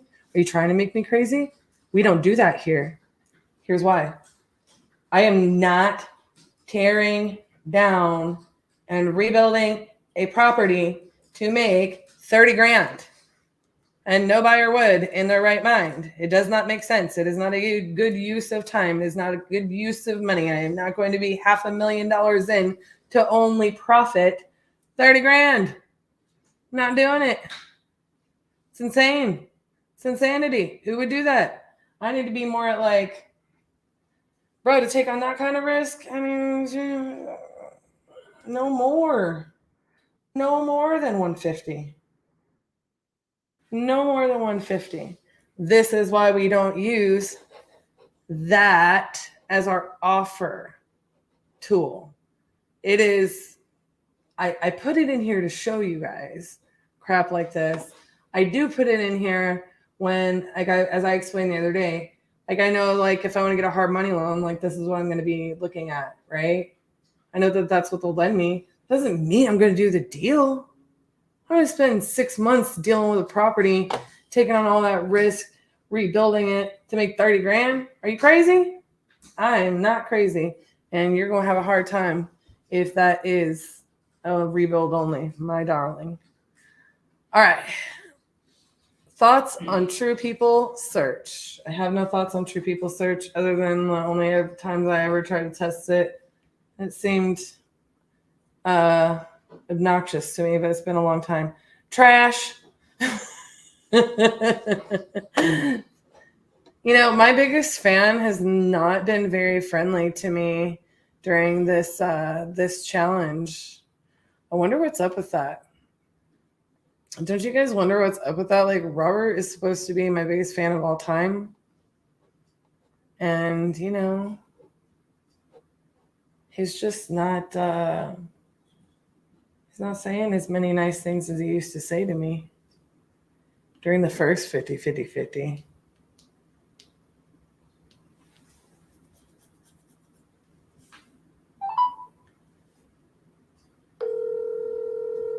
Do we get canceled if I do that?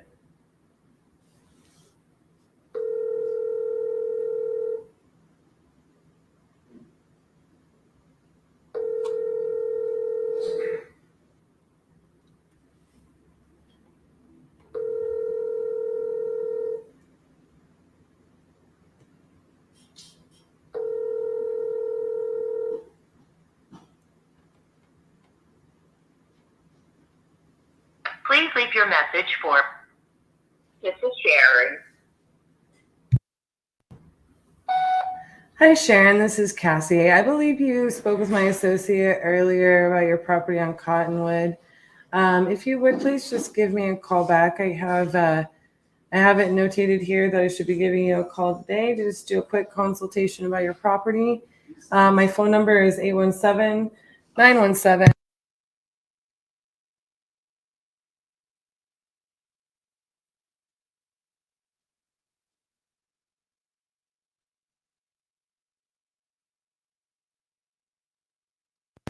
Thank you and have a great day. Are you happy, Robert?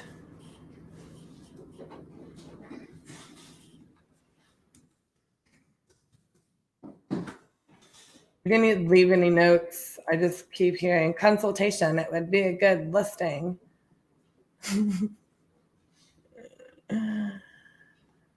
Okay, dokie. True People Search works. What does it work for?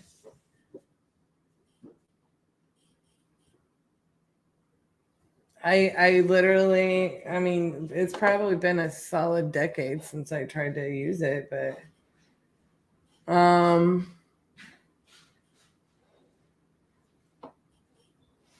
don't know. Let's see. True People Search. Yeah, no, I mean, I totally understand that you're answering David. I'm asking the question because I don't know. So True People Search, what are we trying to achieve with it?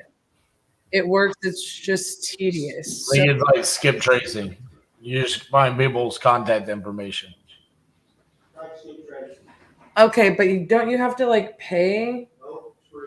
It's free. Okay, so if I put my phone number or my name in here, it's going to come up, obviously.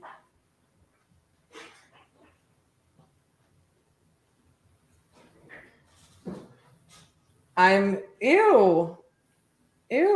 Okay, some of this I'm just letting you know ain't right. Did it give you your phone number?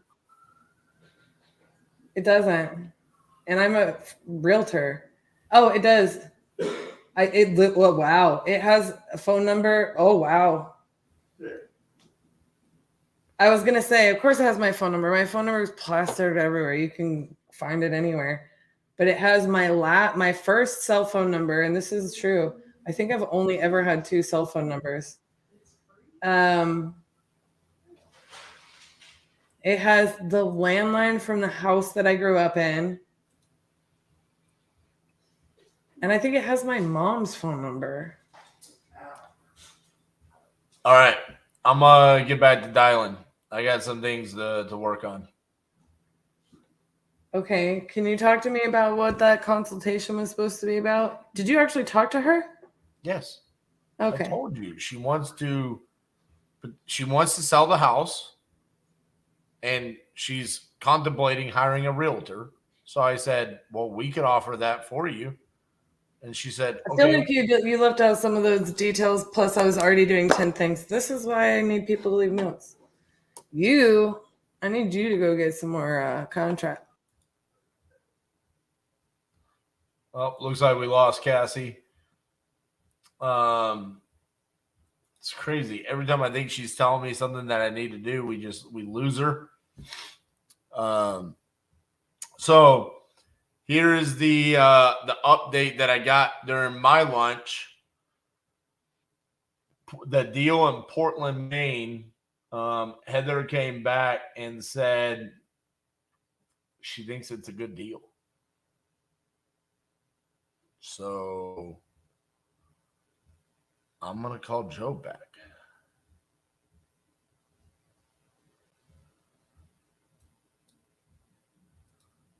See if we can get Joe to answer the phone.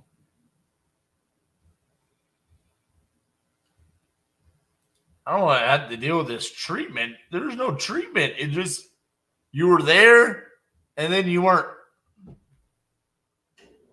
I don't know what happened.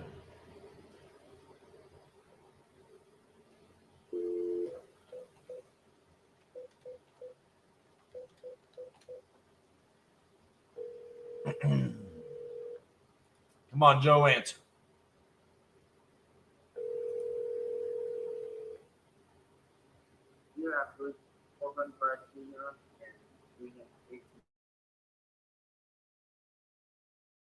phone number and a message. We will return your call as soon as we can. Thank you. Oh, wait, he asked for me to email him, so I'm going to shoot him an email.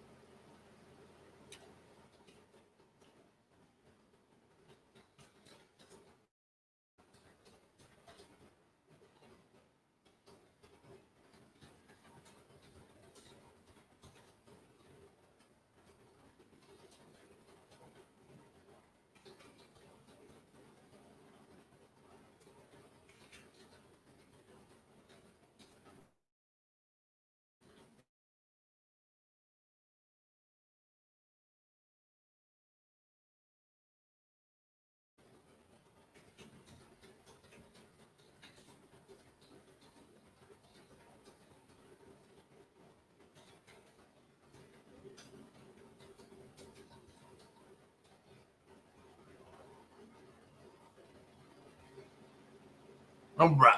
Email sent.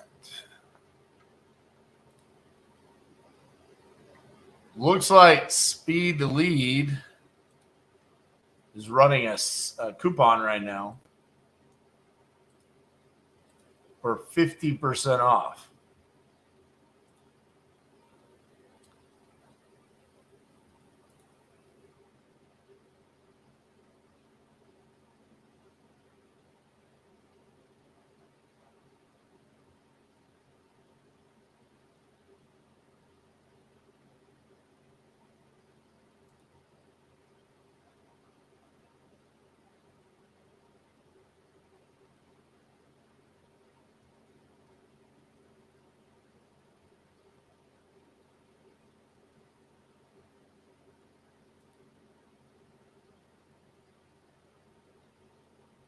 It is a good investment property.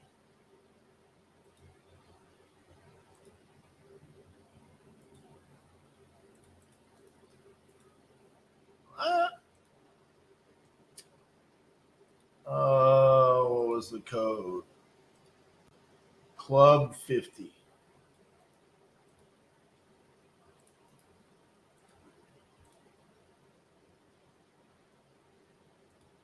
Boom.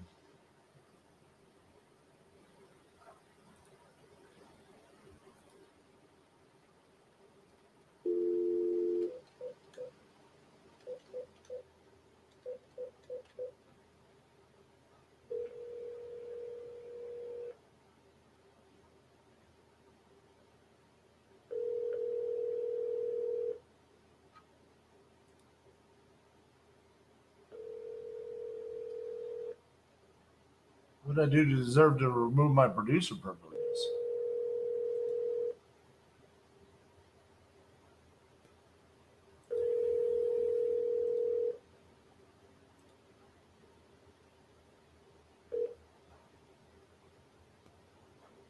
Please leave your message for 9546.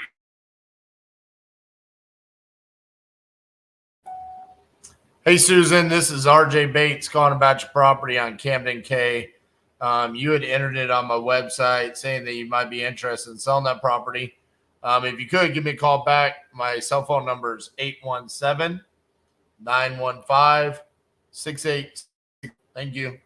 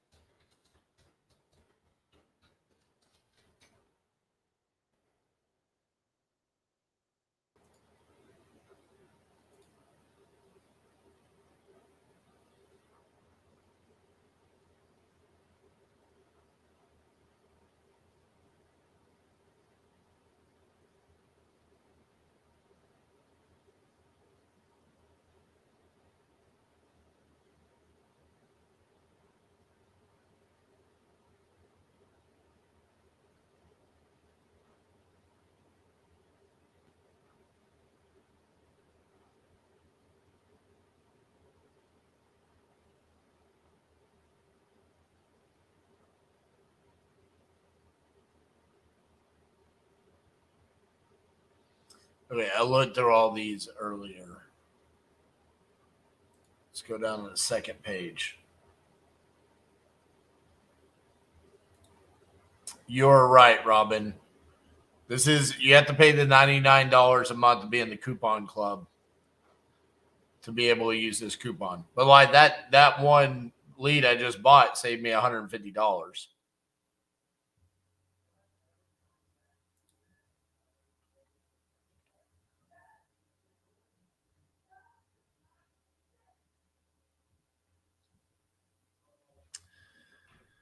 All right. We looked at most of these earlier. Rowlett. Yeah.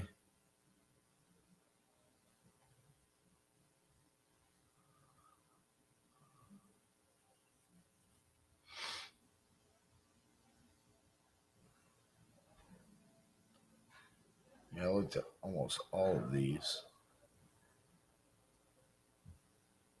That's the one I bought right there.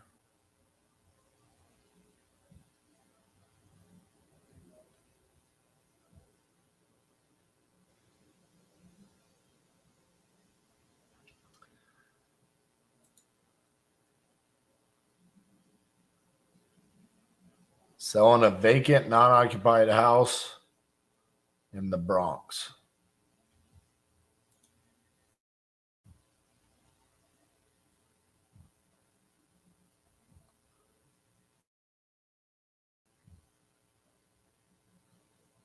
All right.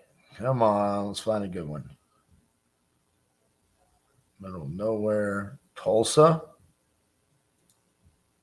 Behind on the mortgage.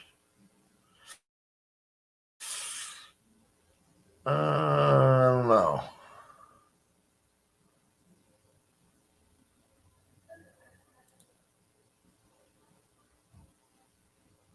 I like that Tulsa one. We might come back to it.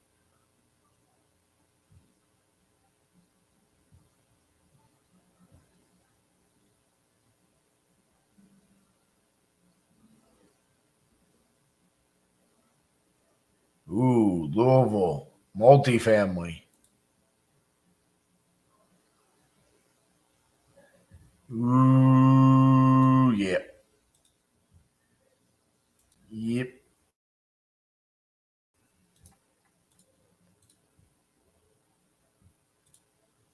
Boom. Let's do it.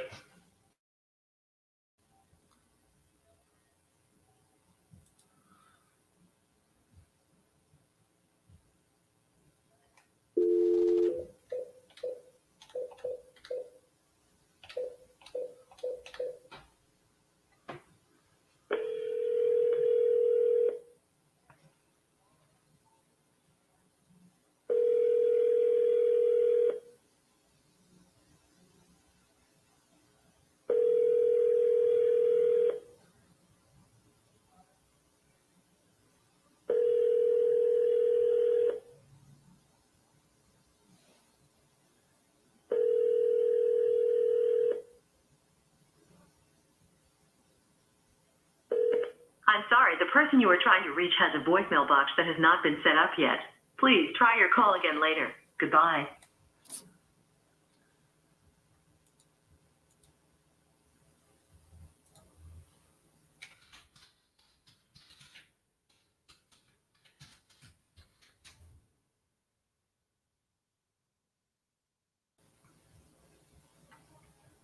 Dang it. No, I just totally gave you all that. What am I doing? Giving away my leads.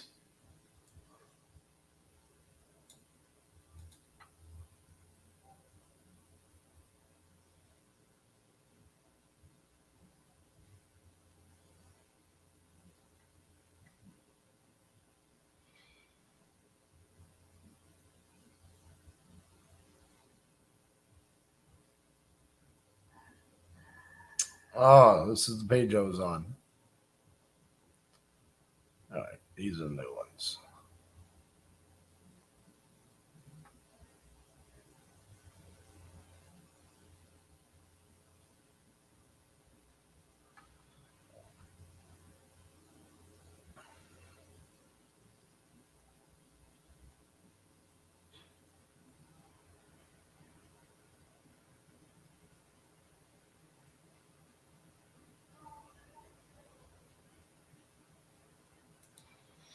Nothing there.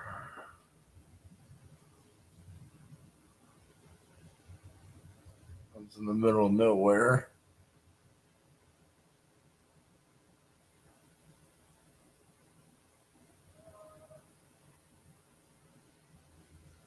Ooh, the colony.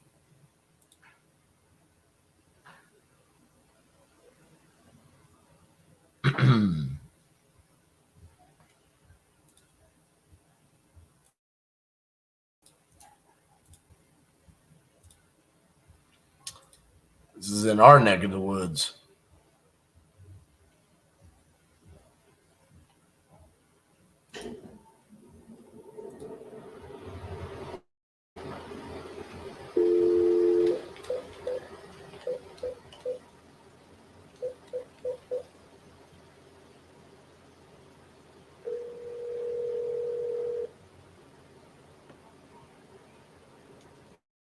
I'm sorry, your message cannot be recorded as this user's mailbox is full. Please try again later. Goodbye.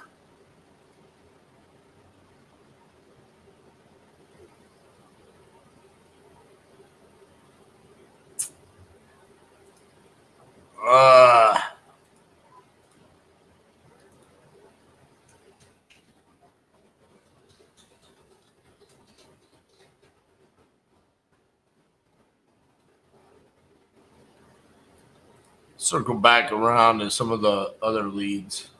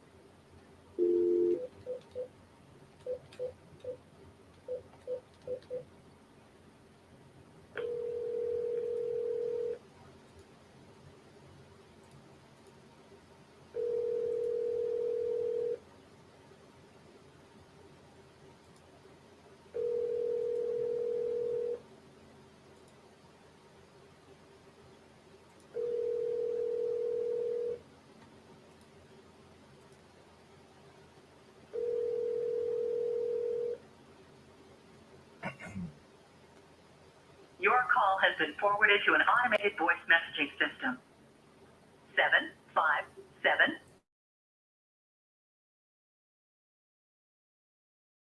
is not available. The mailbox is full and cannot accept any.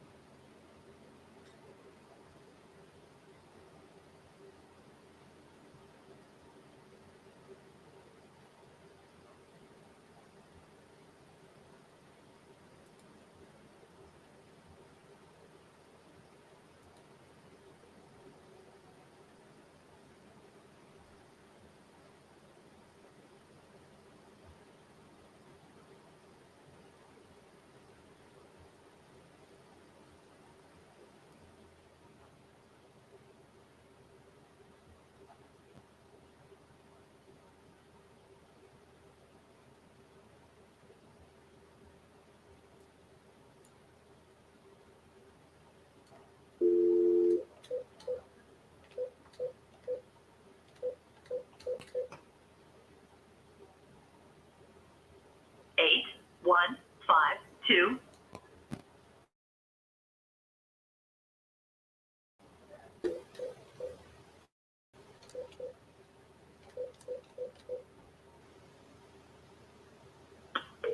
Your call has been forwarded to an automatic voice message system.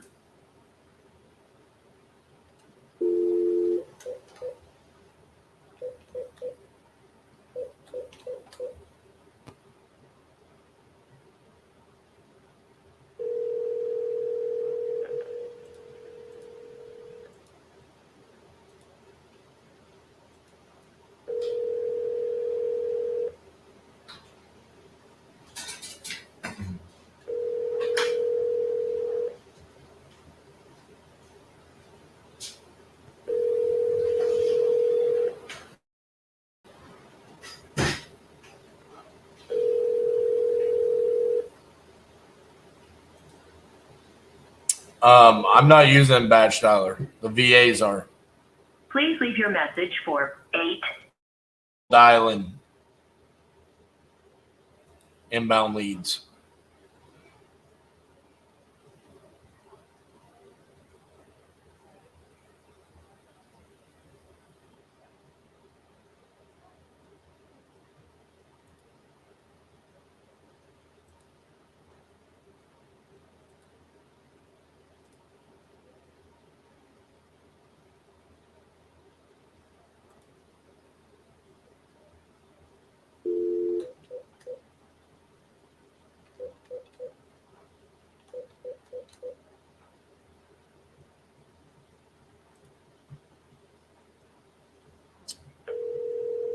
Need the Stars to get off to a good start tonight.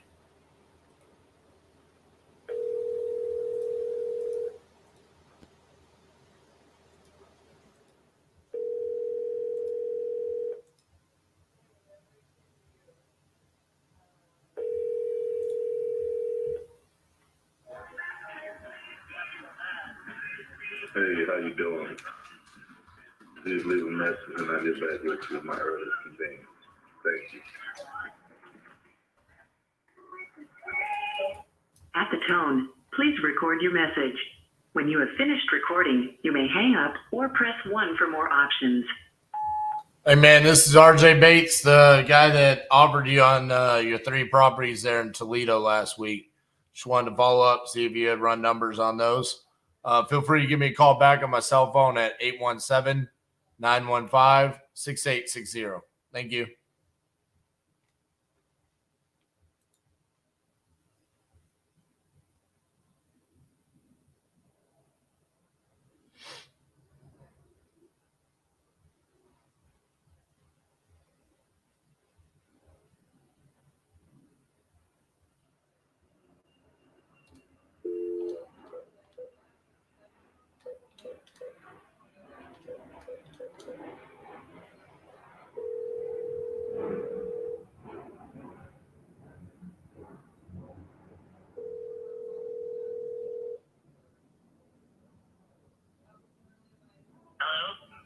Hi, it's Kathy there. Hey, Kathy, this is RJ calling you about your property there on Eversole. Yeah. I was the one that sent you over the contract yesterday. Yeah. Just wanted to follow up and see where we were on that. Well, send it back. Oh, you did? Yeah. Let me look here. I don't think I got it. How did you send it back to me? Just through the email. So you signed it right to finish? Yeah, I clicked on the bottom, on the bottom square on the left. Okay. Let me. And then I think it was a blue button on the bottom. All right, let me check.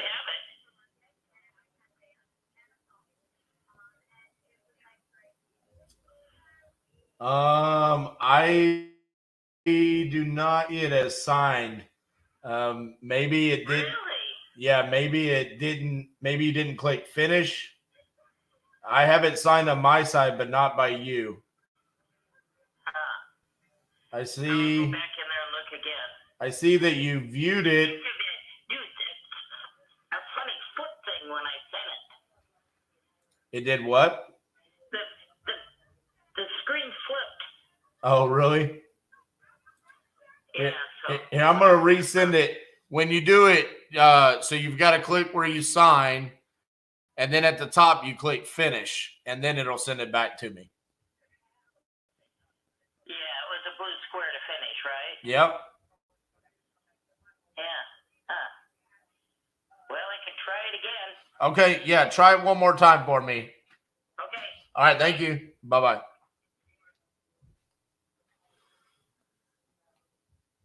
Okay. Did you hear that, Patrick?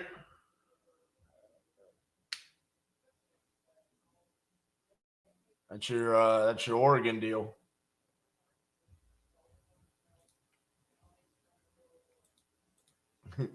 She's like, what? I signed it. I'm like, I don't think so. I am not following up with you just because.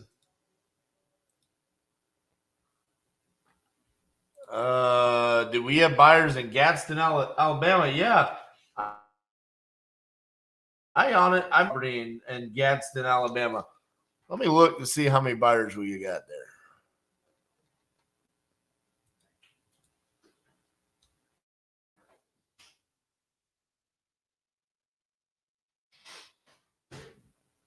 We have 104. So not like an overwhelming amount.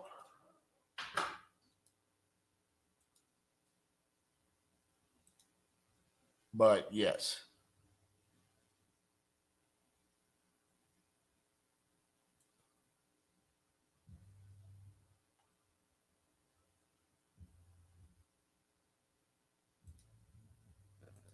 Yes, we do. Give me a second here. I got to figure out what happened.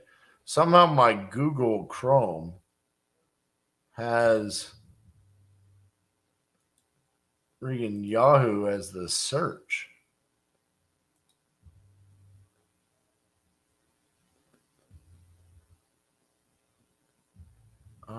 No. Google is the ball. How does that even happen? Okay, we're fixed now. But yes, we have.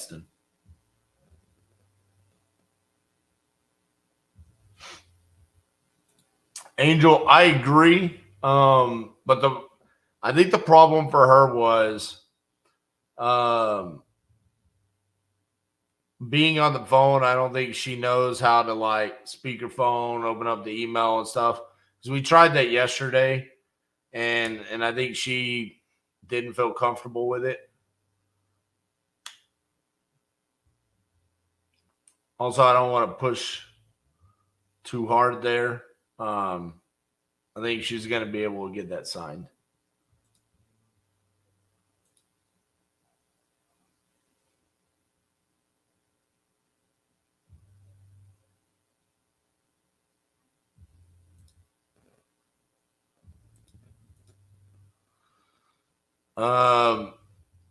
Keith, on this, is it Keith or is it Keithan? I'm going to just go with Keith. I never know with usernames like this. Send over the deal to jv@titanium.investments. That's the entire email.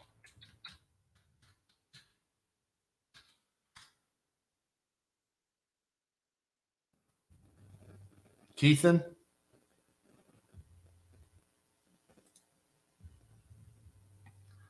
I like it. She still hasn't sent it back. Oh.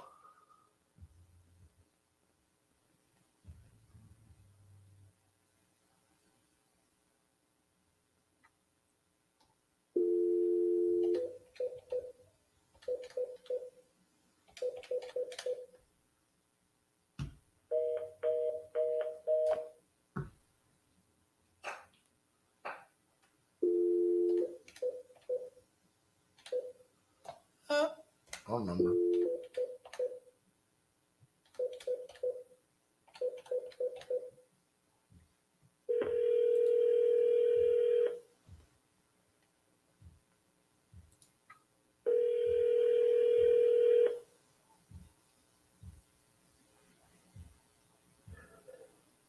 Please leave your message for 616. Sorry, mailbox is full. To send.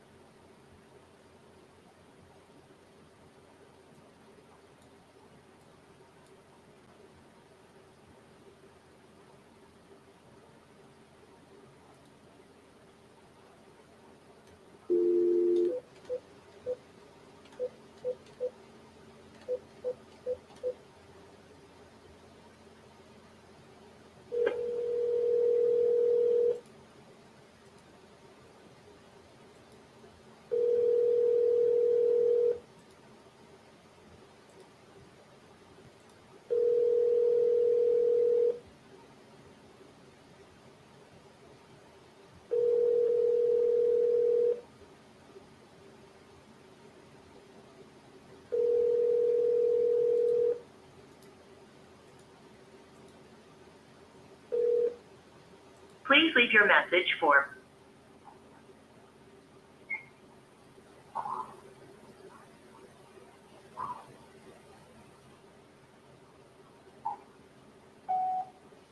Hey, Harold, this is RJ Bates calling about your property there on Tarrant Avenue. You had entered it on my website saying that you were interested in selling that property. You could give me a call back at 817-915-6860. Thank you.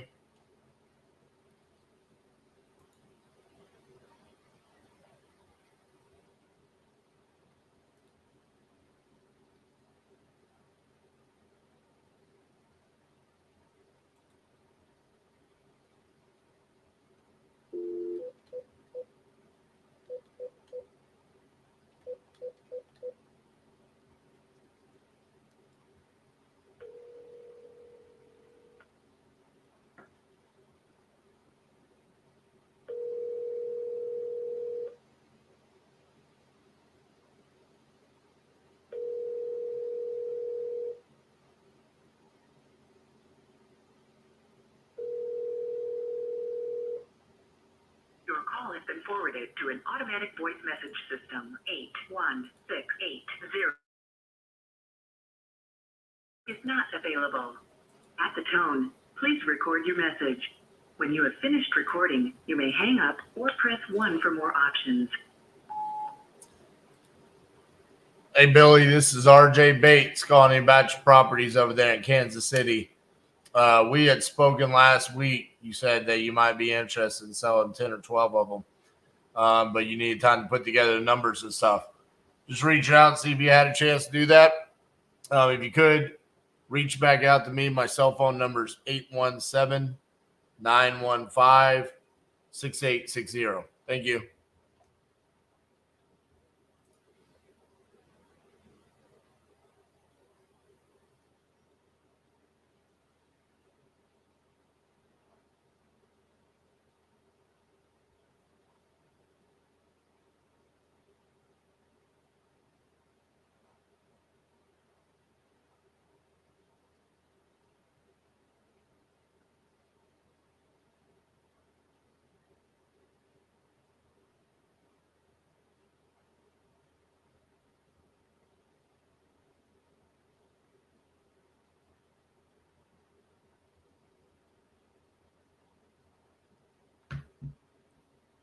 All right.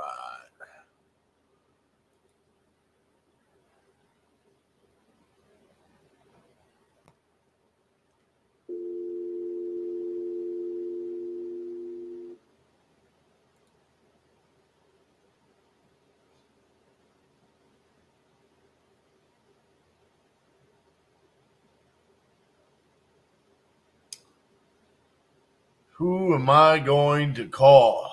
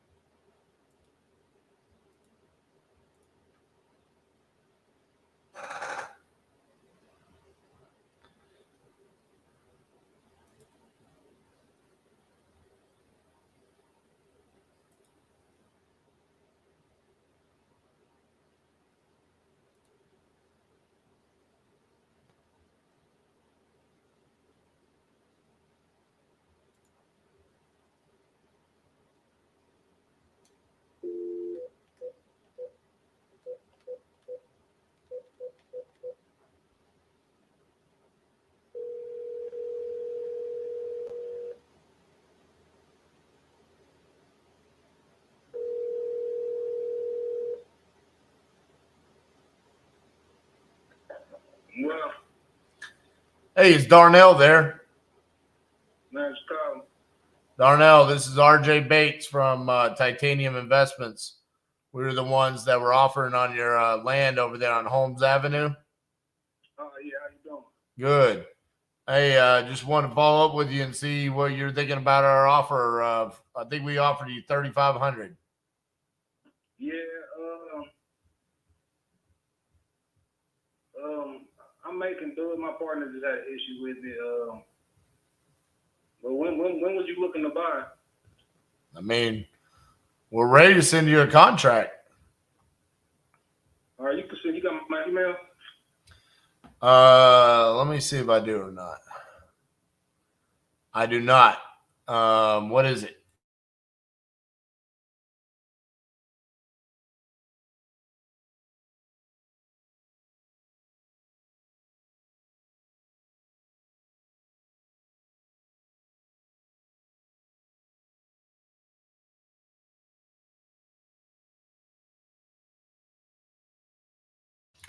So what was the partner's issue with the offer? He was just saying it wasn't enough, really.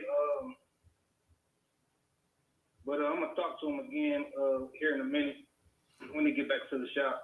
I mean, how much was he wanting? He ain't really saying price. He just saying that ain't enough, really. But we not doing nothing with the land, so I'm gonna try to, get the show or something. Right. 3,500 is better than nothing. Yeah. All right. Well, how about this? I'll write up that contract. I'll send it over to you. And, you talk to him and let's see if we can get it done. Okay. Will do. All right. Appreciate you. Thank you. All right. Trent.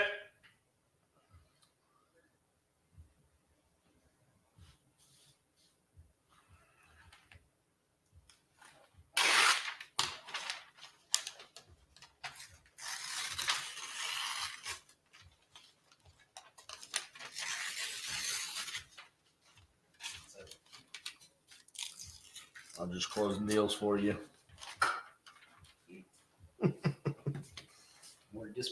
There's your boy in Indianapolis on the vacant land that you offered 3,500. Darnell. Yeah. Okay. So what he said is his partner said it's not good enough. He wants more money, but he's like, we ain't doing nothing with it. It's just sitting over there. So he's like, send me over the contract and I'll talk to him and I'll get him to sign it. Sweet. So.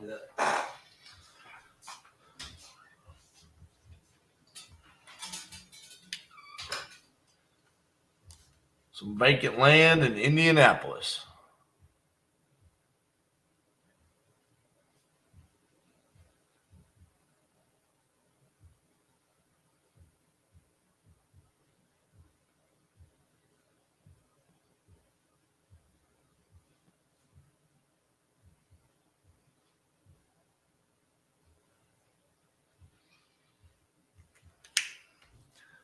That was from cold calling. Batch dialer.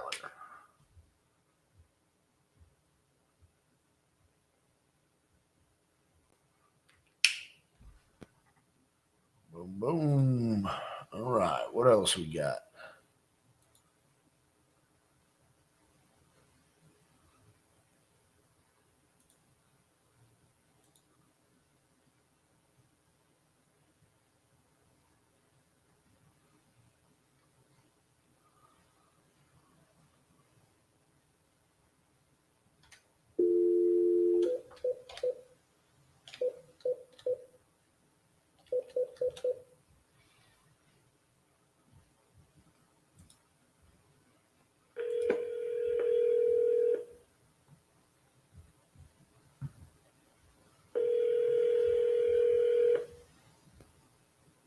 Hello? Hey, is Michael there? This is him. Michael, this is RJ Bates calling you about your land over there in Omaha on Wirt Street. Yes, sir. I think we made you and we sent you a contract for 2,500 on that. I just wanted to follow up and see where we were in getting that signed. Oh, I didn't see that. I'm sorry. What day did you send that? I think I resent it this morning. It might be in your spam. What's this under? What is it under? I'll look right now. Here, I'm gonna resend it. Let me make sure I got your email right because it's kind of funky. Is it AERK? That's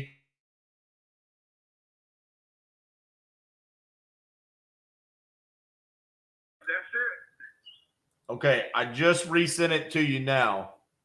and the subject will say purchase agreement 1911 Work Street, and you'll be able to see it. So it's either in your inbox or it's in the spam right now. Okay, and do I need to print it off and send it back? No, you can sign it right there. It's just like DocuSign. Okay, well, hold on. Let me look. Okay.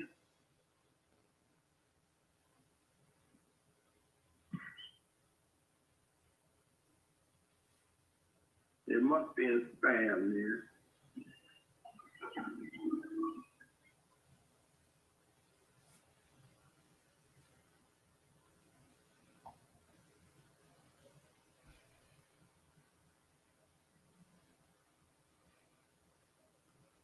Oh, I got it here. Purchase agreement. Yeah.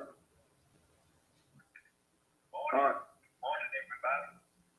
Where I click on the start here? Yes, sir. Or down? Yeah, you click start, and then it'll take you. You just click the signature line, and then you'll click finish in the top right. Okay.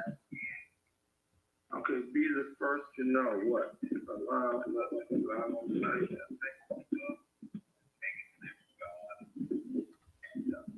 says loan.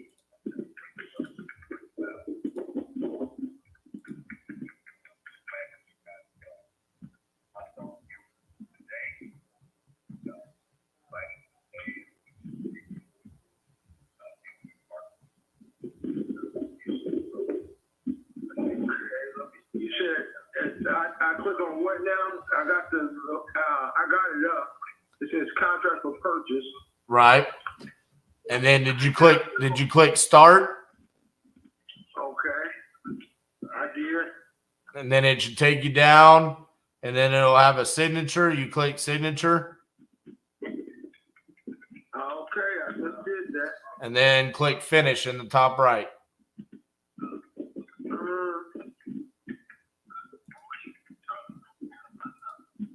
It's still on the signature thing.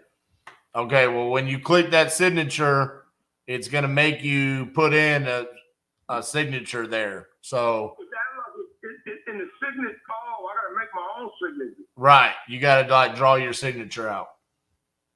Okay. Damn, it look like my signature is so bad. It look like my signature for real. That's all right. Yeah, for real, look like my signature.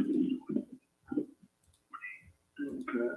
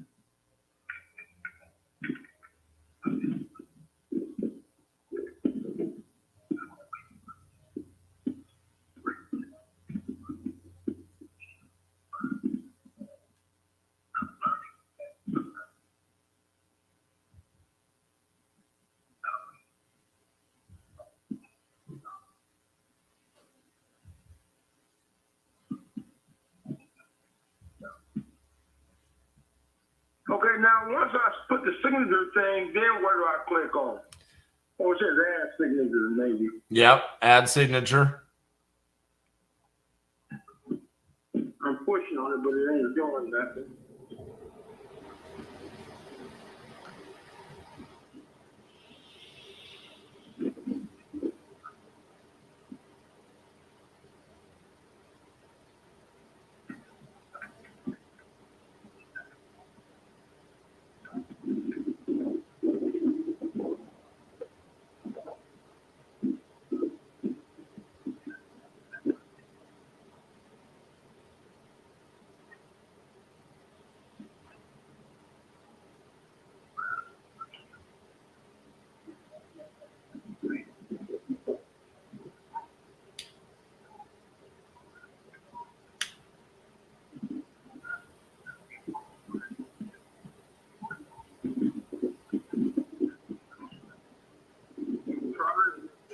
go in here. It says edit or clear once I push off. The one we can, I guess I ain't going to this job to sign it. There should just be like an already like made signature for you. You can just click on and select that. Do you see that? Yeah, that was on there originally. Okay, well, just select one of those.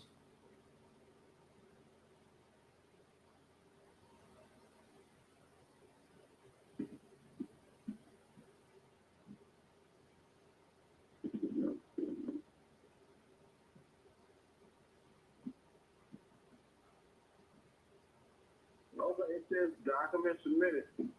All right, let's see.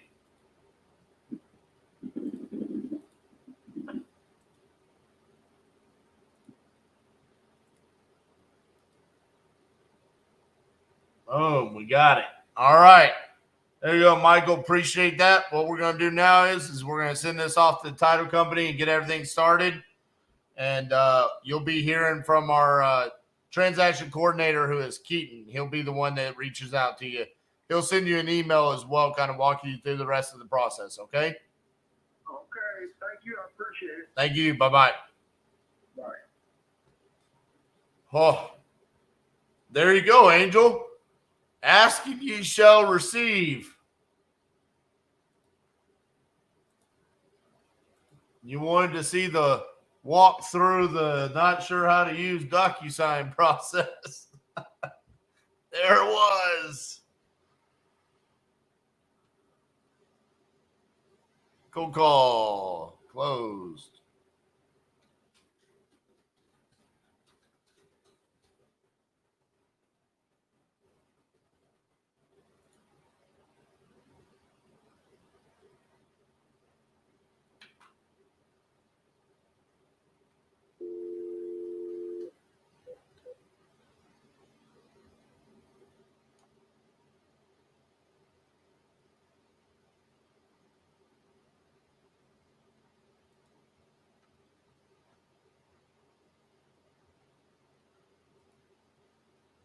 $2,500.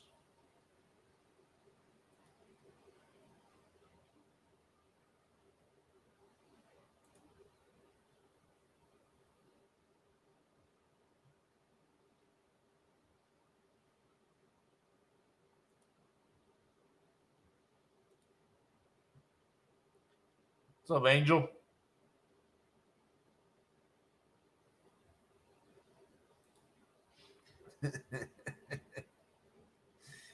Oh, man. You got what you wanted, man.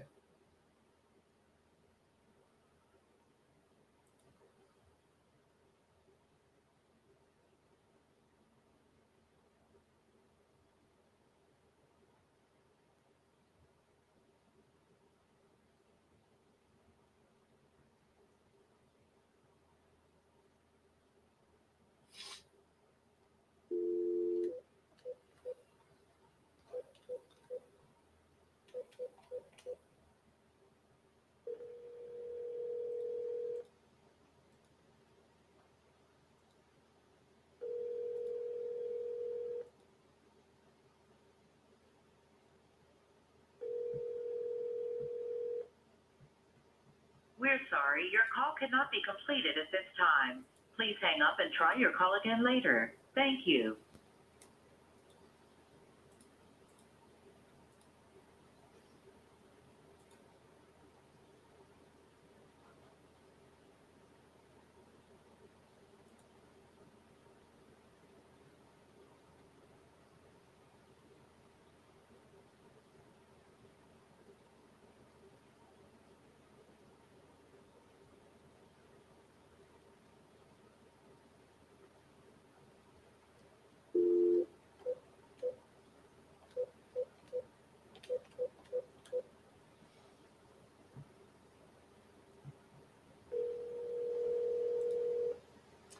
I got to get some likes for just getting contracts signed, right?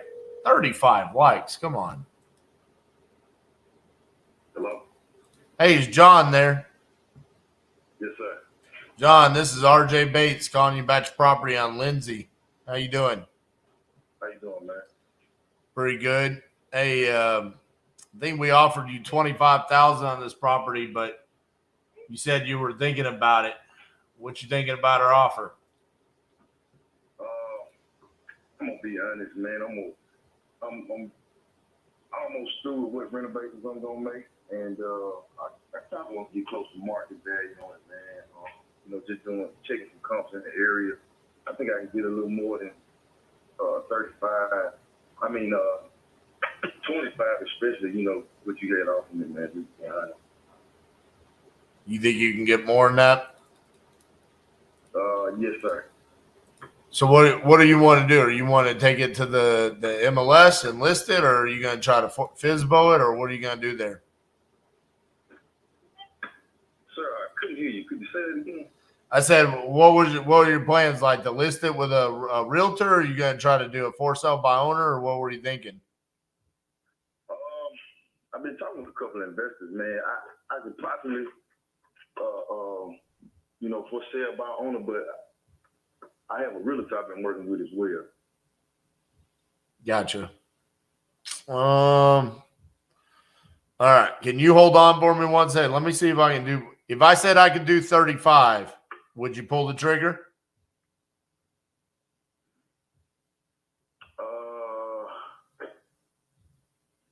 Possibly, man. I'd be more comfortable.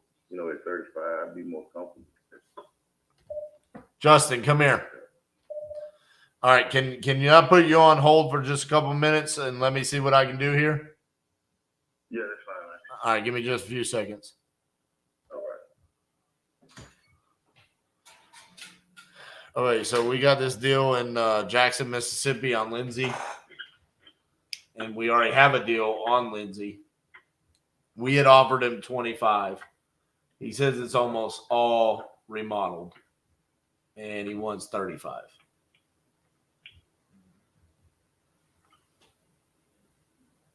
Is this the one Trent already looked at? This is the one that Trent's been working, yes. Oh, he showed me the photos for this one. I told him to shoot for 25. Based off of the photos? Yeah.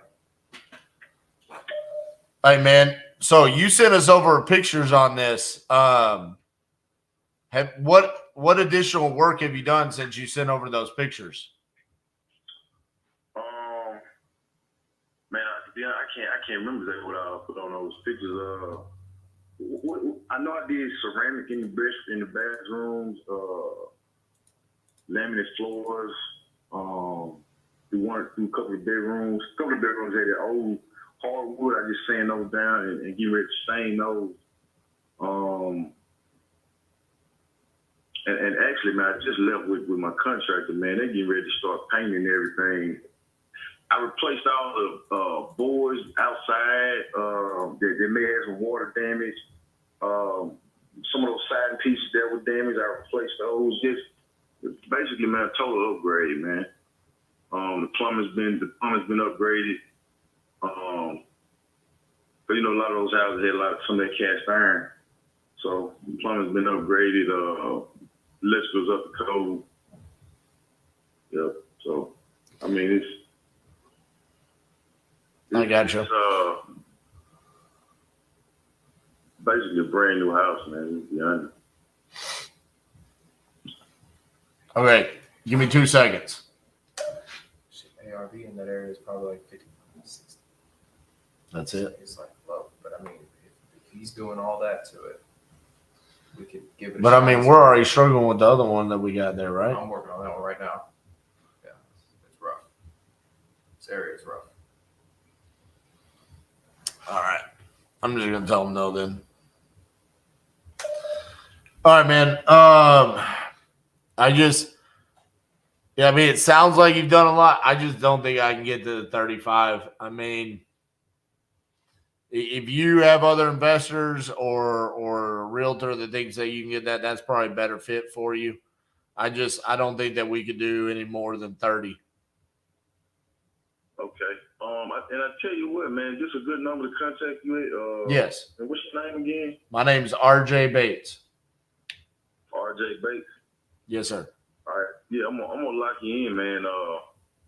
And once I get completely done, man, I just kind of shop around, and if you're still interested, man, I'll shoot you some pictures once it's completely finished. Yeah, for sure. I mean, send those over to us so we can take a look, and maybe then we'll be able to do something more, okay?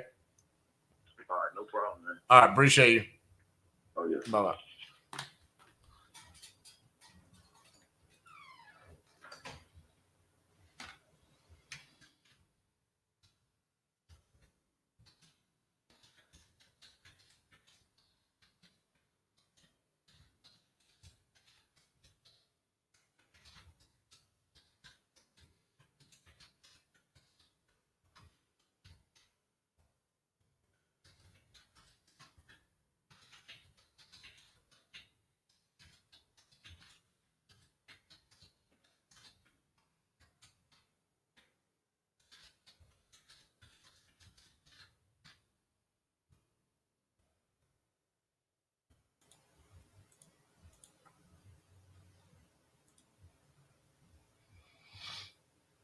All right.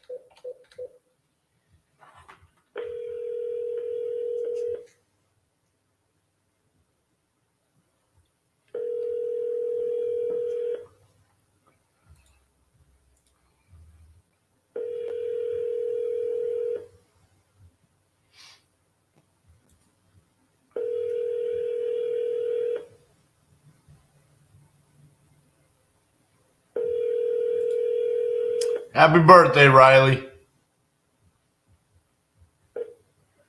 Hi, you've reached Danny at Service Master. Sorry I can't take your phone call right now.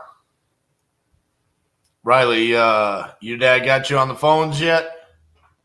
You trying to lock in some deals?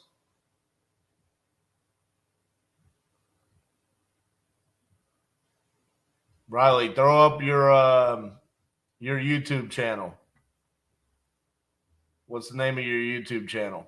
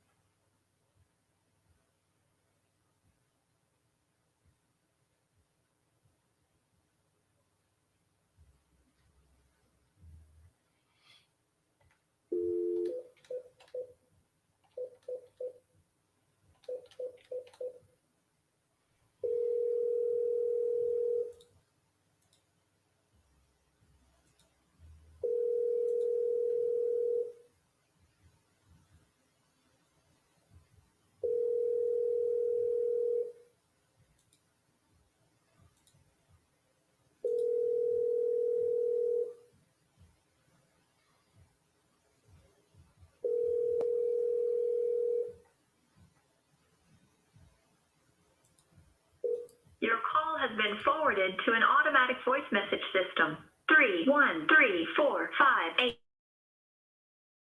is not available at this time. At the tone, please record your message. When you have finished recording, you may hang up or press 1 for more options. Hey, this is RJ Bates calling about your property on Goldburn. I think you entered it on our website a while back, so just wanted to have a conversation with you about it. You could give me a call back at 817-915-6860. Thank you.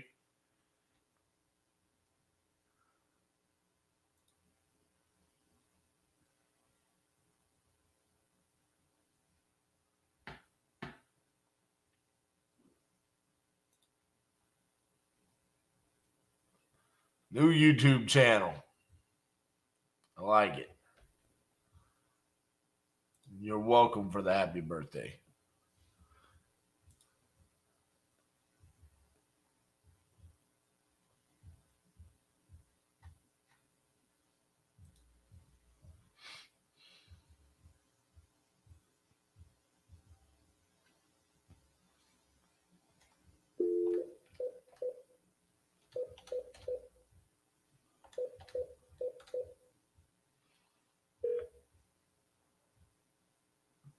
Please leave your message for 3135. Oh, sorry, mailbox is full.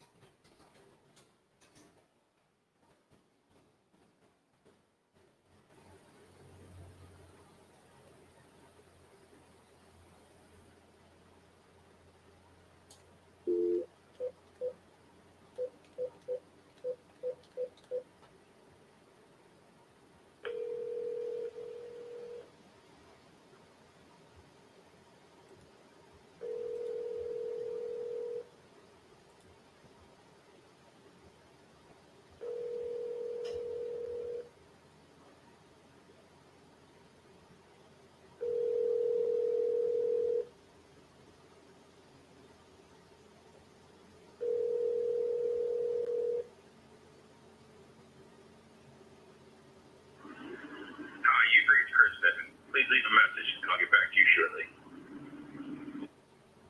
The mailbox is full and cannot accept any messages at this time. Oh, Christian. Man, oh, man.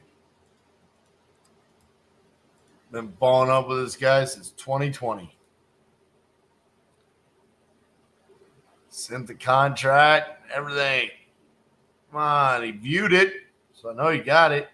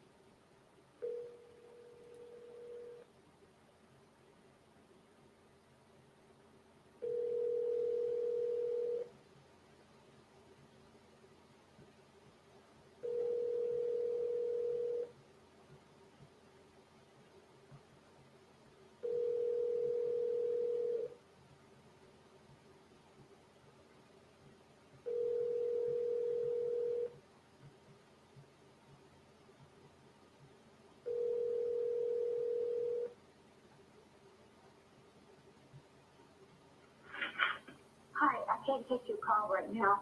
Leave a message and I'll call you back as soon as I can. Thanks. After you have finished your message, just hang up. Or to hear more options, please press 1. Hey, Kathy, this is RJ Bates calling about your property on Avon Street. You had entered it on my website saying that you were looking to sell. You could give me a call back at 817-915-6860. Thank you.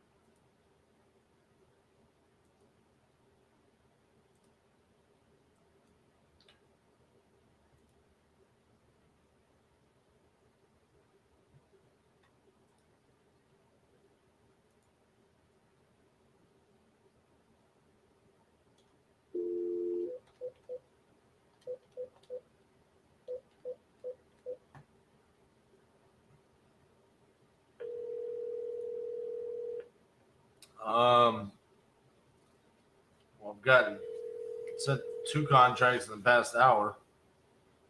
One got signed. Oregon's gonna sign. Indianapolis is gonna sign.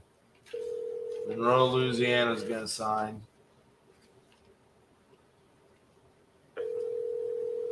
We got a Florida deal today. So we're up to 3 today.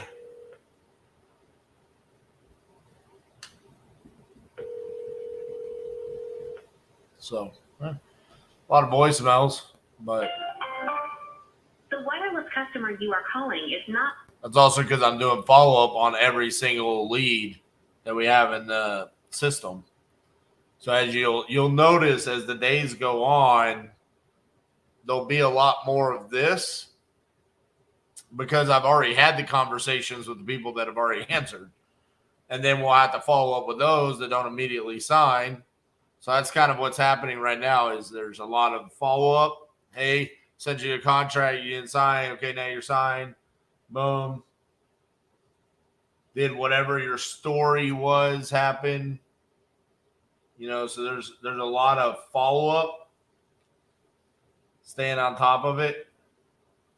But every time a lead comes in and they don't answer, it goes to the no answer list. And then the no answer list gets called. And it's just moving down the system. So I think as the days go on, we'll see more and more phone calls placed, more and more situations where, yeah, maybe we do end up kind of in these lulls, but then it'll be just what's happened in the past hour.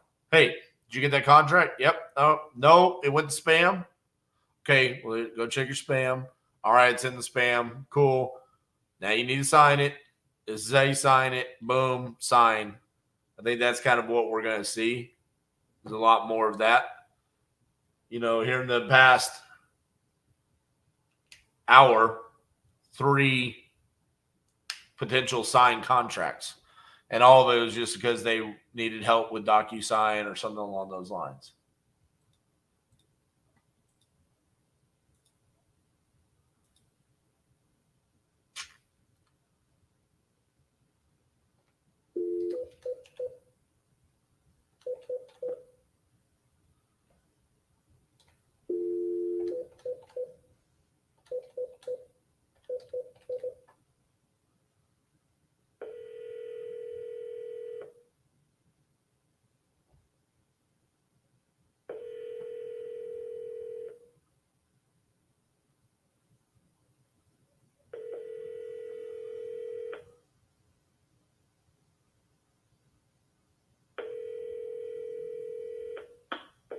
The mailbox belonging to 9548.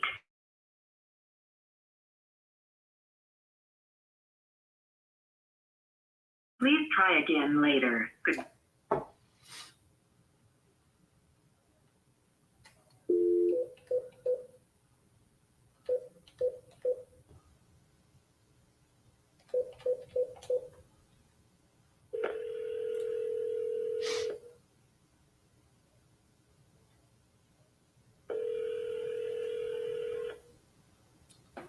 This is something I've talked about for a long time. It's kind of the roller coaster effect of wholesaling. Sorry, your call could not be completed. Where, you know, you do acquisitions and now you got to deal under contracts and now you got to go do dispo. While you're doing dispo, who's doing acquisitions? So this is where JVing with someone could be beneficial, especially if like you're seeing a significant drop off in revenue because you're doing dispositions and then you don't have anything to dispo after. So maybe it's more beneficial for you to just focus, especially if like your strength is in acquisitions. Maybe that's where you need to stay focused.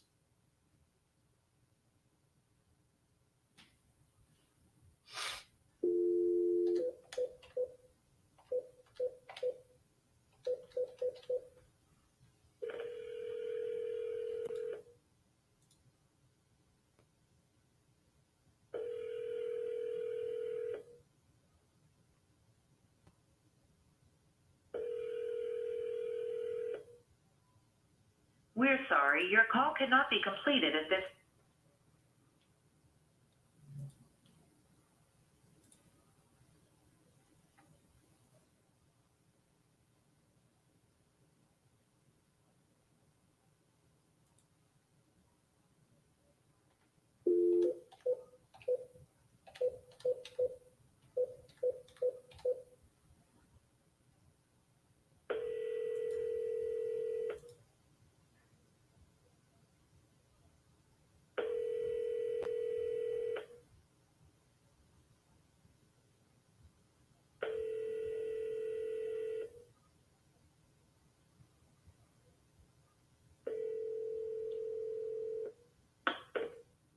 has been forwarded to an automatic voice message system. 737 is not available. At the tone, please record your message. When you have finished recording, you may hang up or press 1 for more options. Hey, Christopher, this is RJ Bates calling about your property there on Quail Cove. You had entered it on our website, said that you were looking to sell. If you could give us a call back, my cell phone number is 817-915-6860. Thank you. Yeah, Angel, that's a good point. I mean, the amount of the data that we've accumulated, it really makes a difference. I mean, you see, we got to add two more batch dialers to the list. I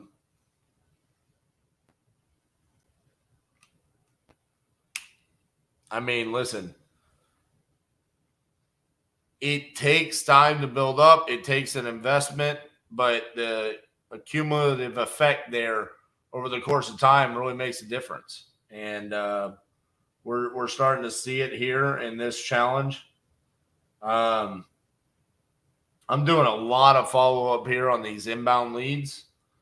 But we're doing a lot of the front lead work with the VAs on the cold call side of things. I mean, 5 days and 6 hours, 9 contracts set out because of cold calling. I like that. So what? It's 15, 17, 23. So 6 from Lead Zolo, 9 from Batch Dialer, 2 from Speed Lead, and 6 organic. Speaking of Speed Lead,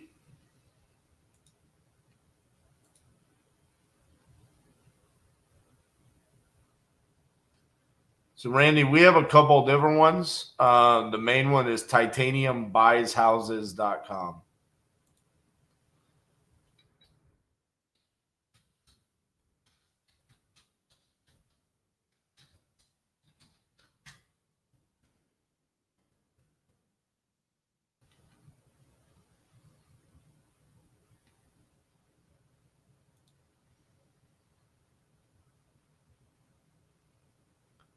See if we got any new good leads we can buy here.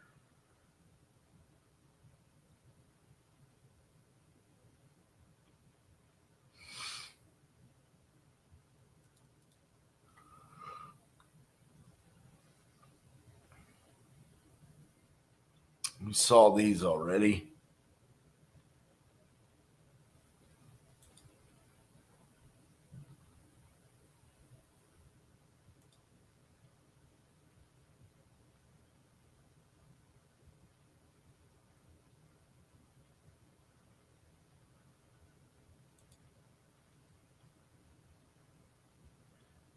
I don't love any of these except for the one that was purchased right here. I can't get that one.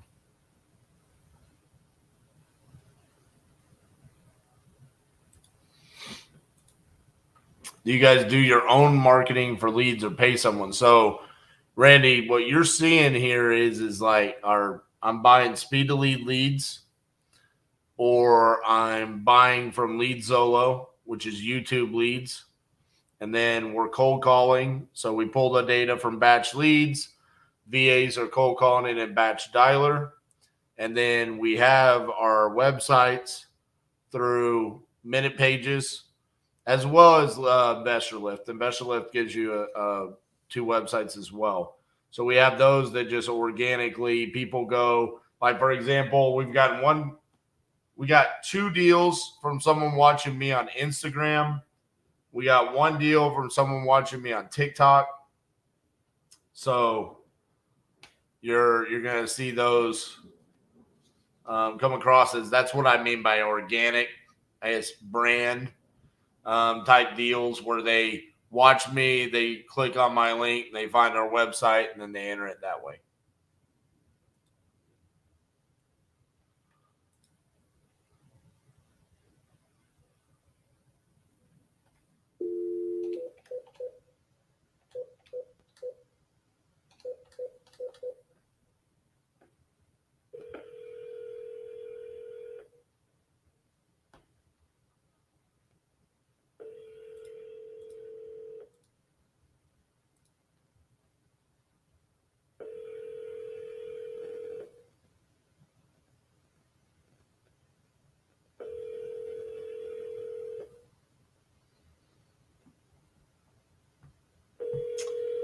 Appreciate you guys. We got 50 guys in here right now on YouTube. That's pretty cool. Hello, you've reached 714-928-7888. This is Donna Rutledge. I'm not available right now, but please leave your name, number, or short message, and I'll return your... All right, left her a message earlier. Speed to Lead gets hers from Facebook and Google pay-per-click. So we just entered this 6th hour, so we got 2 more hours for today. It's been eventful. When I have gotten people on the phone, it's been fun. There's been a lot of voicemails left, but I got to kind of reorganize myself here with my notes. But we touched base with the Oregon seller. She thought she had signed the contract. She hadn't. So I told her how to do it. Haven't seen it, so I might have to follow up with her again. We did get a signed contract in Omaha, Nebraska. We just sent out another one in Indianapolis, Indiana. We've sent one out in Florida. That was a good one from last week. Really excited about that one. We talked to Monroe, Louisiana. He's going to sign today. We talked to Butte, Montana, the 2-pack there. He said he needs a couple of days to make his decision. That was good. New Jersey, haven't been able to get a hold of Christian again. So, got to keep following up there. We got Delaware. We've started the dispositions of Delaware. We started the dispositions of Detroit, Michigan. We spoke to the seller of Tulsa, Oklahoma. He said he's still waiting to see what's going on with his dump truck. We started the dispositions of Williamsburg, Virginia. We've got Richmond, Virginia assigned. Jackson, Mississippi. We're waiting on the purchase contract to be signed. That seller is not answering. Same thing with Omaha, Nebraska, not answering. Forney, Texas. I need to check on Forney, Texas. But yeah, that's a quick update. Eric says, I hired 2 callers to cold outreach first month in. Came across your IG/live stream and it's given me a second breather. Thank you. Listen, Eric, when you hire cold callers for outreach, man, you just got to stick with it.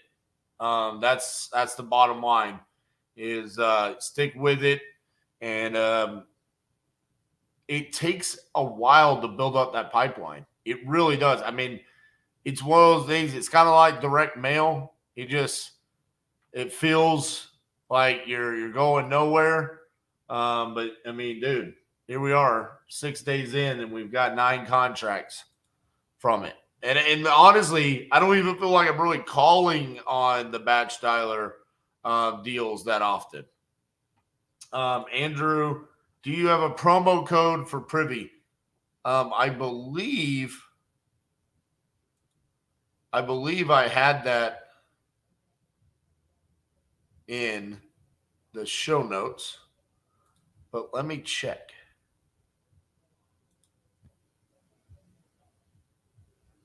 I believe there's a 20% off.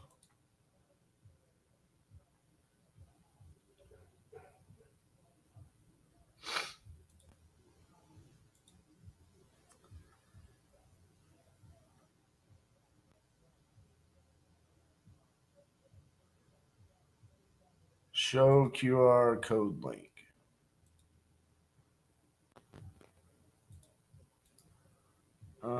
Let's see how this shows up.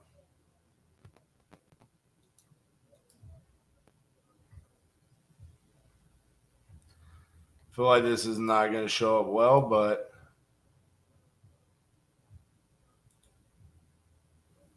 let me know if that works. It says that'll give you 20% off.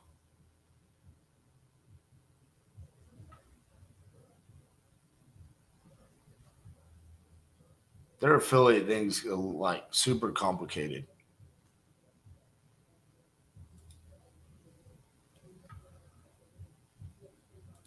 Do you guys mainly buy cash, or you guys looking to acquire sub 2 and seller finance deals as well? Yeah, I mean I've done made 2 seller finance offers yesterday.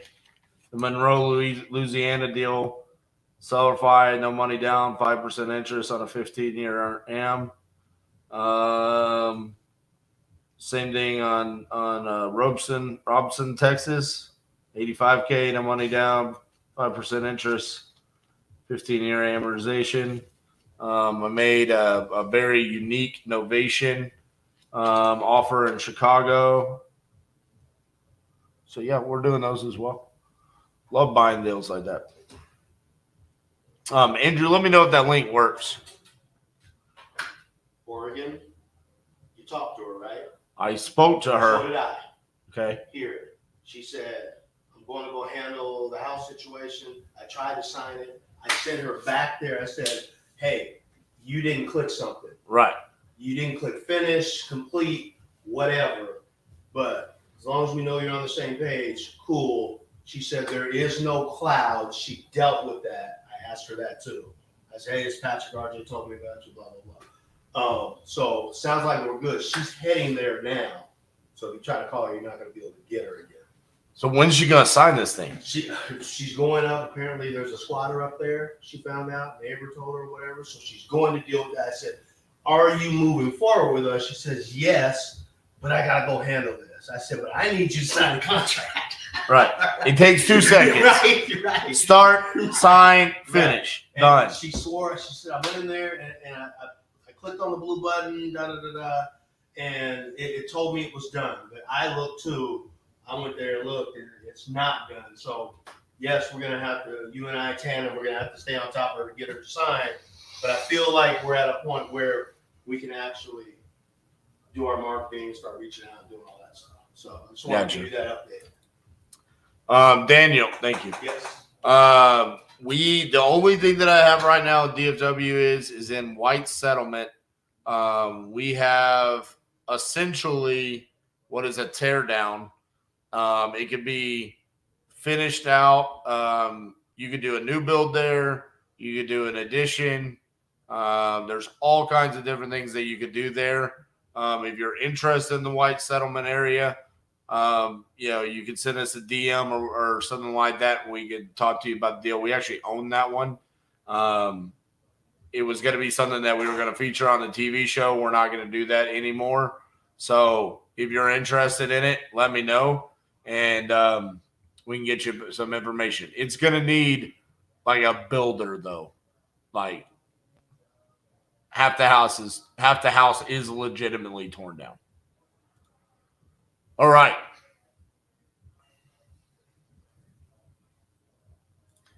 I think the link automatically gives you the 20% off. Well, at least that's what it says. Bro, I wish I could tell you. I'm supposed to have an ability to give you 20% off because it says it right there, 20% off.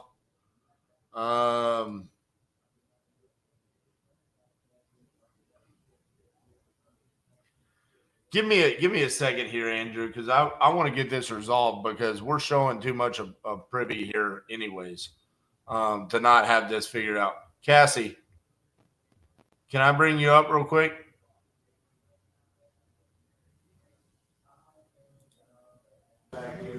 Hello. We have people that want to sign up for privy, and I don't understand how they're supposed to get 20% off, even though it says on there that they're supposed to get 20% off. Can you reach out to Benson and see like what do we give people to get 20% off? I am doing it as we speak. Thank you. I'll update you. So the link sends you to a webinar sign up. See, that's what I'm saying. Like when I go on there to our affiliate thing, it just doesn't make any sense to me. Got it. Yeah, but Andrew, don't sign up yet because I want to get paid. I think I get like a Celsius per person that signs up. At $3-4, something like that. It shit adds up. I said it the other day. It funds us being able to do this. Gabriel, are you experiencing numbers that are either not in service, don't exist, categories related? Yeah, I mean, every now and then. But, I mean, that's just part of the game. I mean, we've already had it. I mean, I talked to a guy today. They literally came to our website. It was a lead solo lead. Everything was entered in there. And then it was like a South Carolina lead. He lives in North Carolina, and he's a tenant. I don't know how that guy entered on our website.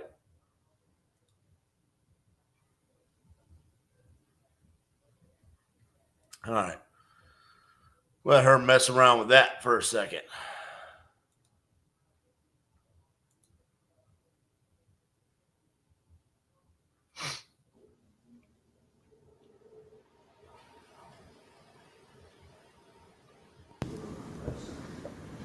No answer. Shooting text and email. All right.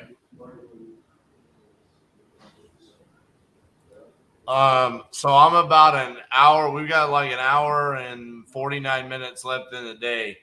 My allergies are kind of bothering me a little bit. I feel like I'm sniffling every 2 seconds, so I'd like to take some medicine. Do you have something that you could do here for like 15 minutes, and then I'll finish out the day? Always.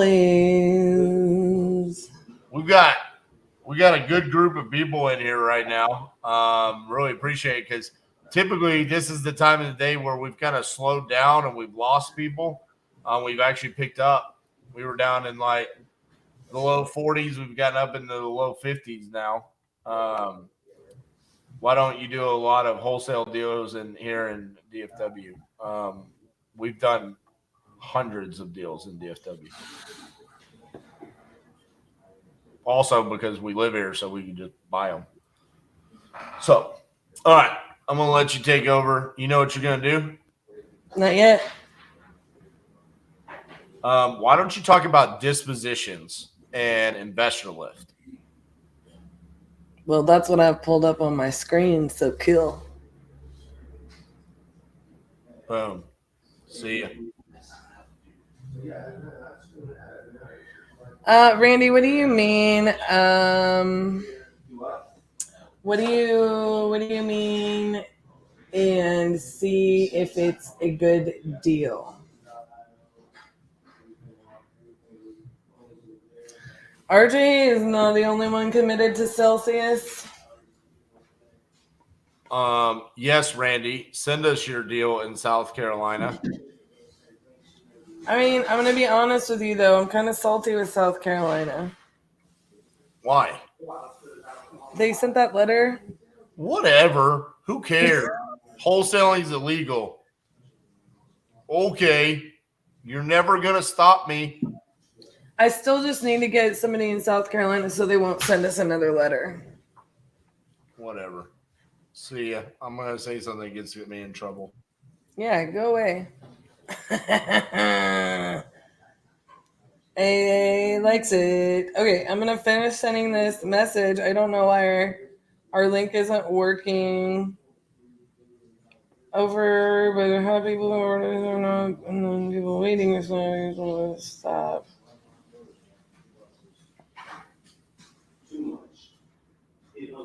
So I'm going to go ahead and email this over. I was just actually getting a new user account up here in Investa Lift. So with that being said, I don't know how much you guys do and don't know about our experience with Investor Lift. Okay. I know RJ's briefly touched on some of this, right? But I will just say I am absolutely in love with Investor Lift. It really is so valuable to our business with how much volume we do all over the place that it's opened up markets. It's opened up markets to us. We had a very, very hefty reach as it was across the country. But realistically, it's made our lives so much easier. We do have cartel mode, which is basically like big boss sharing mode. We do have like a buyer verification system, but I mean, I'm gonna go ahead and just tell you guys, we've got all kinds of things. Title companies. This is like these are just our title companies. I don't even know how many there are in here, but now my computer's frozen. So,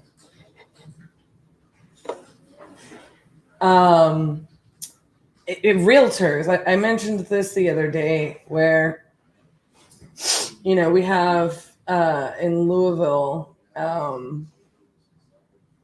Kentucky, like the seller that wanted a realtor. I can just go right in here, search for realtors who have these different tags on them. All the buyers have the different tags. Like Judy, all she is in here is a realtor, right? But Caleb, he's a cash buyer in single family and multifamily. Erica is just a realtor, so on and so forth.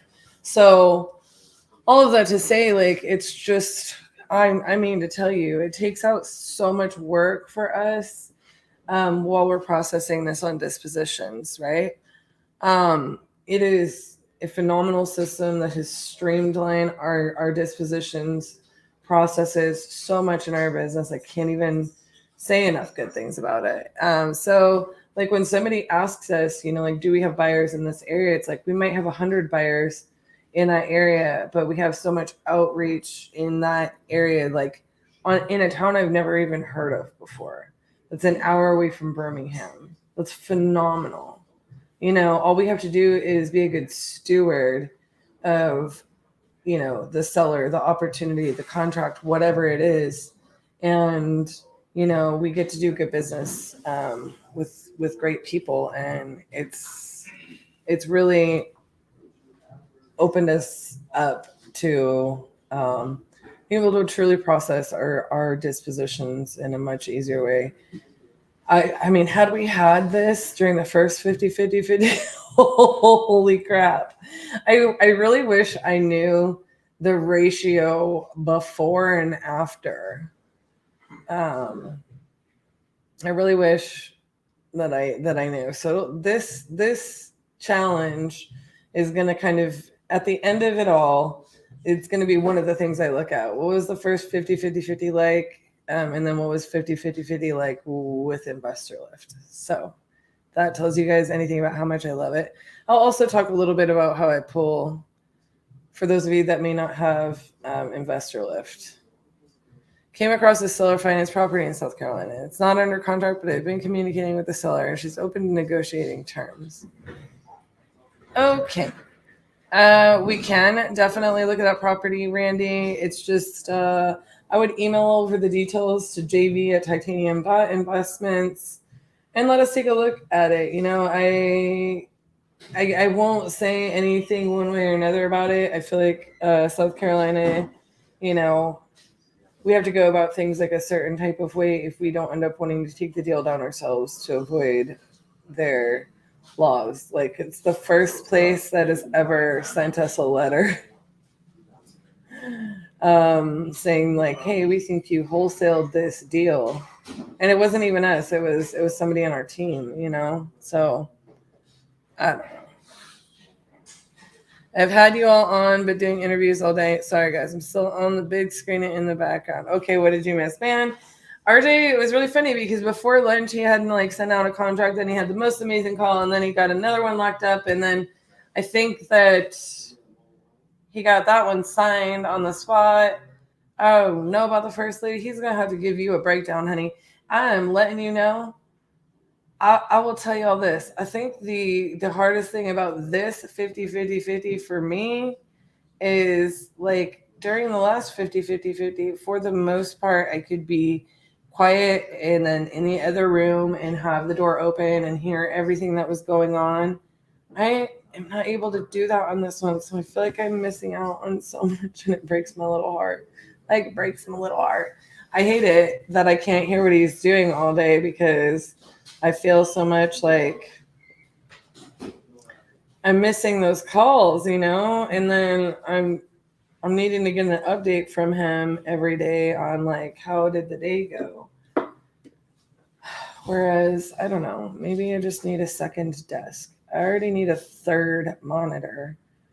The things that I do for all my little lovely friends. Did we release any good news? I mean, I'm sure we did. A lot has happened all day. There's a lot going on in a day here. I mean, a lot going on in a day here, kid. So all of that being said, why don't one of you give me a market? Like, pick a place, any place. Go ahead and tell me what you got. Don't make it an obvious place like Vegas, because I'm not going to show you the buyer's information. I'm going to show you something cool. Man, why does my mouse keep freezing? I think the battery is about to go out.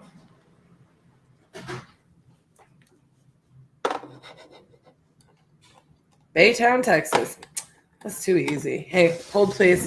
I think my mouse is pooped out. I mean, it's still showing that it's on. Hello, McFly.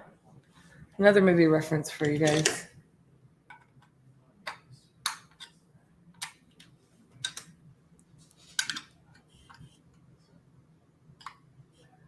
Yeah, I think that she's seen better days.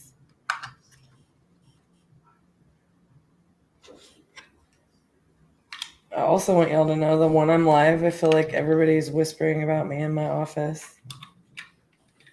Because I keep having to pause and be like, hey, guys, take this powwow to the other side where the mic can't pick you up. And they're like, oops.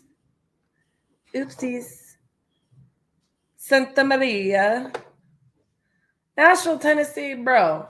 Josh Brown, what you doing? I said not your normal, typical market. Okie dokie. Okie dokie. Erie, Pennsylvania. Robert, I've sold deals in Erie, Pennsylvania. It's fantastico. All right, so I just want to show you guys like a few things. And one of the things that I love about, if you don't have Investor Lift, right? Andrew, are you in Baytown? Uh-oh, friends, making connections. I love watching you too. This is so valuable. Thank you, D'Lo. We really appreciate you saying that. It really does.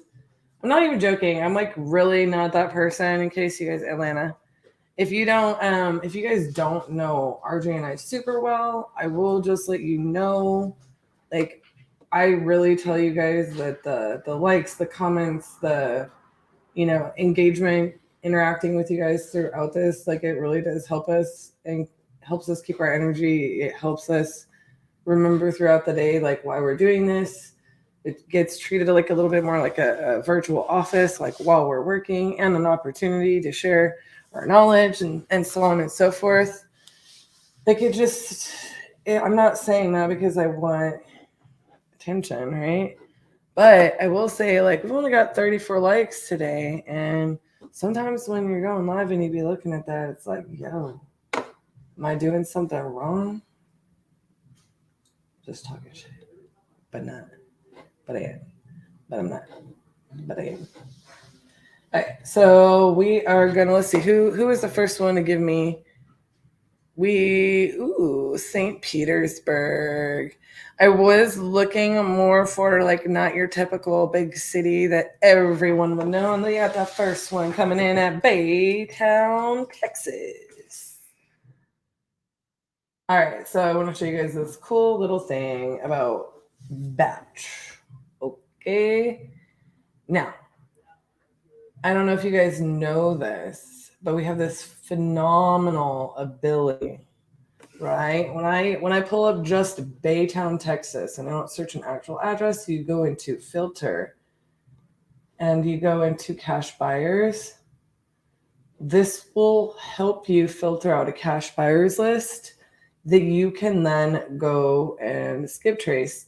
And the way that you filter this out is absolutely phenomenal. We put it in a data stack just like we do forever and ever. We list it by, dispositions, so on and so forth. You can pull an entire list and only skip trace 10 at a time. You can have your VAs cold call it, so on and so forth. Now, that is more labor intensive, but the data on here has served us very, very well. If you're grandfathered in with like a text platform, you can also text your buyers list from here.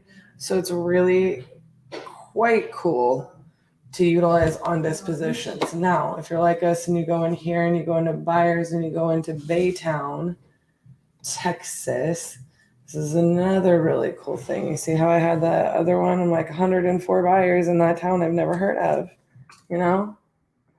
Baytown, Texas. Now, this is just in one mode, okay? 1,280 buyers. So even if I haven't sold 1,280 properties to 1,280 different people, I have access. They're filtered out. Now, yeah, sometimes you're going to have hedge funds and people who probably aren't going to buy this up at the top, open door, offer pad, and then you're going to just keep scrolling down. You're going to keep looking at these buyer scores, so on and so forth. And look, one of the best benefits about the mode that we have it in, I showed some of our buyers numbers there. Don't yell at me, peeps. One of the best things about that is that like we legitimately have access, like they're already skip traced. And then we have a process in which thanks, Kip. So then we have a process in which we call through our buyers list, right? And we leave notes. So I mean, it is just as important on the disposition side to train. And I feel like that's actually one of the things like not a lot of people focus on and teach in this industry, right? Working with those buyers. I mean, it's just not spoke on very often. I don't know if it's because people are nervous, but it's like, if anybody asks us if we ever wholesale, yeah. Like one of the things that I love about this business is that I can look at multiple options, bring value to the situation, and try to put everybody in the best position as possible. It's just unfortunate, like a lot of wholesaling isn't taught like that, So anyways, so that is definitely something like I like to dig and dive deep into is our dispositions process. Y'all have gotten to meet Justin on here a couple times, and I don't know, like he's kind of like our lead dispo guy here, and he's really phenomenal about it. But when I talk about dispositions, I feel like everybody needs to understand the way that the property is acquired is very important to dispositions. And I sit here and I talk about it where I'm like, okay, let me go ahead and pull up this property over here. Like, oh, okay, well, here's our numbers. And I talked to a buyer about this, right? So I'll talk to our buyers about like their numbers. Like, hey, if you flip this property, you know, you put this much in it and you buy it for this much, you should have the ability to, after closing and holding costs, to make this amount. What are you seeing that I'm not seeing? Oh, okay, you have different comps. Well, like, let me explain to you, like, this is why that wouldn't be considered an after repair comp or whatever, you know?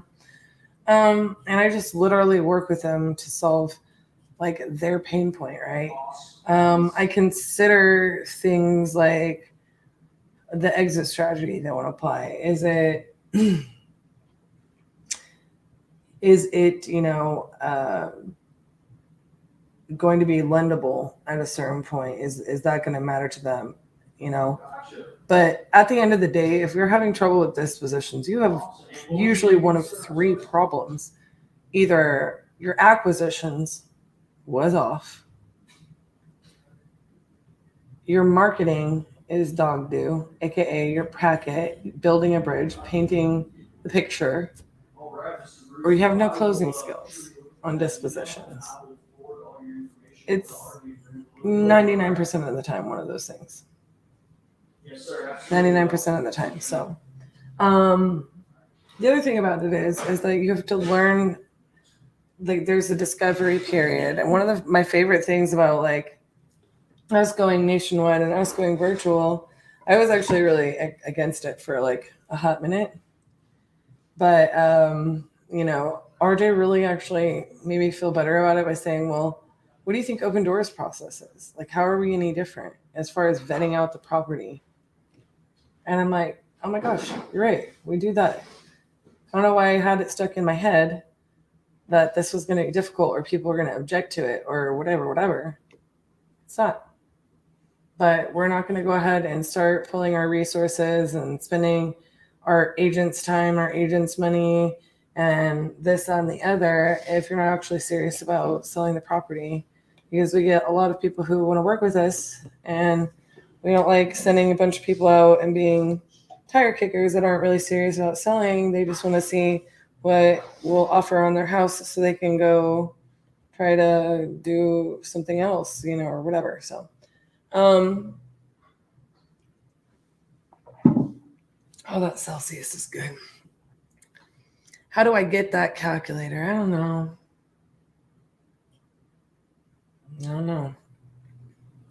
I know all my Crucible students have this calculator. I made this thing 100 years ago. I have so many calculators, and this is like the most simplistic one of them all. And literally, it's the one I use. It's the one our whole team uses. It's the one all of our students use. Everybody uses it. I'm told I'm not allowed to give it away for free, but maybe I'll unlogo it and slide one. Maybe I'll have a challenge. Maybe I'll have a 50-50-50 challenge. But it's not a complicated math, but like it's actually really funny is spreadsheets. I actually really love them. And I love doing all the little formulas. And I really wasn't like, I was always good at like math and statistics. Like I never struggled with that stuff, but I don't know if it's just because other people don't have as much patience to build them out. And I love building them out. I love building out a spreadsheet. Makes me happy.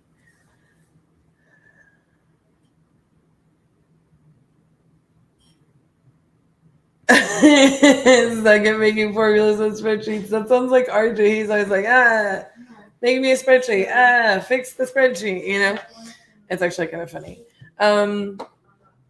But yeah, we definitely give it to all of our students. We would love to see you come to the Crucible. If you're signing up, if you're one of those people, by all means, I'll happily give you early access to it, you know, before June.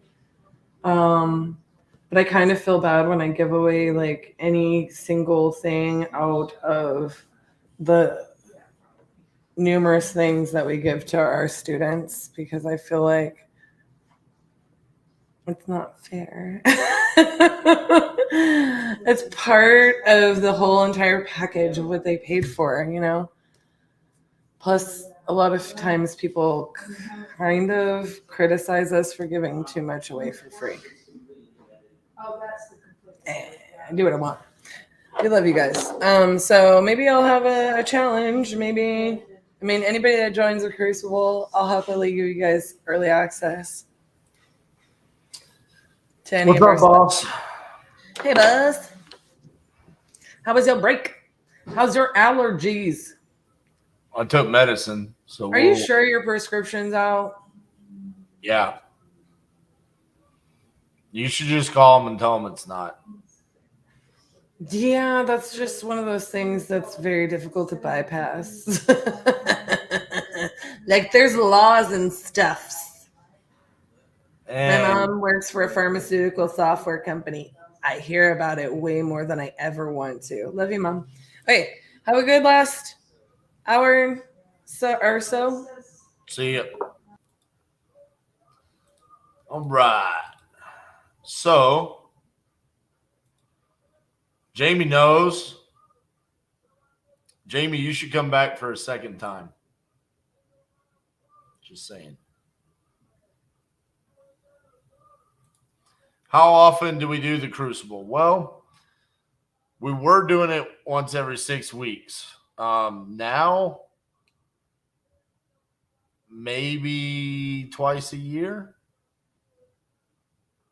Maybe. The first one we'll have in 2023 is in June. So that gives you an idea. Schedules are busy. So I'm not sure when we'll have another one after June. So June 9th and 10th. If you're on the fence, figure out how to get here. All righty. Let's see what they've got going on here on the speed lead.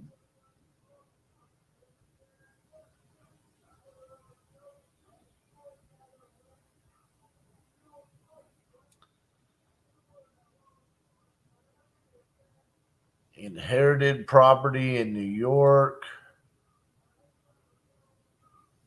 No mortgage, so they're probably open to seller finance.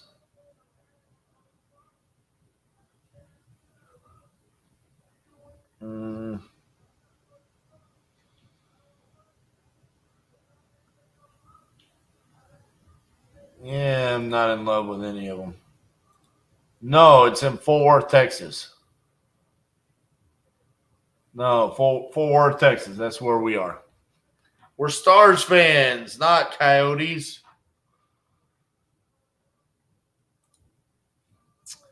All right, so Scappoose, Oregon, should be getting signed. That's good. We sold Williamsburg, Virginia. So we've got another assignment, 2 for 2 in Virginia.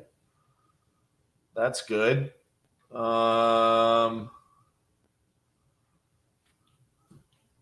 we sent an assignment out in the Bronx, New York, too. That's not part of the 50-50-50, but good stuff. Let's try calling Beth again.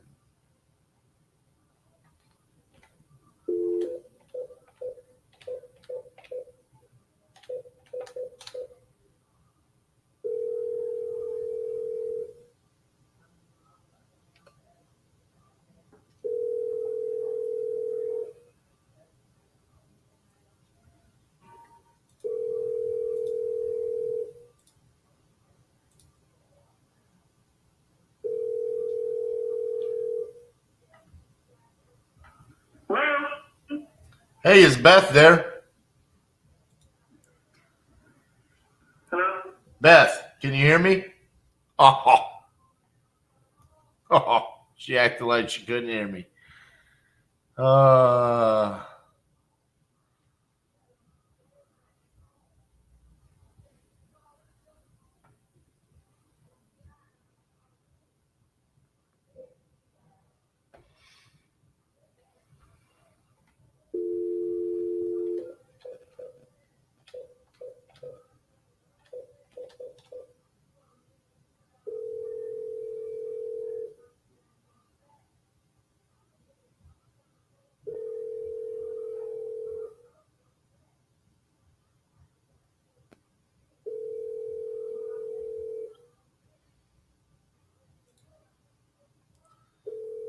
Jamie, Cassie's got all the time in the world.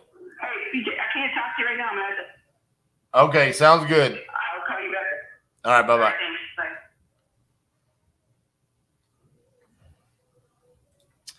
Bye. Cassie's got all the time in the world. She ain't doing nothing. I act like she's not doing anything while she's not on camera.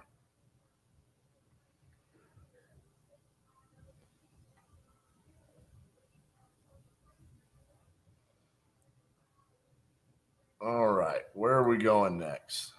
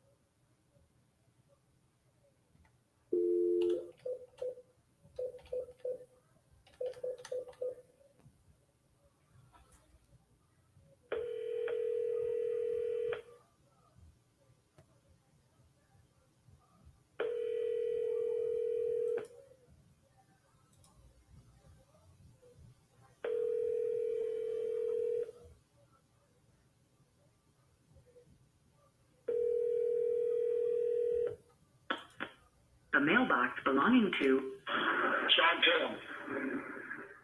is full and cannot accept new messages.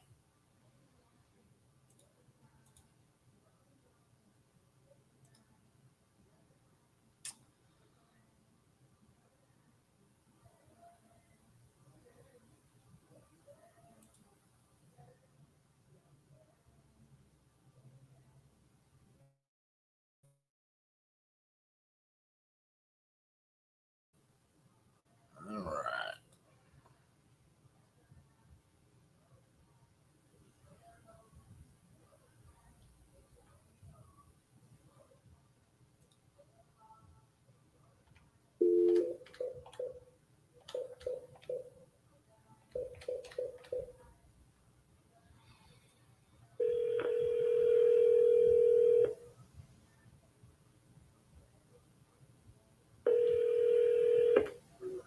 Hello? Hi, is Alexandra there?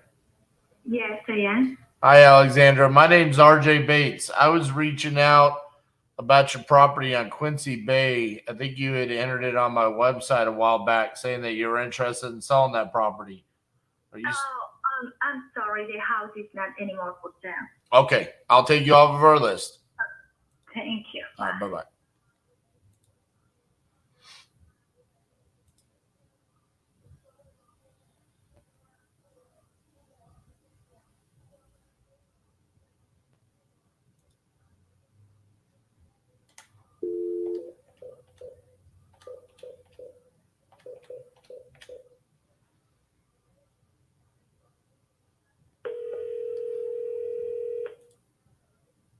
You're welcome, Angel.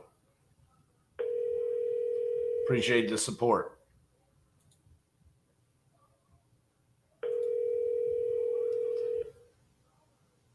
It's not necessarily all the same.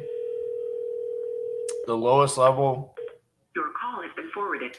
God mode, you can sign up with that. If you click on the link in my description, it'll take you to a site. It has a demo on there that you can watch. It'll show you what you get access at the lowest level, which is God mode. And then if you want to sign up for one of the higher levels, you have to set up a consultation with them. And it kind of just stair steps from there. But the price increase is pretty significant. So they have God mode, and then they've got Lieutenant mode, and then they've got the Cartel mode. It just unlocks some additional things. Cartel mode really gives you the most access to the most buyers, right? God mode is going to require you to do a little bit more work to find the buyers, but it's still better than not having it.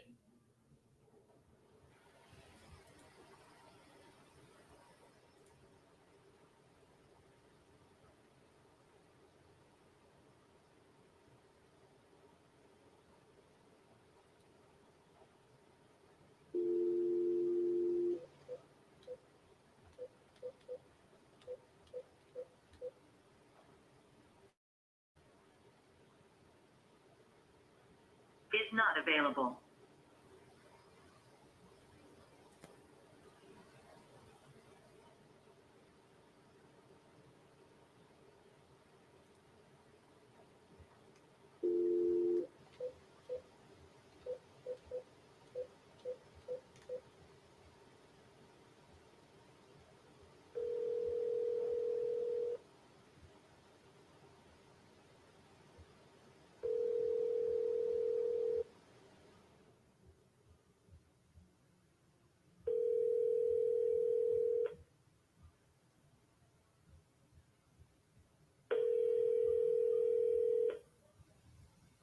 Your call has been forwarded to an automatic voice message system. 928. Not available. At the tone, please record your message. When you have finished recording, you may hang up or press 1 for more options. Hey, Maria, this is RJ Bates calling about your property on Edison. You had entered it on my website saying that you were interested in selling that property. If you could, give me a call back at 817-915-6860. Thank you.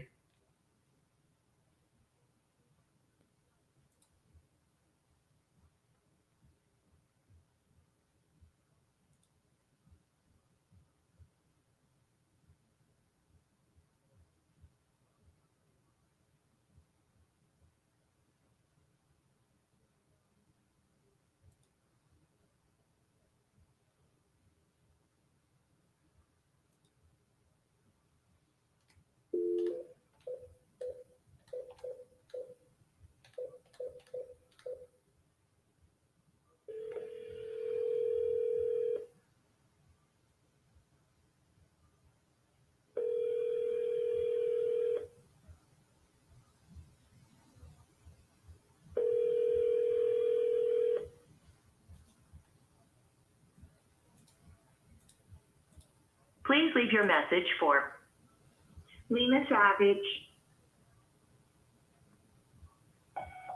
Lena, this is RJ Bates calling about your property on Shelbourne. You had entered it on my website a while back saying that you were interested in selling that property. If you could, give me a call back at 817-915-6860. Thank you.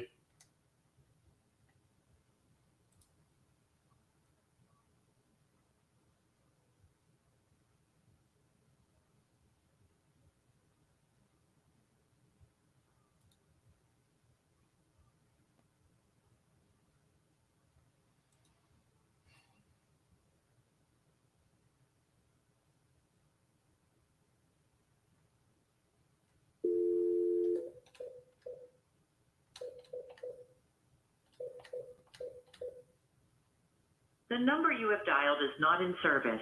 Please check the number and try.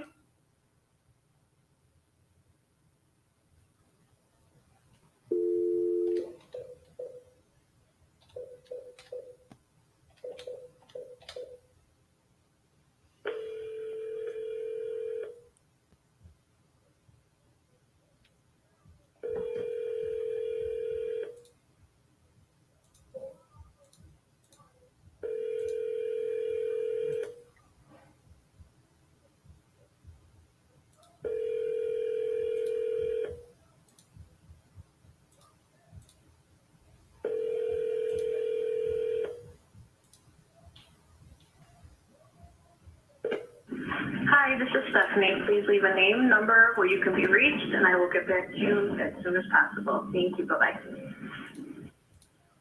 At the tone,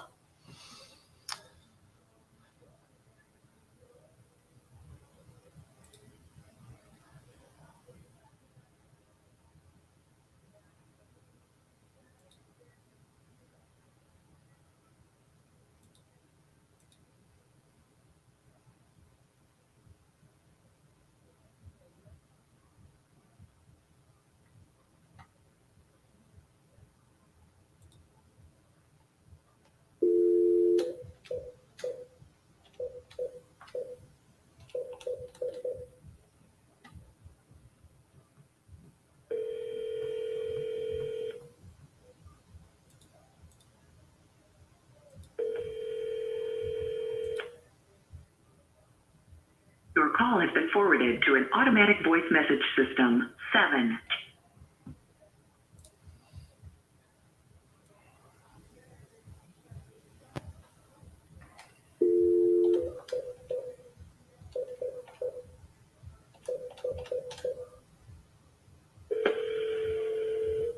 Hello, this is Georgia. I'm sorry I missed you. We're all going to recognize that voicemail by the time the 50-day challenge is over.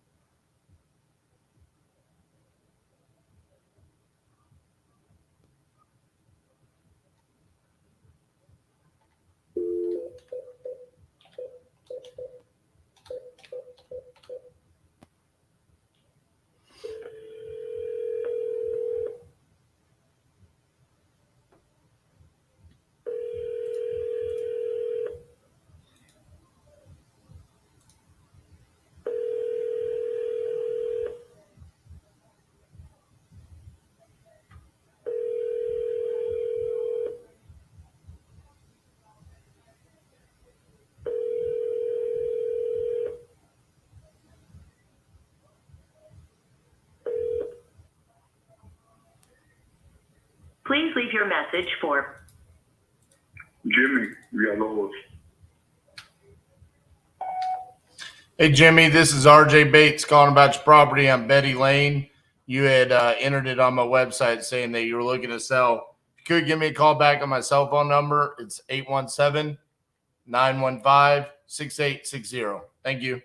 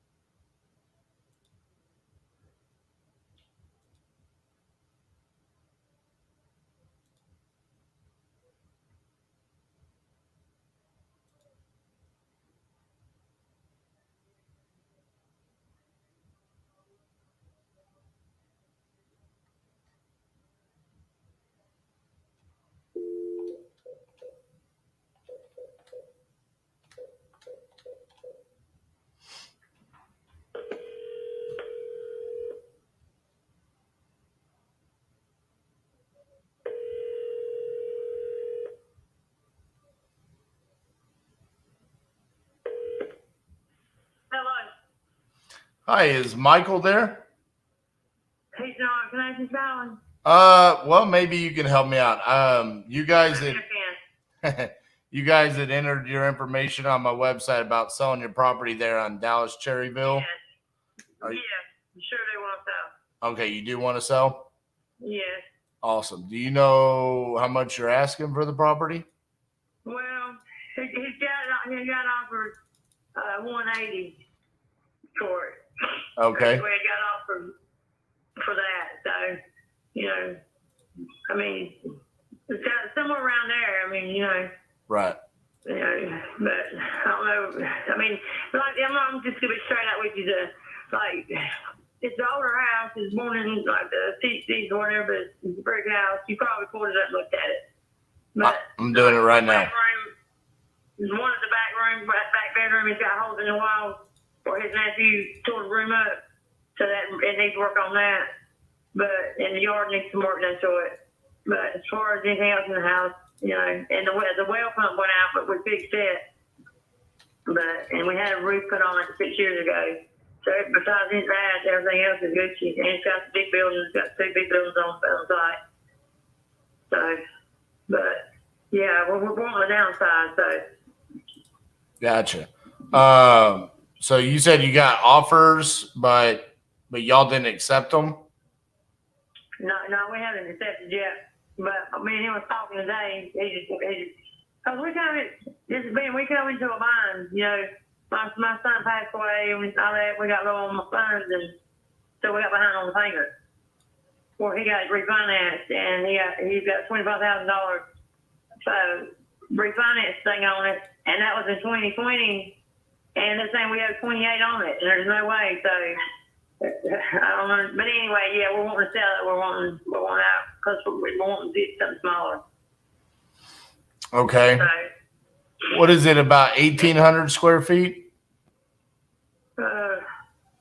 is that like 1,800 square feet? Yeah. Okay. Yeah. It's got downstairs 4 basements, upstairs 3 bedroom, upstairs, downstairs is 4 basement. You could actually rent the basement out as an apartment. So it's got 3 bedroom, dining room, living room, kitchen, bathroom downstairs, laundry room, and the whole living quarters downstairs. So then you got your big building, and so this used to be a dairy farm. So if I'm on the highway and I'm on Google Maps right now, so I'm trying to look at it. I see the gray building. Is that looks like that goes? So that's like a car shop, right? Yeah, the gray building. Well, it's a tan. It's a tan building. It's a tan building. Okay. It's not a gray building. Yeah. It's a tan building, not a gray from you. But there's a gray, like behind it, there's a gray trailer behind it. The storage trailer thing. Okay, so are you by Susan's hair salon? Yeah, I'm right now from there. He used to own he owns the Volkswagen shop. Beside Susan's hair. But you go on down, you see Dollar General. We're right beside Dollar General. Down by Dollar General. Okay, hold on. Let me find Dollar General. It dropped me there, and I was like, I don't think this is the house. Yeah, it's right beside Dollar General. It's the brick house. So. All right, give me a second here. Let me find this Dollar General. I don't know. You work a second. Oh man. I can't find this Dollar General. Where's that at? Well, I'm gonna tell you why you can't. It's because that map. It's an older map that they put on the satellite. And that Dollar General ain't been there but a few years. This is on March 2023. Well, there's a Dollar General right here, so yeah, there's Dollar General. All right. Address is 4511 South Shelter Highway. Dollar General right beside me. All right. Let me find this Dollar General then. Yeah. All right. So you said how much? You said 160? What, the address? No, how much were you? There we go. I found the Dollar General. All right. Okay, I'm right beside there. All right. Yeah. You said 160? Is that what you said? No, we're 180. 180. We've Okay. been off from $180. But we hadn't put no offers yet. Because he wasn't really sure that he was wanting to sell at first, but because it was a family house. But there's nobody here but me and him now. All the kids are grown and gone, so we're wanting to sell. We're wanting out. We want something smaller. So this is too much for me to take care of.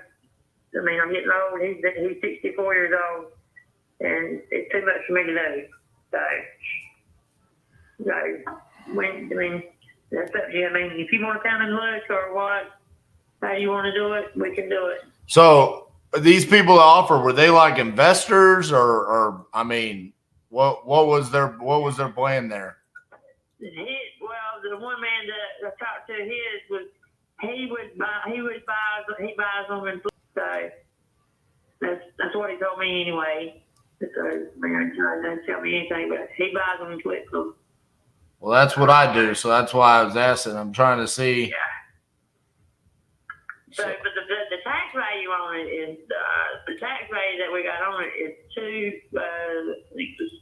$240 or $250. That's the taxes thing on it. We just got that in the mail. Okay. And how much work do you think it needs done to it? Because you said drywall and some other stuff, but I mean. Yeah, just that back bedroom. It needs a big sheetrock. It's got some holes in it, and that's it. It's lived in. And I'm a clean person, so the house, I mean, just had a roof here like 6 years ago. The floors are good. That back room is really the only room that, you know, it needs sheetrock. And, you know, it probably needs, you know, some, basically like some paint job, you know, which ain't been long since I painted the highway, but I'm sure you'd want to paint it, the inside. But as far as work, it'd be that back room on the right. It needs to be cut some holes in the walls. We let his nephew stay with us, and he cut his holes in the walls. Gotcha. That's why I ain't gonna stay here anymore. So why didn't you guys accept the 180? Well, we wasn't sure. He wasn't sure at the time if he was gonna sell or not. And then the pump went out on the well, but we got the well fixed. But he just is honest about it. He just wasn't sure that he was going to sell, you know, because this is a family home. Right. But we actually just talked, and he's ready to sell. He's ready to get out. He's going to do something smaller because he's getting old. You know, and it's too much for us to take care of. So this house right here, it needs to be like for a starter family because it's so big. Right. You know, and the yard's so big. She speaks my language. I can understand everything she's saying. I mean, he might. I don't know if he's gonna call that guy back tonight or what, but he didn't say he was. But we got a card in the mail today, and he didn't call them. But he told me it's kind of me as long as he asked me did I want me to call that guy back. It was Joe something. I think I got his number right now, but it was I wanted to call him back and take the offer. But it don't matter to me. I'm wanting it out of here. I mean, I'm wanting a downsize. I want something simple, 2 small bedrooms. So, but within the next few days, I'm gonna call somebody and get it took off our hands. But the thing is, we got to find something. You know, we got to find something. We've been looking into something, you know, downsize, but we're going to go towards like South Carolina, I think. Gotcha. But if you want to. Well, I'm interested in it for sure. I mean, like I said, I do the same thing that guy does. And like I said, the yard needs some work. This yard is. I do my best trying to get the yard. The yard is it needs some work done to it. I mean, it needs a facelift. I mean, the front yard's good, but the backyard it just needs some work done to it. You know. Right. Yeah, and now I got a camper. We're asking people that's staying in a camper behind my house. We'll have it moved. So, and there's there was somebody staying in a camper on the other side of the building. They tore it down, and we're taking it, pulling it out. You know, we just took all the scrap off of it. We're getting the trash and burning it and pulling it out. Somebody's supposed to be coming getting the trailer, so that'll be gone too. So, but it's got a huge patio on the back, and it's got a garage around back. And, I mean, it's a nice house. So if I closed on it, would you guys have a place to go? Oh yeah. Well, okay. I mean, I'm sure, like if you close like the same day or when we're probably gonna need we'll need like a couple of weeks. I'm sure because we've been living here. He's been here his whole life, and I've been here for 14 years. So, but we would need at least a couple of weeks. It probably take you that long to close, right? Well, yeah, it takes like 30 days to close, so you would have like a month. So. Okay. So then that'll work. 180. I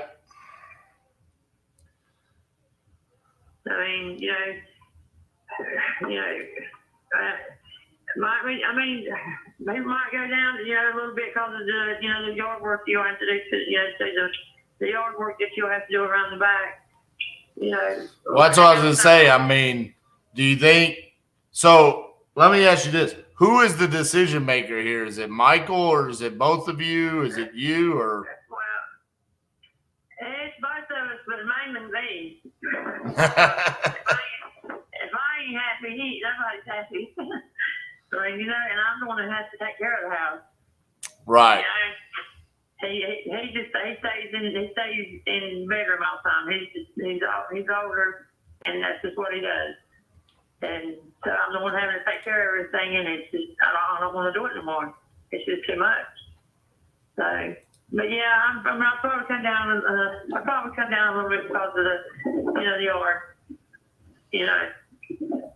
Well, if I said I could pay cash and there would be no realtor commissions and we cover the closing costs and everything like that, what's the best price you could do for me? Oh, it's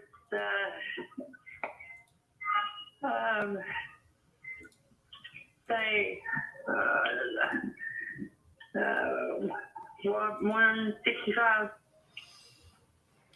165. 165. Yeah.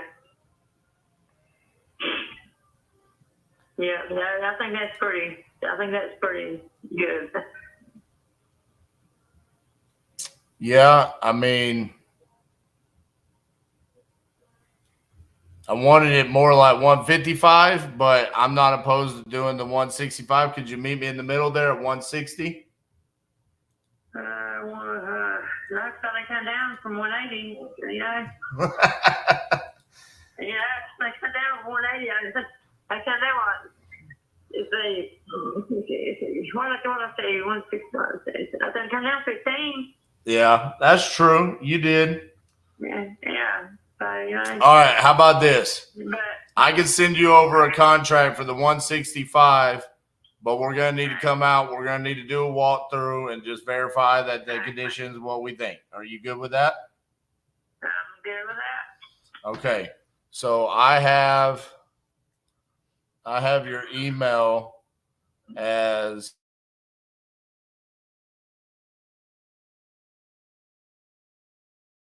Yeah, but no, Jesus, mine is what this.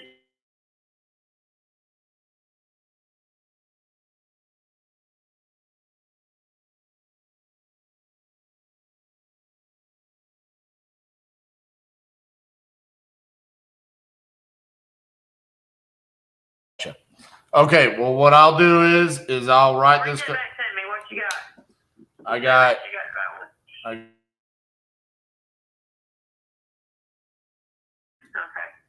Okay. Okay. All right. What I'm going to do is I'm going to write this up. I'll email it over to you.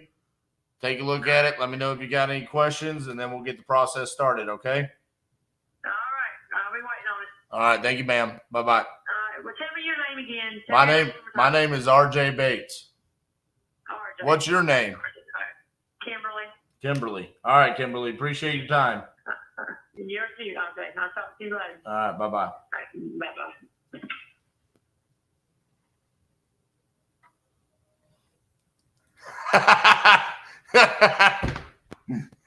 Oh, best comment goes to Harrison. No need to mute. We couldn't understand her. Oh man, dude, I'm not gonna lie. I mean, I'm a country bumpkin myself. That was some next level North Carolina country accent.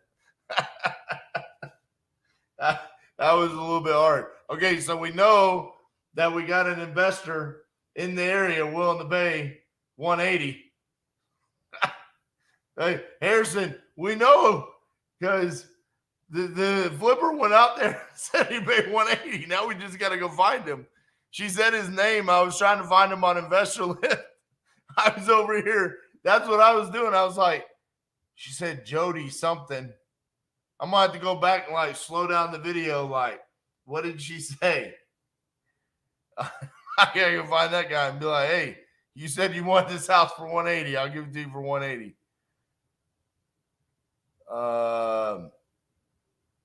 I don't see a Jody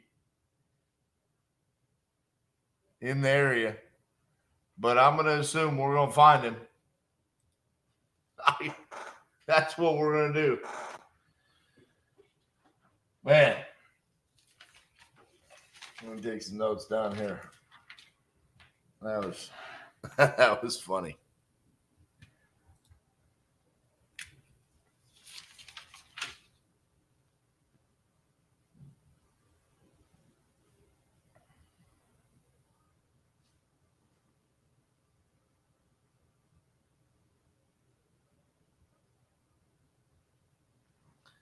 I've got an ARV. We've got a comp at 295. And the house is 1,700 square feet. It doesn't necessarily need to be like over the top.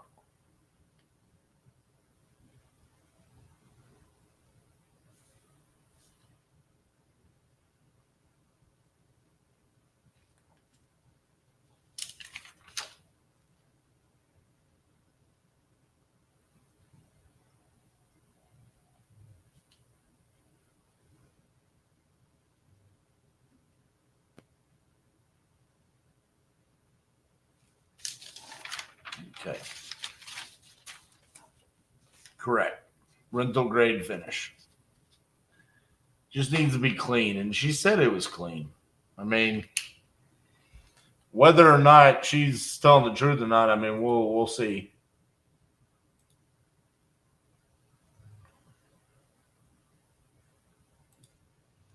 Thank you, Timothy. Appreciate that. I mean, I think you guys kind of see my style there on these types of deals. I really don't ever want to have to say my number. I more just want to end it on, yep, we can make that work. Let them say it. It wasn't my number. It was her number. 180. Okay. No realtor commissions, no closing costs. What's the best that you can do?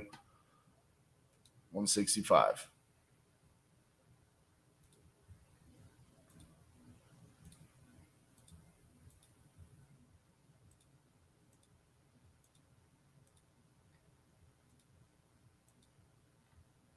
And that was Lead Zolo. Another one for Lead Zolo. Boom. That brings us up to, okay, we were at 21 when we came into today. Florida, Indianapolis, Nebraska, North Carolina. 25. We got Zolo there. Florida. Where did Florida come from? That was Lead Zolo, wasn't it?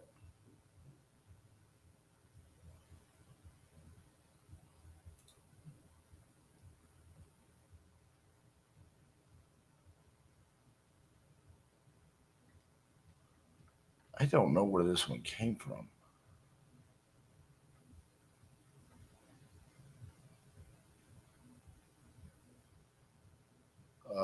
This one might be Speed to Lead. Let me look. Give me a second. Just tracking for my KPIs.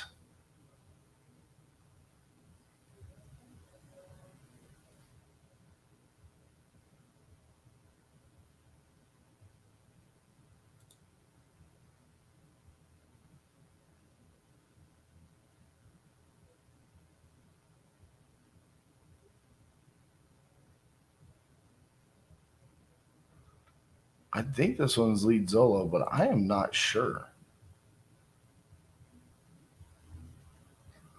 I'm going to have that one checked. And then 2 for Bachelor. So 7, 9, 16, 18, 19, 24, and we're missing 1. So I just need to figure out where Stella came from.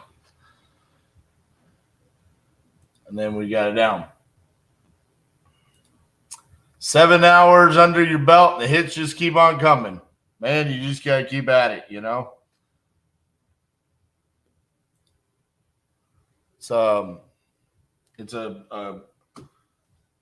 grueling process some days. I mean, even as good of today has been, contract-wise, 4 contracts, it's still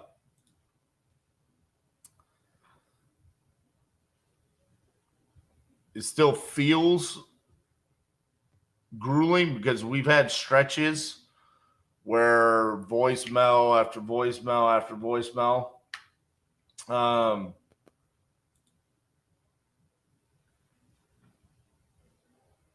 So Harrison, it's funny you asked that. We were talking about this earlier today before you hopped on here. Which, by the way, you're watching on Facebook, man. Love for you to hop on and check us out on YouTube. Subscribe to the channel. It doesn't necessarily matter how many calls you make because, like, for example, one of the examples I was using the other day or earlier today was I had a call the other day with a seller for an hour and 13 minutes. Could potentially lead to a really good deal for us. That slows you down. It minimizes what your KPI is going to be, but how many calls you make. We've had some really good conversations today. I don't think any of them extended past 10, 12 minutes. So that means I'm going to get a lot more calls out today than I did the other day. But that doesn't mean that it's not fruitful. I think it's about the quality of the conversations. Are you making offers? Are you getting contracts sent out? That's really what makes the difference between results. Like I want to see, I don't want to see a vague metric that says, hey, I placed 200 calls a day, but you didn't send out any contracts. I would rather see contracts being sent out. So that's just kind of my thoughts on that topic. You're the second person that's asked that today. Joe, yes, lead Zolo got 66% off a code titanium for 10 leads. So yeah, those 10 leads is $1,000, $100 a lead. And listen, they're starting to stack up and they're good. I'm enjoying those calls probably more than any other lead source right now. So there you go. 2 contracts out today. Hey, man, that's good. And listen, Harrison, on that note, try to always keep the seller, like, for example, in that seller that I just talked to, there's no way in the world I was going to keep her on the phone and write the contract and all that. But yesterday I had a seller in Oregon. I did keep her on the phone. And then she got off the phone because she wanted to read the contract. We still don't have the signed contract. So I've had to follow up, ask what's going on. You know, there's the story, excuse plus a story. So we're still working that. So try to work that into your arsenal where you're always keeping them on the phone. Gilbert, what we're doing right now, so the 3 main sources of leads that we're generating is number one producer right now is cold calling. So we've pulled the list in batch dialer. We've got the VA or VAs cold calling on batch dialer, and then they're pumping the leads to me, and then I'm calling to close. That's produced 9 of the 25 contracts.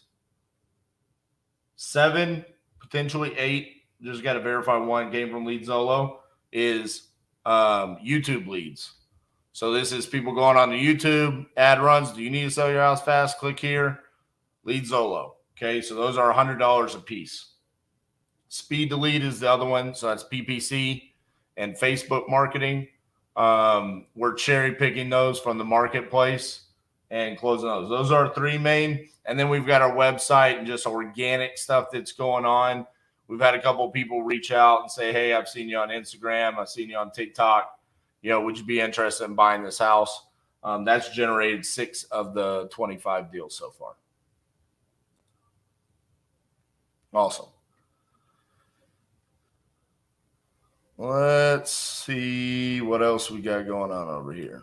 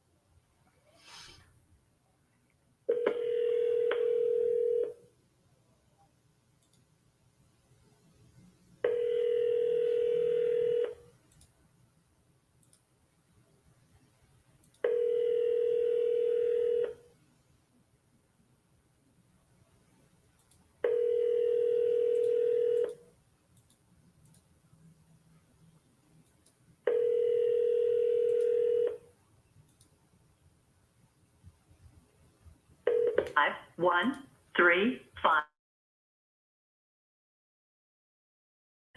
6 is not available. Hey, Mary, this is RJ calling about your property on Longcrest. Give me a call back, 817-915-6860. Thank you. Great question, Christian. We have one list, okay? We pull the list the exact same way across the nation, all right? And this is the list the same way that we have pulled the list since 2020, okay? So you're going to go into batch leads. You're going to search residential. You're going to search individually owned. You can then select single family, duplex, triplex, quadplex, townhouses, row houses if you have them. Okay. 50 to 100. And then the valuation, the estimated value. You're then going to select the median price range that you really want to be in. What is the ARV that you want to be targeting? So, for example, if I were to do Fort Worth, Texas, I want the ARV to be like 175 to 325. That's a fire market for Fort Worth, Texas. So you put that value. You filter it, and then at the bottom, it's going to give you all the quick filters, okay? And this is how you build your list. You're going to select all of the vacants, the pre-foreclosures, the inherited, the tax defaults, the liens, the expired listings, the unknown equity. Boom. That's your list. You stack that up there. You tag them. Every time you take the vacants, you tag that as vacant. Every time you take the tax defaults, you tag it as tax default. You're putting that all in one list. You're going to name it Fort Worth, Texas, -acquisitions, -absentee, today's date. The reason why it's called absentee is because if you pull all of that in a major city, it's going to give you a lot of data. Realistically, we want that list to be about 2,500 to 3,500 records. When you get it to that, the way that you get it to that, say if you pull and it's 10,000 records, the one filter that you can add after you pull the list is absentee. That's why we call it absentee.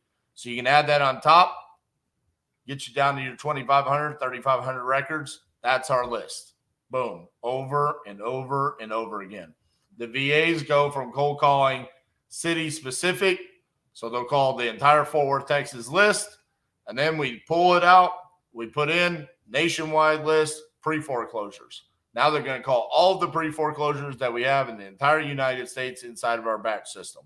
Then when they're done, we're going to put them in another city, Cincinnati, Ohio. They call through that entire list in Cincinnati, Ohio. We pull them out. Now we're going to pick another motivating factor. So bankruptcies. Now they're going to call all the bankruptcies in the United States. Then they're going to go to another city, Louisville, Kentucky, and then rinse and repeat over and over and over again. And we've got 8 VAs doing that all day, every day. Gilbert, thanks for answering. Just curious, but do you make these calls for content? You actually enjoy it, or you're the only acquisitions person? I am definitely not the only acquisitions person. I've got an entire team right there. I'm doing this for content, yes, but also because as a company, we did this in 2020, 50 deals, 50 states, 50 days, and it really laid a foundation for us as a company on the processes that we were going to have moving forward. I felt like it's been a while since I've been able to do this for 50 days straight. How can I manage my guys if I'm not sitting in their seat? So I'm going to come sit in their seat. And what I've already seen through 6 days is quite a bit. Like, I like some things that we've got going on. I like some aspects of what we got going on with cold calling. But as we go, I'm going to make some pivots. I'm going to make some changes to what we're doing there to produce better results. Lead Zolo. So not only am I a client of Lead Zolo, but I'm also an affiliate of Lead Zolo. But I have their ear. I can bend their ear a little bit and say, hey, guys, this is how your product can be better. Like, as someone that is sitting here and calling these leads and filling it. This is how we can make your product better. I've done that for a while with Speed to Lead. That's why I think Speed to Lead is excellent, because a lot of the feedback that I've given them, they've taken it and they've applied it, and they're constantly making their product better. Sounds like Cassie had a meeting with them today, and it's going to get better. So yeah, I'm doing it for content. I do enjoy it, and I feel like the company needs me to do this right now. Okay. I want to be able to sit here and make us better. And I'm not going to sit here and be lazy and just dictate to my team what I think they should be doing. I'm going to come sit in the actual seat for 50 days straight and really determine what needs to happen. Do you use your own contracts nationwide, or do you use the standard state-specific contracts like TREC for Texas? So here in Texas, because Cassie is licensed, we will use the TREC contract. Anywhere else, we are going to use our own 2-page contract to send out. And even in some markets outside of DFW, we will use the 2-page contract. So, for example, I got a deal contracted in Chandler, Texas. I used a 2-page contract on that. We have 8 cold callers right now. 4 contracts in 7 hours so far. So what are we averaging? Because we've got 25 in 6 days. So what is that? A little bit over 4 contracts. 25 divided by 6 is 4.2 contracts a day. So we said 4.2 times 50. We're on pace for 210 contracts. That'd be pretty insane. How often should you pull the list so it's not the same data in your market? That's a great question. Now I know that you're thinking the right way. So here's the funny thing about this. The reason why this works so well with batch is because it will allow you to pull the data and it'll put it in multiple lists. But it will not allow you to, you can, if you want to, you can select to do it, but you're not going to skip trace it multiple times unless you tell it to skip trace multiple times. But what that tells you is for example, our contract that we sent out in New Jersey, okay? We originally pulled that in 2020. We pulled it again in 2021. We pulled it again in 2022. We didn't have to skip trace it again. So it's in 3 lists. So I can go into my batch leads that I can see in the list/tags tab, shows 3 lists, and then it shows all of the tags. To me, the more times someone's showing up on a list, the more motivated they are, because it's telling you that the motivating criteria, which what are those, right? Vacant, tax default, liens, pre-foreclosure, inherited, expired listings, and unknown equity still exist. So even though we pulled it 3 times over the course of 3 years, the motivation still stands. So for you, if you're in a single market, what will end up happening is when you pull this list this way, every time your list might be 2,000 records, but you're only skip tracing like 500 records.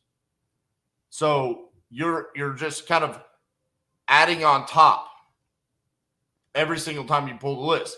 So for us, we have 3 different types of markets, okay? And this is important, okay? We've got the low income, low barrier of entry, very difficult to assign markets, okay? It's going to be Jackson, Mississippi, Detroit, Michigan, Kansas City, Birmingham, Alabama at times. The ones that are Shreveport, Louisiana, like super low income, the ship boxes, $5,000, $10,000 properties, super easy to get under contract, super difficult to assign, okay? We want to do those markets like once every 6 months, okay? Then you've got your bread and butter markets. These are the ones that you're going to want to be in every 30 days. We're pulling data.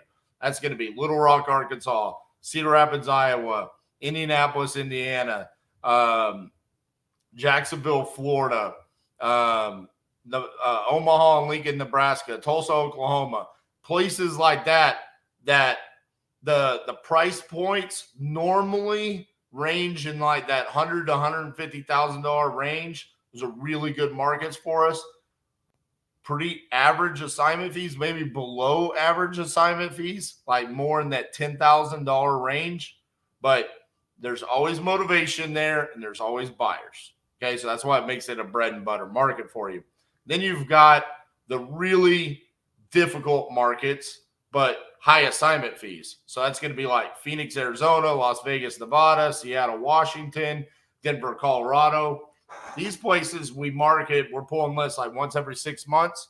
And the reason why is because, and I've talked about this, I've used Boise, Idaho as an example. Boise, Idaho, super difficult market to get a deal, but we know at some point in time, the market is going to shift in Boise, Idaho. So if we're consistently every 6 months pulling data in that market, we will know when the shift happens. If we're not doing marketing there, we're not going to know that. And so we've felt that. We've seen that in different locations. For example, we saw that in Omaha, Nebraska last year. We saw, okay, all of a sudden out of nowhere, boom, there was a wave. Okay. What's another one that we've seen a wave in? We had a wave in Pennsylvania. That was another one. Wasn't that Pennsylvania was bad for us. It was just that there was an increase in volume. Okay. If you're not pulling your data that way, then how do you know? Okay. That's Discord, I guess, got in trouble now where it's going to a platform called Circle. I have not heard of it. Don't really mess around on that. I think Paul was referring to the seller.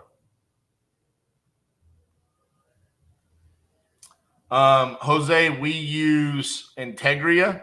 If you click on the description, I've got a link in there for Integria. You can set up a consultation. $7 an hour. They're fully trained, fully managed.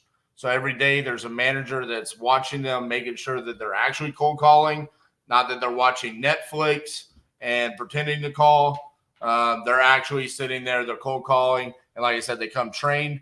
If you want them trained the same way that we have ours trained, you use that link. You can just tell them, hey, I want them trained like Titanium does. Essentially, what I do is there's no script. The VAs are cold calling, and they are saying, do you want to sell? What's the occupancy? What's the condition? What's the price? Boom, passing it over. Yeah, for anyone that's just tuning in, I've got all the links down below of everything that I'm doing in there. And you can even just click on my link tree. It's got some cool stuff on there. It's got a free book from David Richter, Profit First for Real Estate Investors. I think that's a great book. It's got a free video course on there. It's got all kinds of different things. So you can just click on that link tree, and then it's got all of our affiliate codes and stuff. All right. So we've got like 25 minutes left. So I can place a couple more calls. Then we'll bring Cassandra on here to wrap up for the day.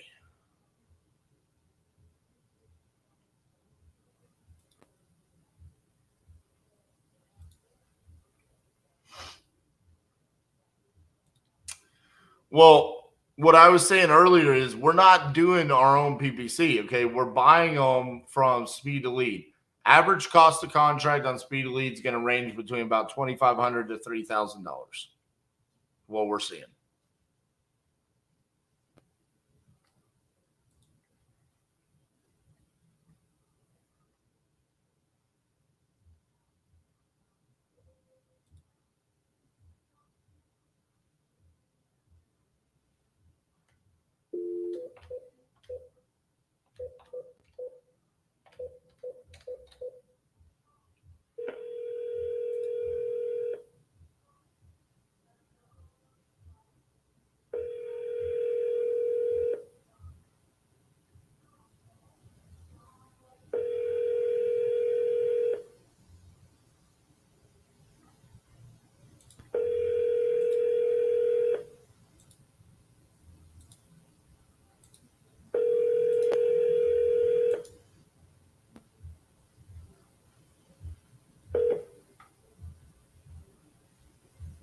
Please leave your message for 860.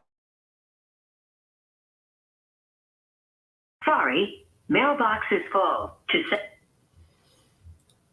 Yeah, D-Lo. I mean, listen, the market experienced something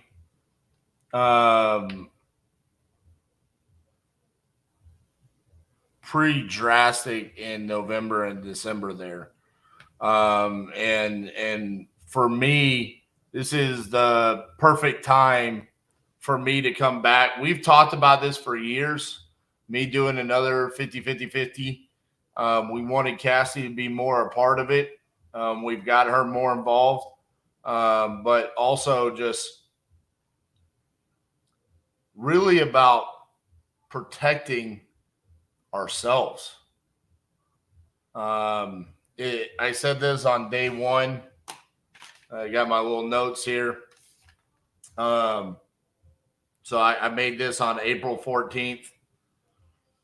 I said set the recording schedule, determine a goal for funds, get my affiliate links with batch leads, batch dialer, integrity, lead Zolo, speed to lead, privy, prop stream, and Investor Lift, and minute pages. And then I wanted each affiliate to have a 30-second commercial break. None of them were giving us commercial breaks. The only one that really has given us anything has been Zolo. They want me to record it, and then I'll be able to play it. And then create a thumbnail. And then the last thing I wrote was protect everything that we have built. And that's what this is about to me. Is it giving back? Yes, but it's like I've said before, it's more that you guys are my accountability partners. This makes me better. It makes us a better company. It allows us to lay a new foundation, a stronger foundation for what we can be moving forward. And that's what we do this for. Yeah, Kip, I can't believe it was 2020 either. I also can't believe it's 2023 and we're 6 days in and we've sent 25 contracts. I mean, that is crazy. I don't know when we got the 25 contracts in the original, but I do know we only got 86 total. That 86 is frightened right now.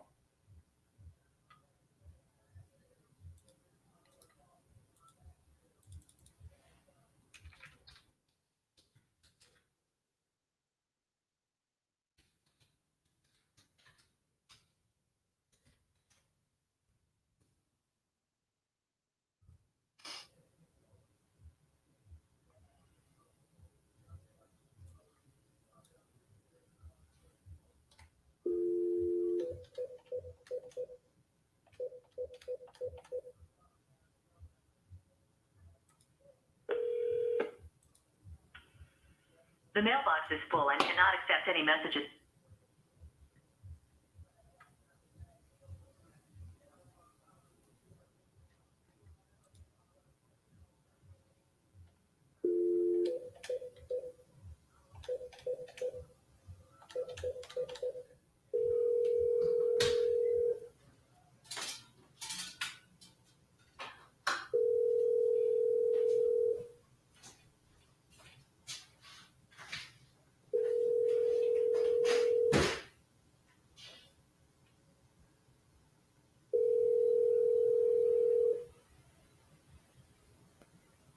Hello, we are not available now.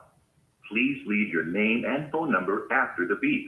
We will return your call. Barry, this is RJ Bates calling about your property there in Fayetteville. We spoke, I think, late last week. I told you I was going to give you a call back. I apologize it's taking me so long. This is just a little bit of a more difficult for me to try to figure out values, but I think I've got a better idea. Feel free to give me a call back on my cell phone, 817-915-6860. Thank you.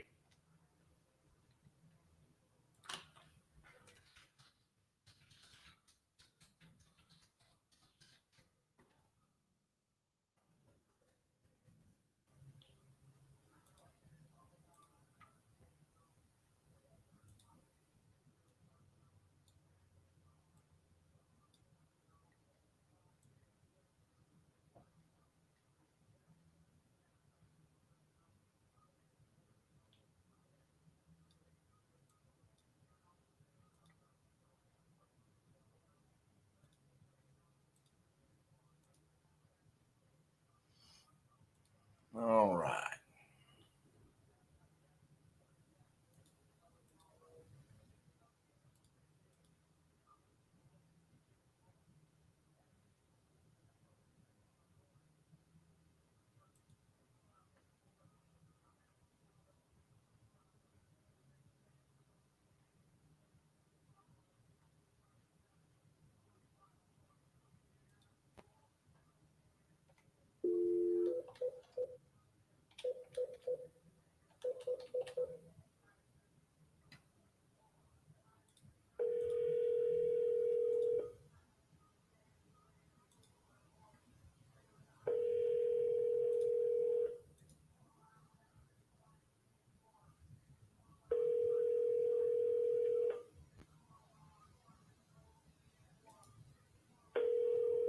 You know, one of the biggest changes between Your call has been forwarded. this 50-50-50 and the 2020 version is I do so much more talking because I'm constantly on the phone. Like, I've realized almost every night I go home, my throat hurts. Like my voice, I'm a little bit hoarse. Kind of cracks me up. But I'm naturally, like, when I'm on camera, I could probably be like a little bit more calm and just talk normal like this. But when I'm on camera, I feel like I need to be loud and boisterous. And so I naturally, like, probably bring a little bit too much emotion to it. But Miss Cassandra, are you good?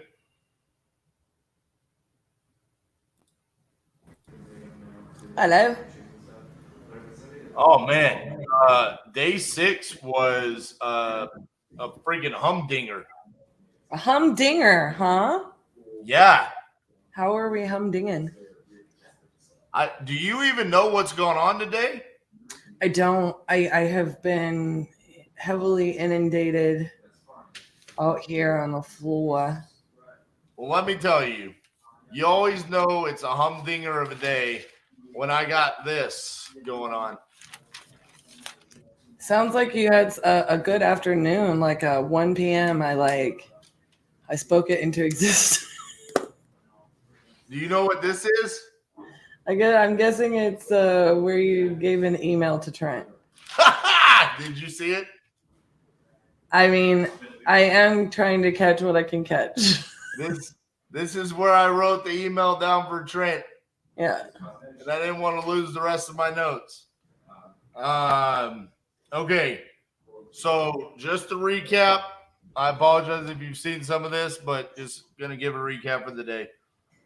Started off with talking to our Louisiana. Are you paying attention? Because this I am. is for you. Okay.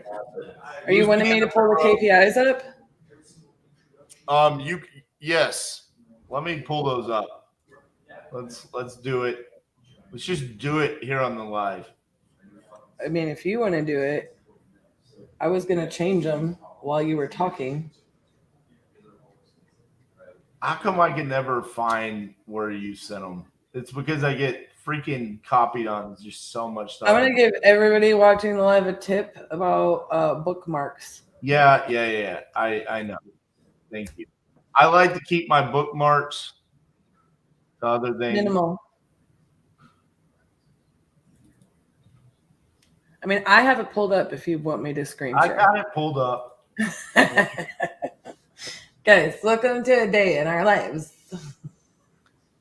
All right, let's we're gonna do that. Hey. All right. So contracts. Okay, we don't edit those. Okay, so can you do me a favor? Yeah, yes. In Trello. You're showing. Oh my God. Bradenton, Florida. It's under RJ. What lead source is that? I think we were saying it's lead Zolo, but there's no proof of that because it's an older lead. It's actually been in our system since I know. April 12th. I know what I know. I got it. I know what the lead sources are when I ported a bunch in. Don't you worry, got it. Okay, so batch dialer is now 9. Lead Zolo 7. Speed lead 2, JVs 3, minute pages 2, other 1. We just need to know where Florida came from.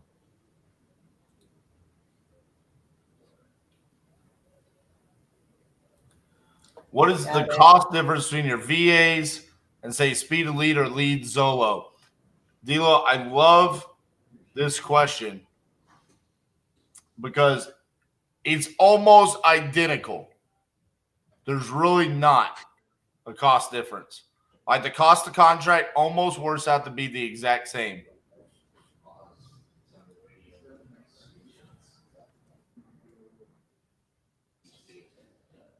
Okay, contract signed. We got another batch dialer.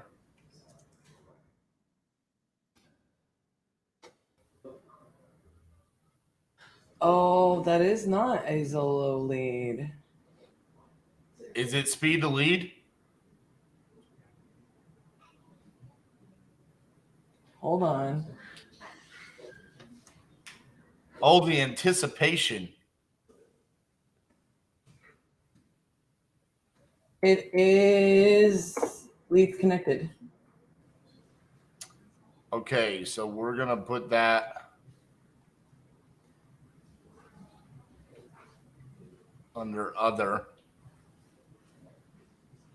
All right. So what we got signed today was, well, we got confirmation that we're going to get some signed tonight. So I'm hoping that actually happens. So let me bring you back here and then we'll finish this here in a second, okay? So I'm going to go into order of events here. Monroe, Louisiana, seller fi deal. He's signing tonight. Okay. Scappoose, Oregon. She's signing tonight. Indianapolis, Indiana, sent a contract from batch dialer. Omaha, Nebraska, batch dialer contract signed.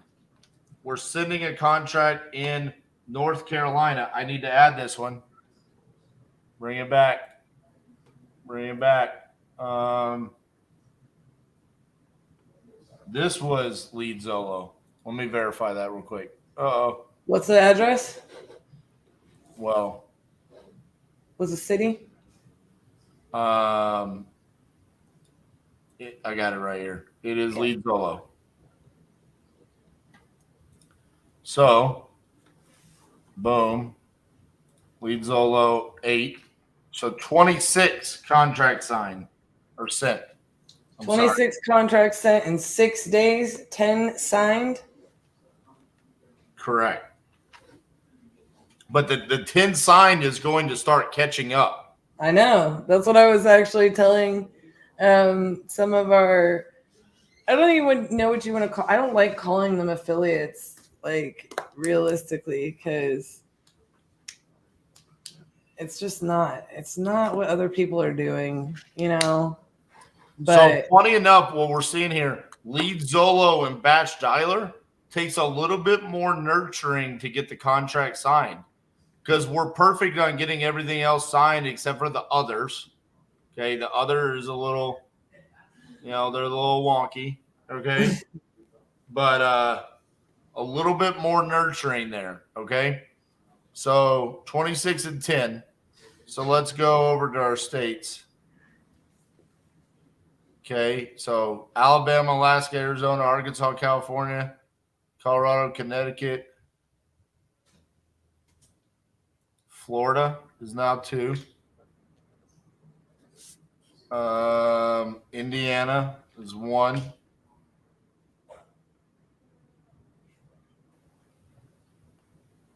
I just want you to know that's 4.33 contracts sent per day and 1.67 signed per day. Well, we're going to get more signed faster. I know. This is why I haven't started putting some of those KPIs. Although, let's go ahead and try to talk creative versus cash. Where do we want to put that? Let's put this at the bottom of this. What am I missing here? Do I have Oregon? I have Oregon. Oh, North Carolina. I added North Carolina. Did I add Nebraska? Got 2 in Nebraska. Did I add Indiana? I added Indiana.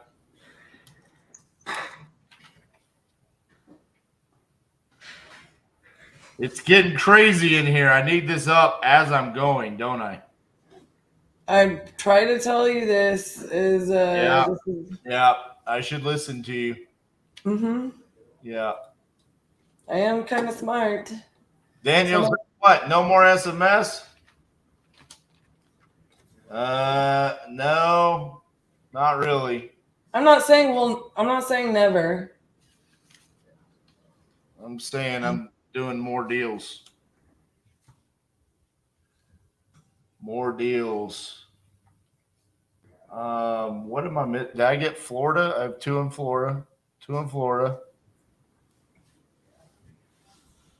I feel like Texas is off. We got Forney, Katy, Houston, Chandler.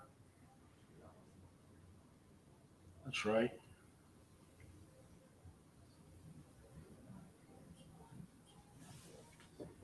What am I missing, Cassie?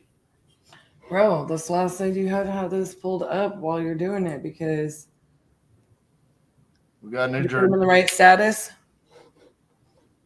We got Michigan.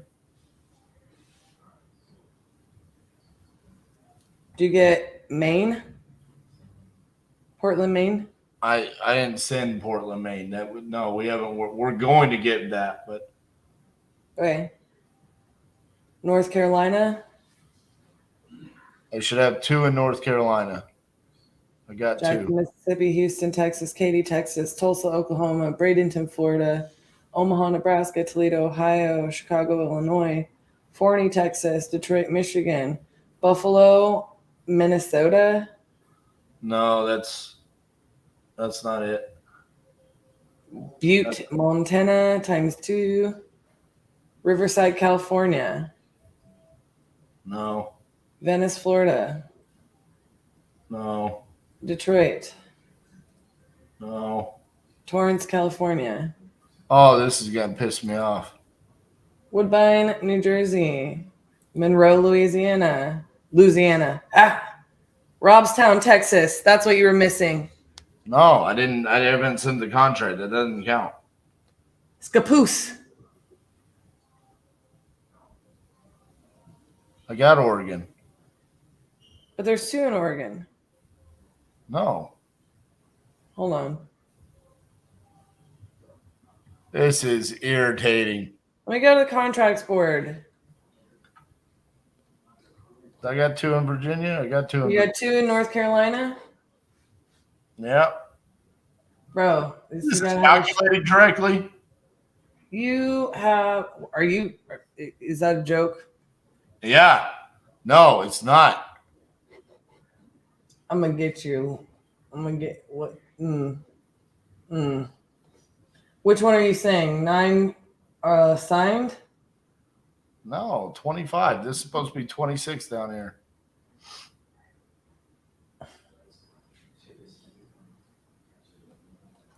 We got Nebraska signed. Oh, there you go. That one's at least right. So we're missing one that's sent. Mm-hmm.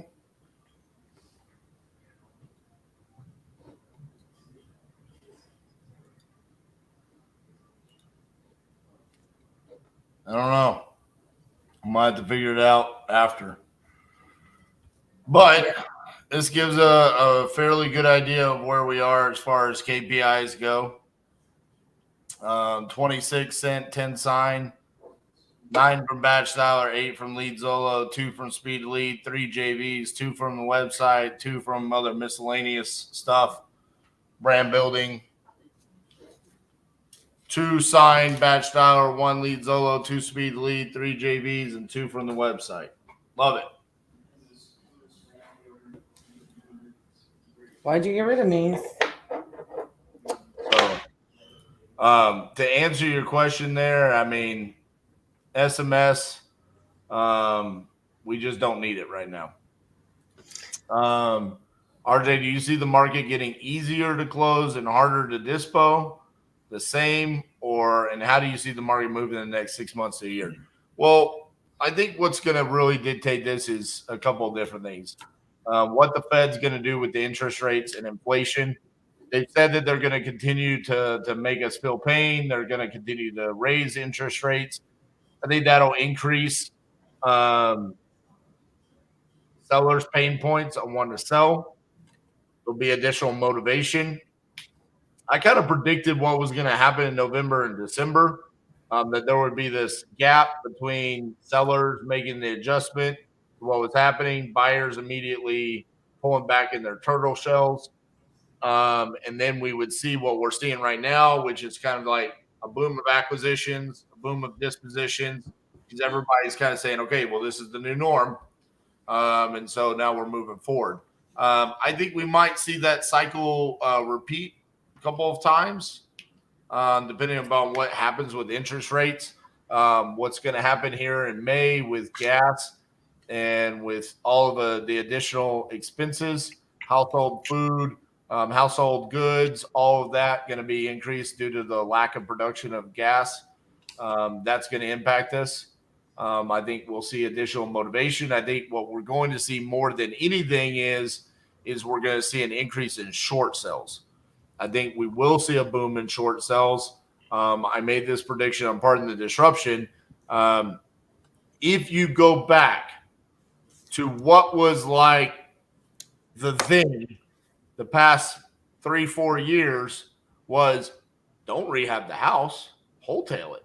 The market is so hot, you don't have to do that. So just wholesale it. Okay, so let's say you wholesale the house, sold for $300,000, pretty median price across the United States. Now, market loses value. Someone bought that house. They now become financially distressed. Okay, they're going to be upside down with a property that is still slightly distressed because it wasn't rehabbed when they moved in. This is what creates a short sell, right? They're going to be distressed. There's going to be a hardship. The property is not going to be valued at enough.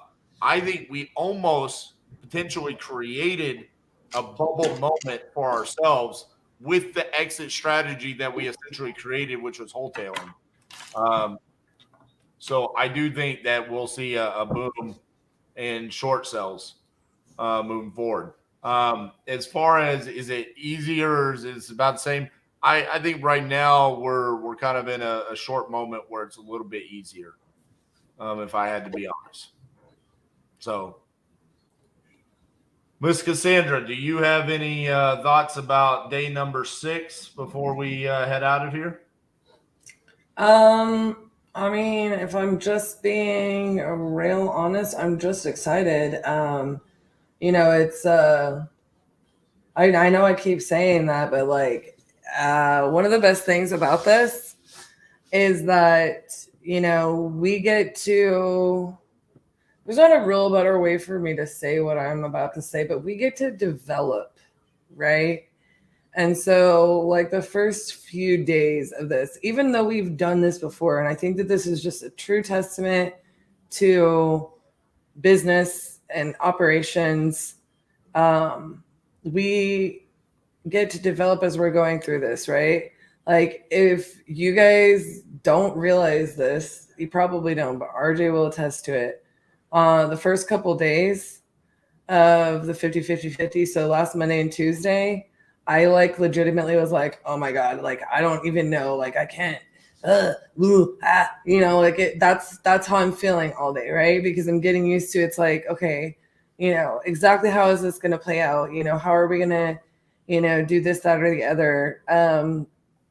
Like I feel like I'm going live and then I'm trying to go back to the team and then I'm popping back on the live and I'm trying to serve them and then I'm like doing this and I'm doing that, and it's like, you know, I feel like I'm getting pulled in a lot of directions and time is just flying by, right? But now here we are, a week later. We're through day 6. You know, it's been a week and a day since we started it, right? But only 6 days through the challenge, and I will just say, like, it's falling into step, it's falling into routine, and you know, it's giving us the space to say, okay, well, these are the adjustments that we're going to make on the floor.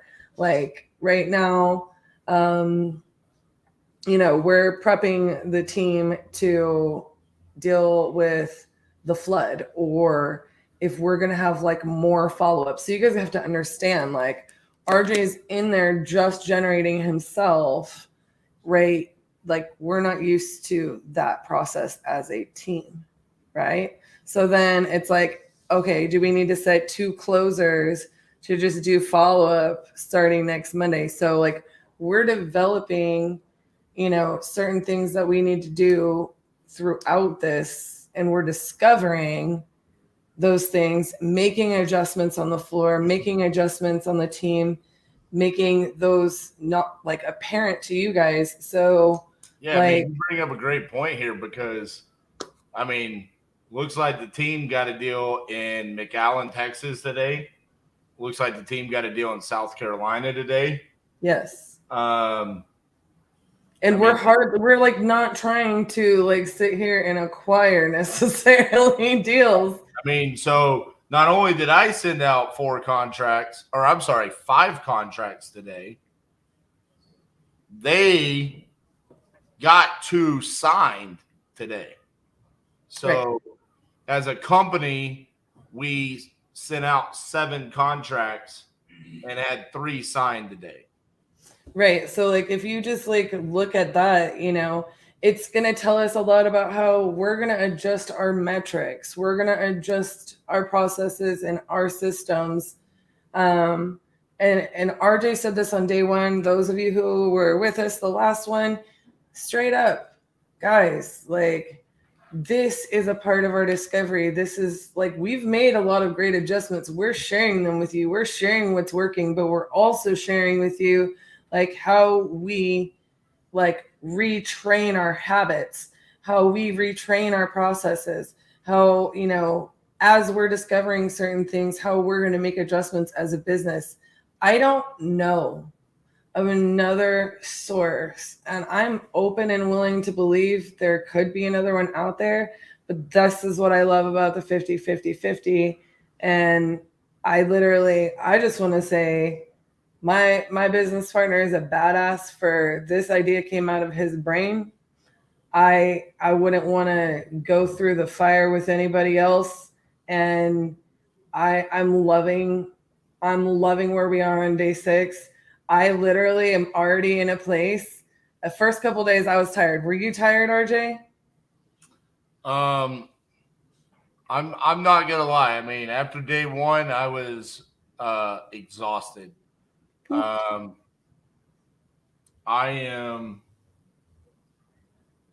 felt better yesterday than I do today. And it's funny because I've now done this for a while. I've done the entire challenge, so I kind of know what to expect. Is it not super weird that there's something about being live? There's something about pouring into people. There's something about speaking on stages. There's something about when we host our boot camp that just is exhausting. Is it not Well, so weird? I think that's something that me and you have in common, though. I mean, we've talked about it before, specifically about like doing an event, speaking at an event, wholesaling live. I mean, that belt right there. I mean, This listen, is so funny. this is no joke. Okay, like 100%. This is what happened. Uncle Charles and Mike Giannis are like, okay, we're gonna bring you and 6 other people up on stage. You're gonna get these 5 leads, and it's a closers competition. I was walking around with the other belt, okay? That's what I do, show up with my belts. So I got my belt on my shoulder. They take us up on stage. They hand me the leads. We start calling. I get the contract.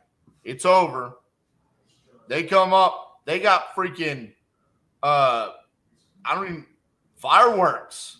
I mean, indoor, like, and we're like, oh, you know, and they're like, King Glows. Yeah. And he's like, we got the contract. It's over. Aaron Bevins is like, it's over. Shut up. Get off the stage. And so, you know, they congratulate me and it's over. Okay. And then I hear them trying to tell the story of what happened. So I hop back up on stage. I grab the mic. I said, can I tell everybody what happened? So I tell everybody exactly what just happened with me and the seller. And it's over. I get off. Me and Cassie, we walk out of the auditorium in front of everybody. We walk right out the side door. We see Eric Klein. He's over, which, by the way, podcast comes out 8 a.m. tomorrow morning with me and Eric. He's sitting over there. He's still on the phone with the seller. And he's like, I'm getting the contract. I'm getting it. I'm like, I'm out of here. Me and Cassie walked right out the door, right into the parking lot. The event is still going on. But she knows. She's done this enough with me. I said, it's time to go.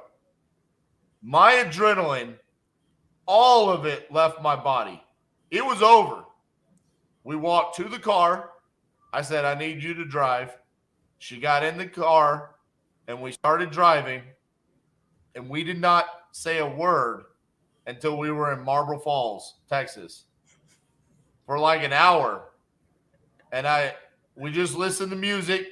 I love music, so I just turned on the music. We were rocking out, just sitting there. I'm literally just blankly staring off into the space going, did that just happen?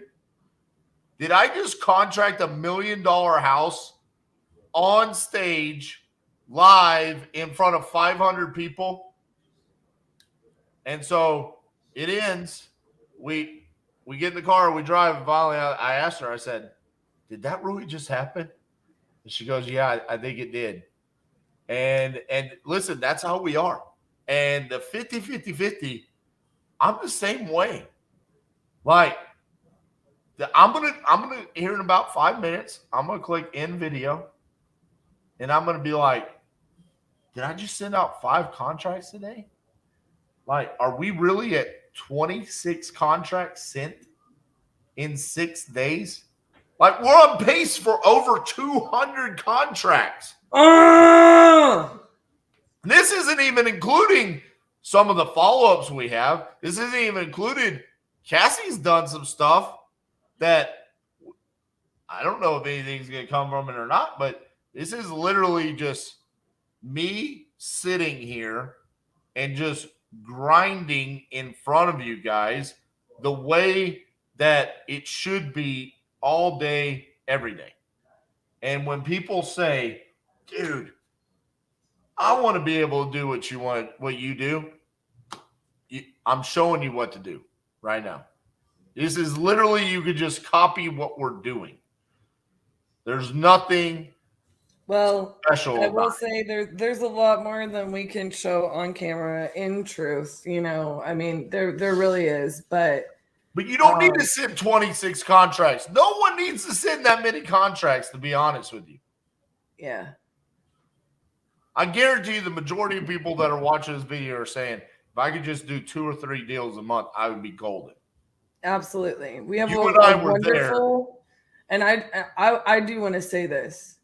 I am really excited, and it's not just for the 50-50-50 for everybody in our, like, I don't know what you want to call all of our people, or our followers, our frequent flyers, I don't know.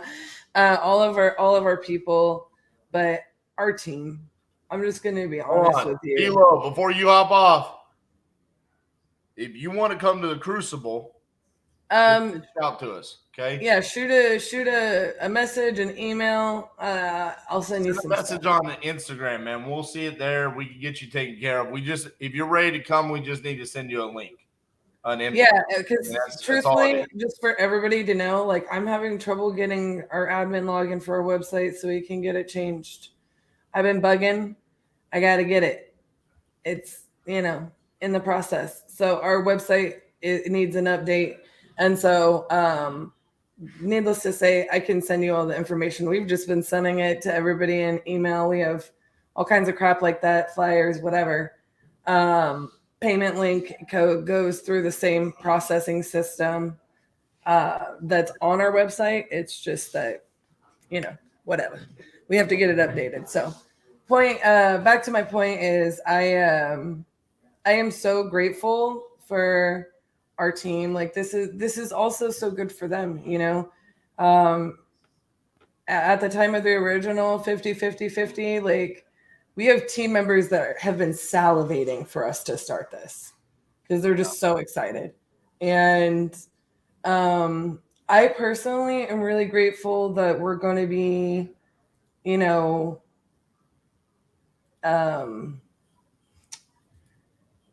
there's this saying, leaders know the way, they show the way, and they go the way, right? RJ and I don't have a philosophy in our business that we're going to ever, like, check out and not be checking back in. Like, we're not really the kind of people who are going to develop a business that we just get to deuce out on. And I don't think real estate has those kind of factors. And so for us to be in the trenches with our team, it's so wonderful for us, to be doing this. It was just funny because the other day when I started calling seller, I was like, have I ever called a seller live? No. I don't think I had. I didn't even bat an eye. That's why I said it. I was like, y'all are in for a treat. Cassie's never called. Well, you have spoken to some sellers on the original 50-50-50. But it was but that was different. It's so different with the text that, like, it was like, anyways. So I'm going to be honest with you. Now I was realizing that the other day, I was like, I've never called a seller live in all the years of doing this. How many sellers has RJ called live? And I have never called a seller live. And I literally sit there and I'm like thinking to myself, well, shit, I want to call a bunch more sellers. I want to call a bunch more people during this. And I'm like, oh God, I'm starting to sound just like him. I'm like, I'm an addict. I'm like, can I call some more? Can I call some more? I don't want to do comps. Can I call some more? Well, listen, I'm okay with you calling sellers. Honestly, I like it. And I also think you see that there's value in other people calling leads that they've spoken to somebody else. I mean, a couple of the leads I called today have spoken to some of our team members. Right. And we do that. On our team. There, it was easier for me to close it. We do that on our team.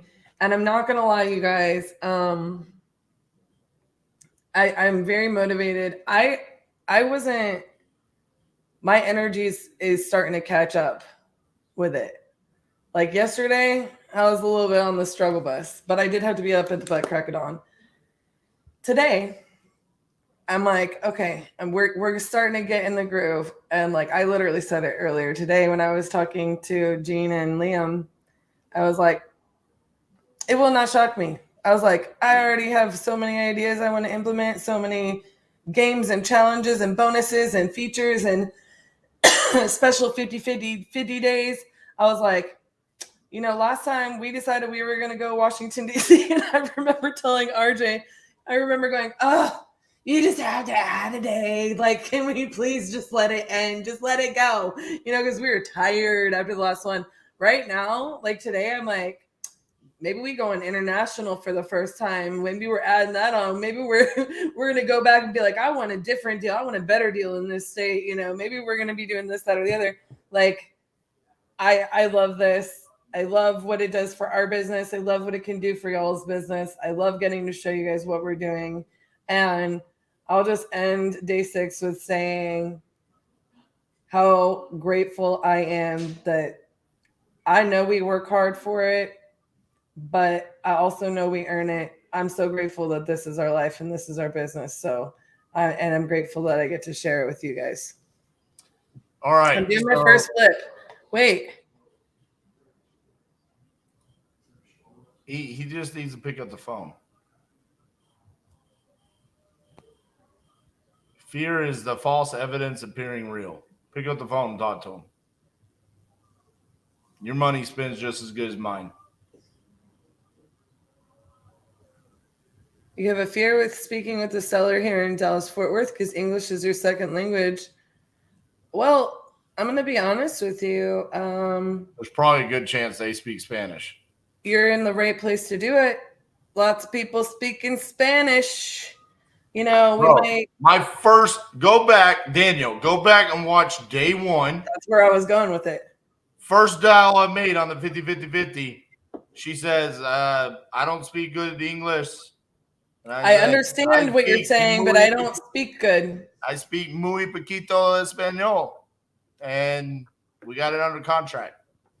Right. And then, like, look, we can, I promise you, Google Translate will take you far. Yep. All right. Here's the deal, guys. Tomorrow morning, 8 a.m., check this out. Eric Klein, the sales goat. Check out the podcast. It'll be here on the YouTube channel. If you'd rather listen to it, you can listen on Spotify. You can listen on Apple Podcasts. Love this episode. Me and Eric hold nothing back in this episode. I mean, this is straight. If you struggle with closing, it's probably 2 of the best closers in this industry talking about it, like, to the detail as to why we say what we say, when we say it, what do we do? Why are we doing what we're doing? His entire process from front to finish, and mine in between there, and mine saying this is why I do things differently, and we debate in between there. I absolutely love this podcast. There is no BS. There is no background. There's no story. There's no nothing. This is Eric Klein, and he's a fucking badass, and I'm the king closer. Let's go.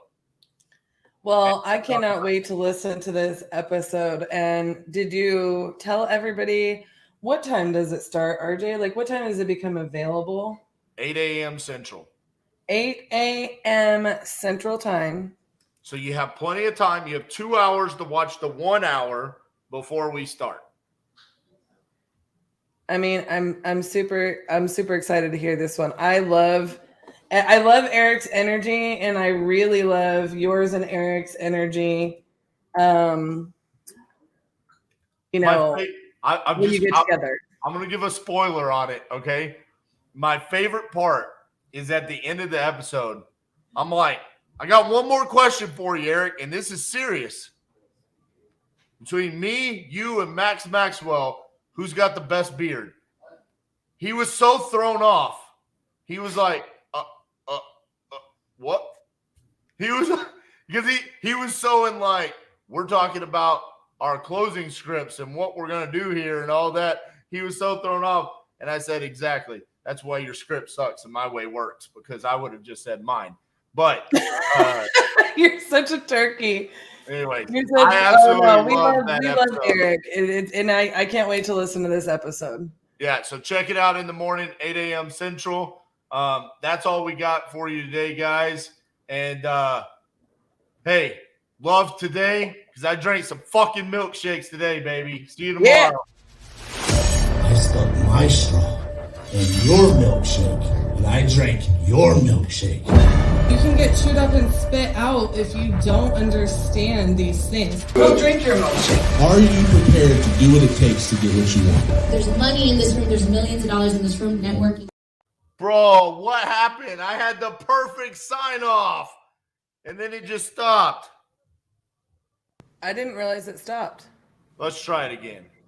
I drank milkshakes. I stuck my straw in your milkshake, and I drank your milkshake. What? What is happening? I don't know. It's my All sign right. off video. What is happening here? I'm One not even on the last time. screen. Huh? We don't know what's happening. Yeah, I've lost control of everything. I stuck my straw in your milkshake, and I drank your milkshake. You can get chewed up and spit out if you don't understand these things. Go drink your milkshake. Are you prepared to do? Well, guess we'll see you guys tomorrow. But point being is, I closed the deal in other people's markets and I drank the milkshakes. Ha! Oh, this is what we do. That's my favorite.